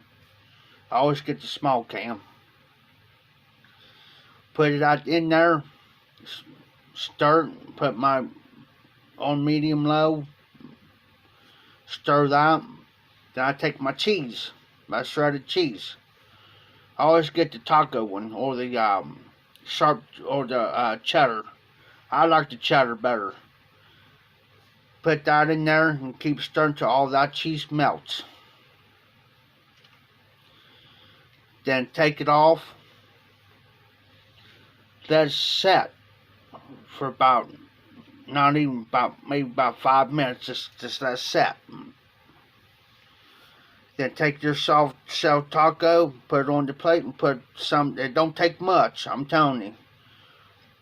Put some in there in your shell and wrap it up and eat it. Everybody always liked it. I took some down. I took one over to my neighbor because I had plenty one day because I didn't realize. I thought I bought because I always get like 2 pounds water. I got like 3 pounds one day by mistake. And so I have plenty. So I took one over to my neighbor one day. I said, here, try this. I said, I'll be back here in a minute. I'm going to fix me one. So I told him what it was. So I ate mine. I went back over. He says, Jeff. I said, what? That's good. You got any more? I said, yeah. Fixed him another one. But this time I made it pretty good. He ate half of that and he put the other half in the refrigerator. Well, wasn't long. He got the other half out and ate it. He says, Jeff, he says, what did you use in that? He says, that's my sloppy tacos. He said, what did you use? I said, the only thing you need is 3 ingredients besides the shells. He says, well, what is it? I said, the only thing you need is ground hamburger, a can of mushroom soup, and shredded cheese. I said, you brown your hamburger, drain the grease off of it, put your can of mushroom soup in there, stir it until it's all mixed together good. I said, take as much cheese you want to put in there. I said, I'll buy the big bag. I said, I put almost near half that in there. That's the only thing you got to do is just keep stirring that until all that cheese melts, but you got to watch it. And I said, you keep stirring until all that cheese is melted. I said, take it off, let it sit for about 5 minutes, and then that's it. That's it. And I said, that's the only thing you need.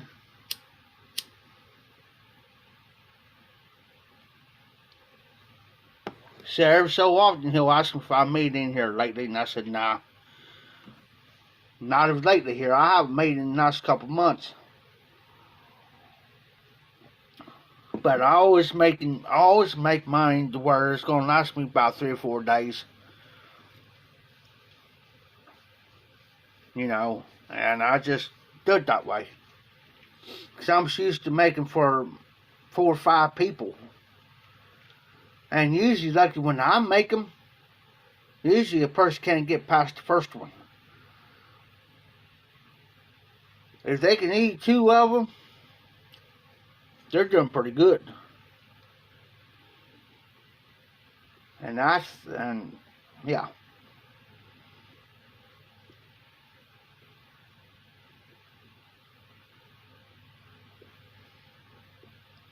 But I used to do that all the time. You know, my dad taught me years ago, so I mean,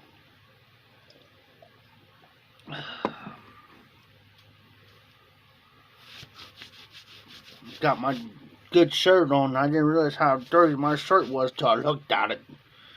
But yeah, I learned a lot of stuff.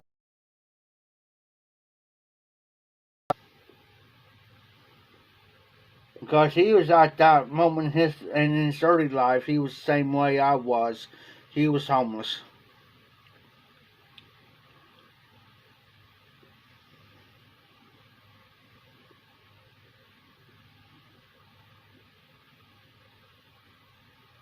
But now, anymore to me, I just eat canned goods or hot dogs or something.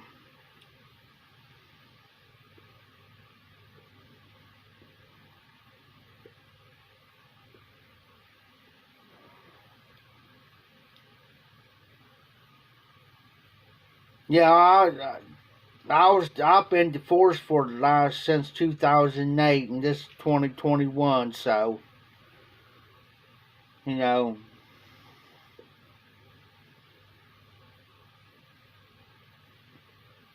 sometimes SARS, yeah, it's trial and error. It's a trial and error. There's times I had to learn stuff by trial and error.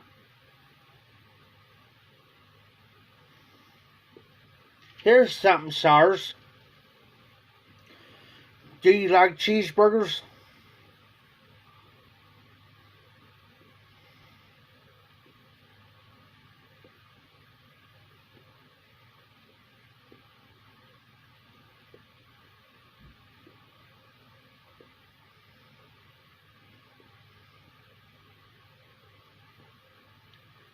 You don't? Okay, here's something that you might want to try. It depends on but it's normally you put your oven on for 350. That's typical. You know those baking pans like you do your cakes and stuff in? It's got the sides on it about like this on the sides, not the flat ones, but the baking sheet's got the sides to them.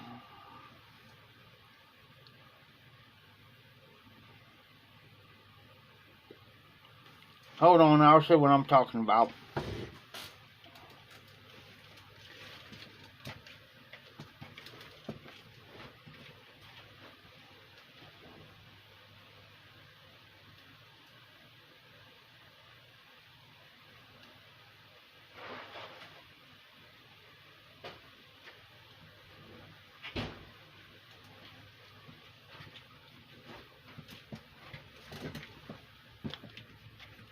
Something like this. This mold, something like this. Okay?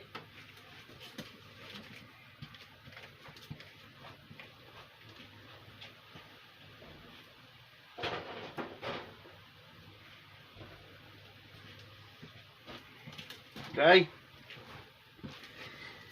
Set your oven about 350. Get something like that, what I showed you. Make your hamburger patties like you normally do. You can add, salt and pepper, wherever you like to, in there, like onion. I like to mix onions in mine, or jalapenos or something. Make your regular patties. Put them on there. Okay? Set your oven for 350. Make your patties like you normally do. Put them in that. Something like that. Put them in your oven for about if you make them kind of thick, it might take about 40 minutes.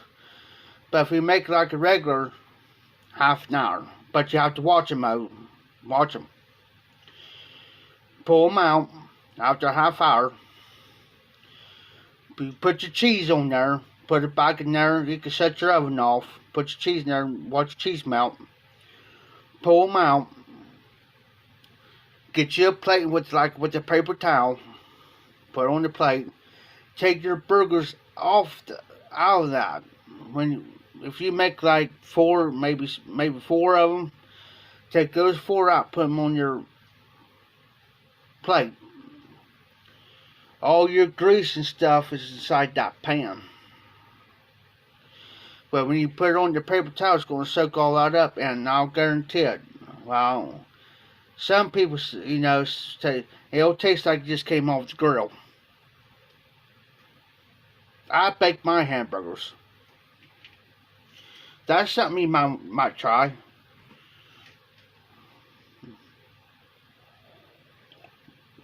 My dad taught me that one.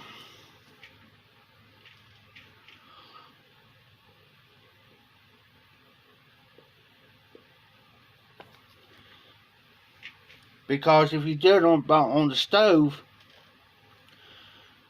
you're taking from the grease to your plate. You're taking out the grease to your plate, and they're going to be greasy. If you do it this way, it's going to taste.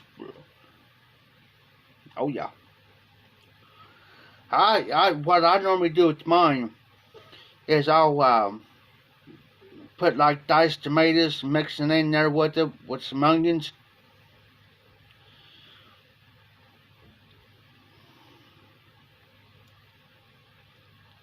And what I usually do to sours is when I put them in there, I poke a hole in the middle of them, each one. And the last 5 minutes, I'll slice me some onions, like you would to put on a sandwich. And what I did in the last 5 minutes of cooking is I'll pull them out, and I'll take each one of those onions and put them on top and stick it back in there. And all the onion, I'll talk about good.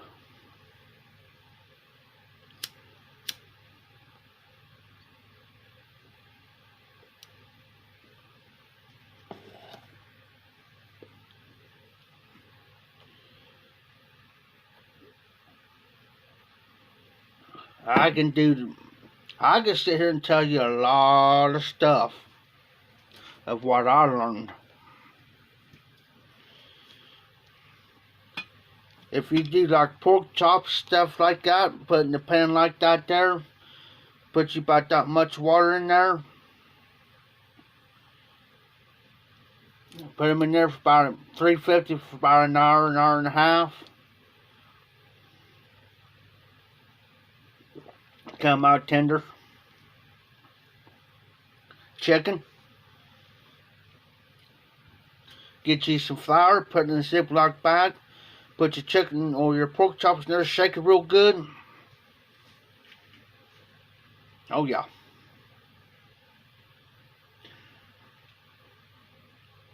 I go beyond an hour and a half, like on pork chops and stuff like that.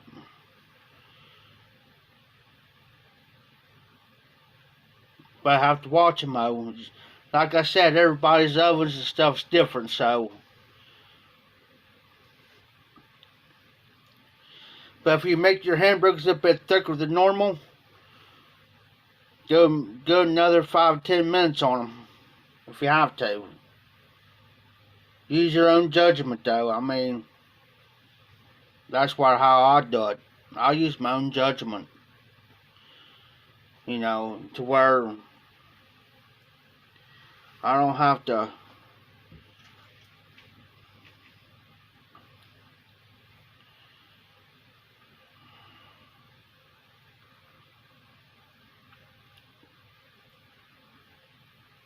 I use this stuff too. It's called liquid smoke. You can pick them up about any grocery store, Walmart, Kroger's. You have to go down the consignment aisle to where they do like the ranch and stuff like that, like your dressing stuff. You probably have to look for liquid smoke. Get the hickory and put them on your hamburgers before you cook them. It only takes like 1 to 2 little drops. on each one. Talk about good. I grilled out one year with my ex-girlfriend before she passed away, and I used it. I used this stuff, and everybody loved it. They said, "Jeff, what are you putting on that?" I said, "Liquid smoke." And everybody, and just but heck, because usually every time we get a cookout, I usually get the big box of hamburgers. It's already pre-made patties. And I'll get the big box, and I'm put that on there, and here I'm cooking them. They was eating them faster than I was cooking them. Yeah, they was eating them babies faster, and I couldn't keep up to anybody. I said, "Y'all gonna have to slow down." They was coming back for more and more and more, and I'm like, "You guys want to slow down?" You know, I can't keep up to y'all. They was eating them, and they was eating them faster than I was cooking them, and the faster I was taking them off the grill. Shame, but I said you can pick it up at the grocery stores on like $1 or something for it. They might raise the price a little bit on it now, but last time I paid for it was on like $1.50, $1.70, or $1.89, something like that. It comes in the bottle about this tall, and it don't take much, maybe 1 or 2 little drops of it. That's it.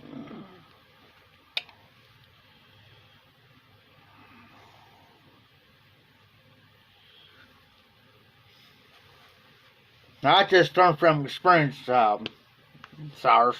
That's how I learned. And my ex-girlfriend, every time I fixed pork chops, and at the time I was helping her take care of her ex-husband because he was dying.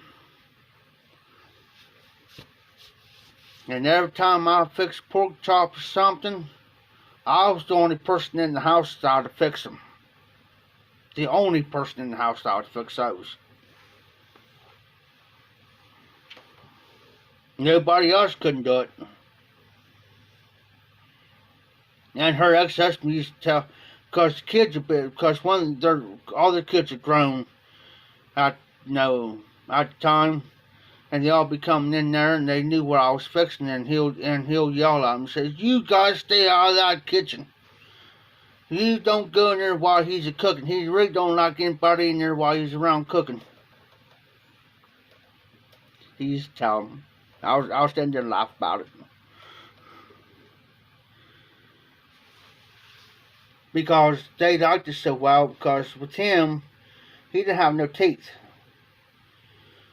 And the reason why he liked the way I fixed them is because they'll be well done, well cooked, but it'll be so tender it melts in your mouth. And he liked my mashed potatoes. Now she taught me something about mashed potatoes. You make your mashed potatoes and you whip them up right. Get you a thing of Philadelphia cream cheese. Stick the whole thing in there, in your mashed potatoes. Then you add your butter and salt and pepper and mix it up real good until all that cream cheese is melted in there. You talk about good. Oh yeah. I learned that from her. And it was so good that I still do it. I still do it. I still put the Philadelphia cream cheese in my mashed potatoes every time I make them. I took some of that mashed potatoes over to my neighbor one day, too. I said, try this. I took him some and my other neighbor some. I said, "You guys try this." Now, I didn't tell them what I put in it after they ate it. They said, "Oh, Jeff, that's good. What'd you put in that?" And I said, "You ain't gonna believe me." But I said, "I got the package store at the house and I'll prove what I put in it." I said, I put a whole pack of Philadelphia cream cheese in that. And I said, you like it now, don't you? Oh, yes. I said, well, go. When next time you guys, and I went down and asked my other neighbor about it. He said, oh, that's good. And I told him the same thing, what I put in. I showed him the package what I put in that. I said, well, next time you do your mashed potatoes, get you some Philadelphia cream cheese put in that. Or you can get the Philadelphia cream cheese. Cream cheese got the chives in it. Makes it even better.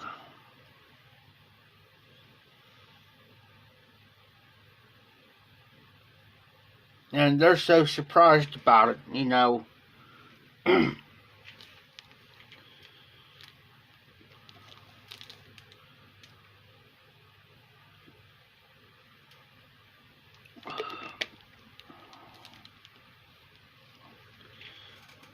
You can have more fun. We can have more fun than we ought to have.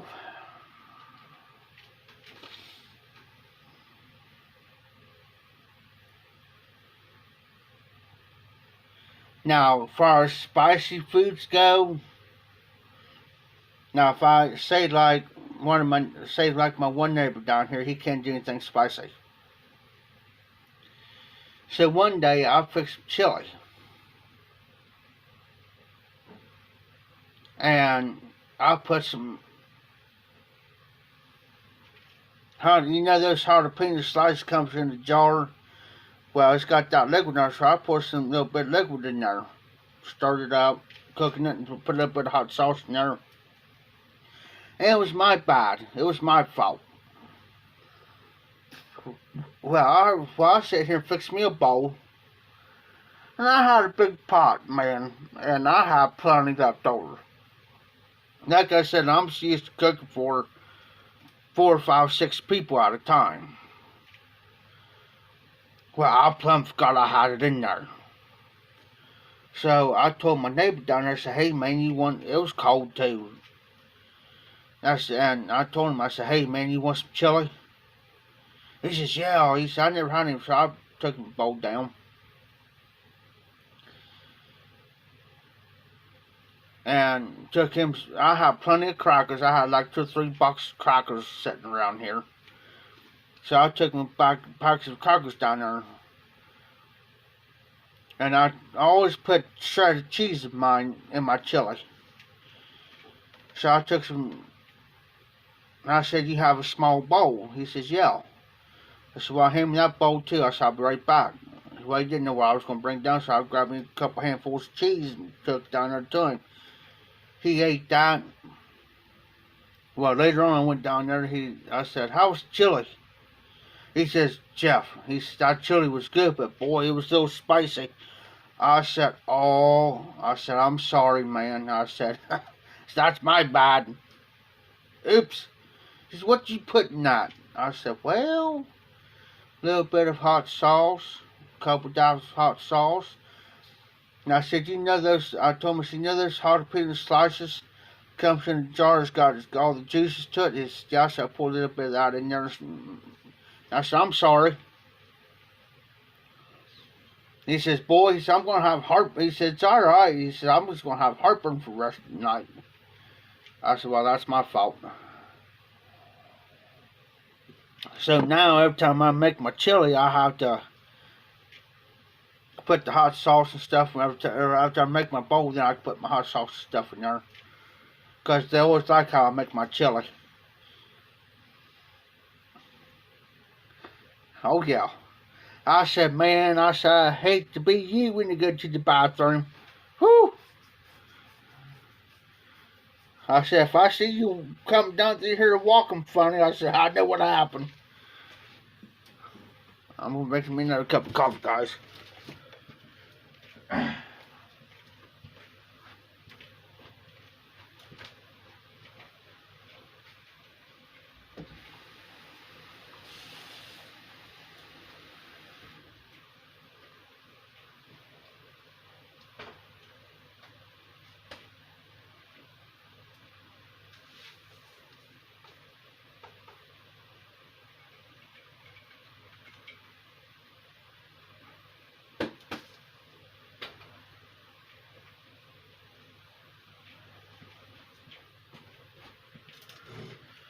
Yeah, SARS. Used to, I'd sit here and make home cooked meals a lot. But since I've been so busy anymore, I never have time to sit down and eat a home cooked meal.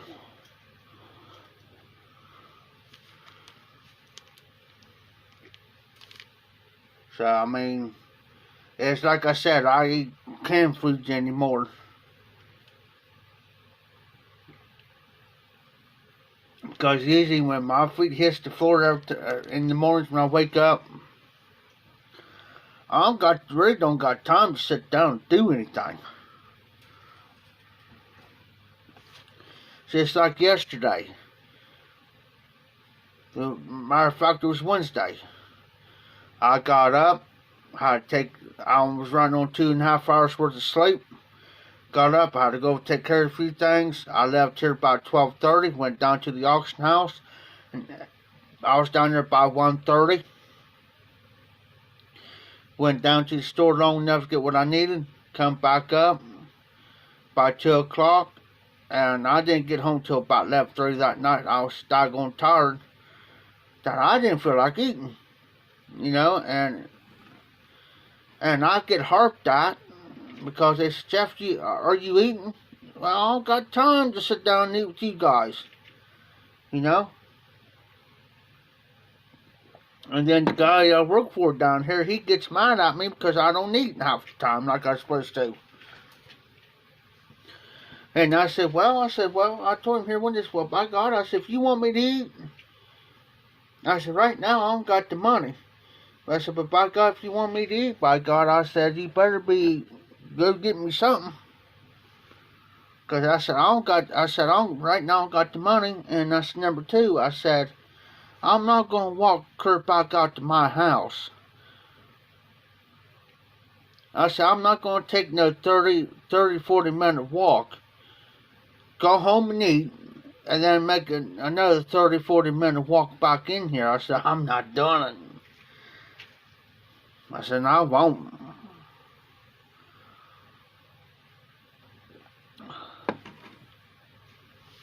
He said, I know, Jeff. He says, I know. He says, it's not good for you to sit there and drink several beers and you're on an empty stomach. I said, I know this. I said, I know this. I said, you're talking to somebody that's been drinking for the last 20 years, 15, say. I said, you're talking to somebody, I stopped and think. I said, you're talking to somebody who's been drinking for the last 10 years. And I said,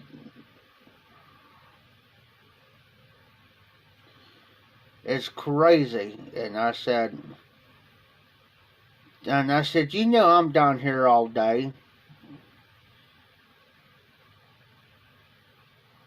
And I said, and I ain't no minor, you need to speak up, son. I said, tell me, hey, Jeff, have you ate?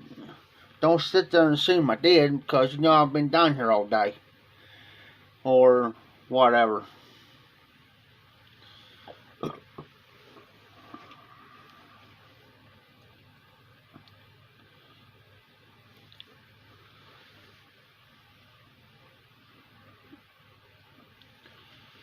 So I got me some hot dogs in the refrigerator. I ate a couple earlier, and then when I get up tomorrow, I'll probably eat me a couple because I got to be up for 10 o'clock because the mail runs between 10 and 11:30, and I'm supposed to be getting this package. Matter of fact, hold on. I'm still here.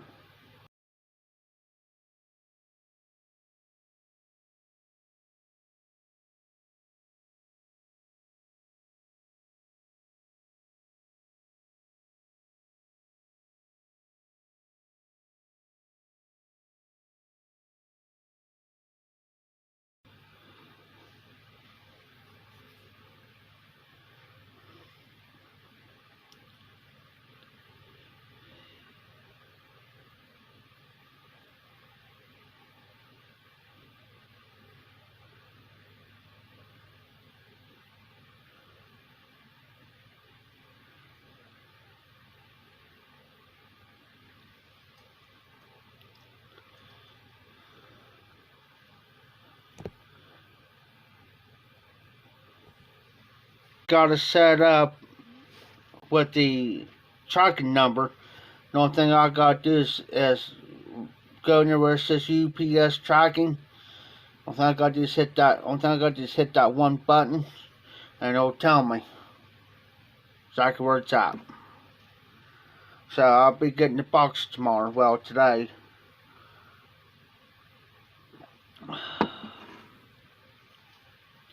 Now I can set it up to my phone where I can get text messages.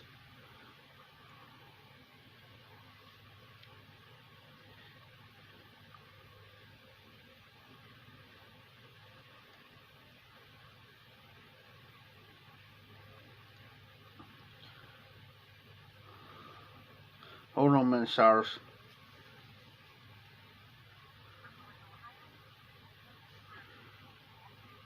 I just want to make sure my phone's still working because, okay, now I got a single.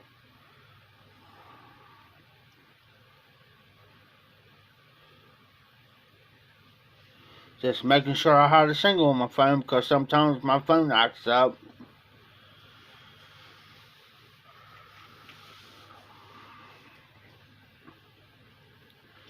Yeah, but like I said earlier too, you never know who's going to pop in the live streams most of the time too, so,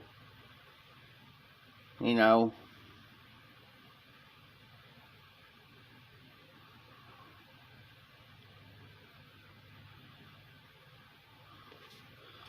And let me check one more thing there, Cyrus.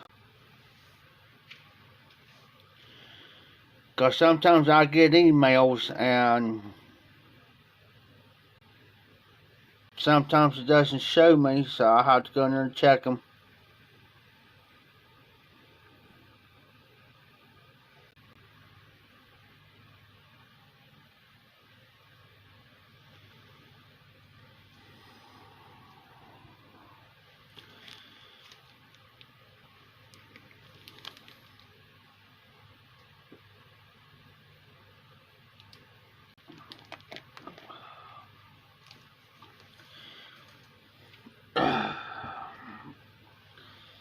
Yeah, like I said, this time of year, about this time, man, it's always hard on me because, you know,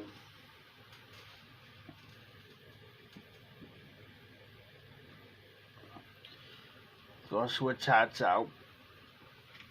Because I just got that one hat there today. So,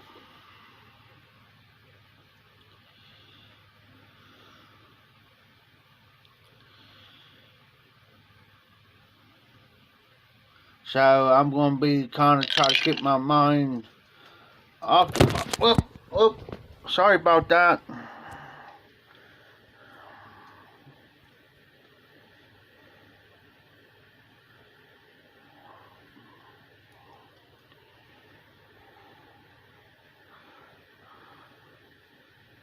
Alright, brother. That's what I'm about ready to do myself. I'm about ready to get off here and hit the hay myself because I got to get up early in the morning. I'm glad you stuck with me, Cyrus. I appreciate you. And everything, and you're in my prayers and everything, brother. So you have a good night. Hopefully you have a better day tomorrow. Well, later on today. So you be safe. You be well. Appreciate you. I'm gonna get off myself.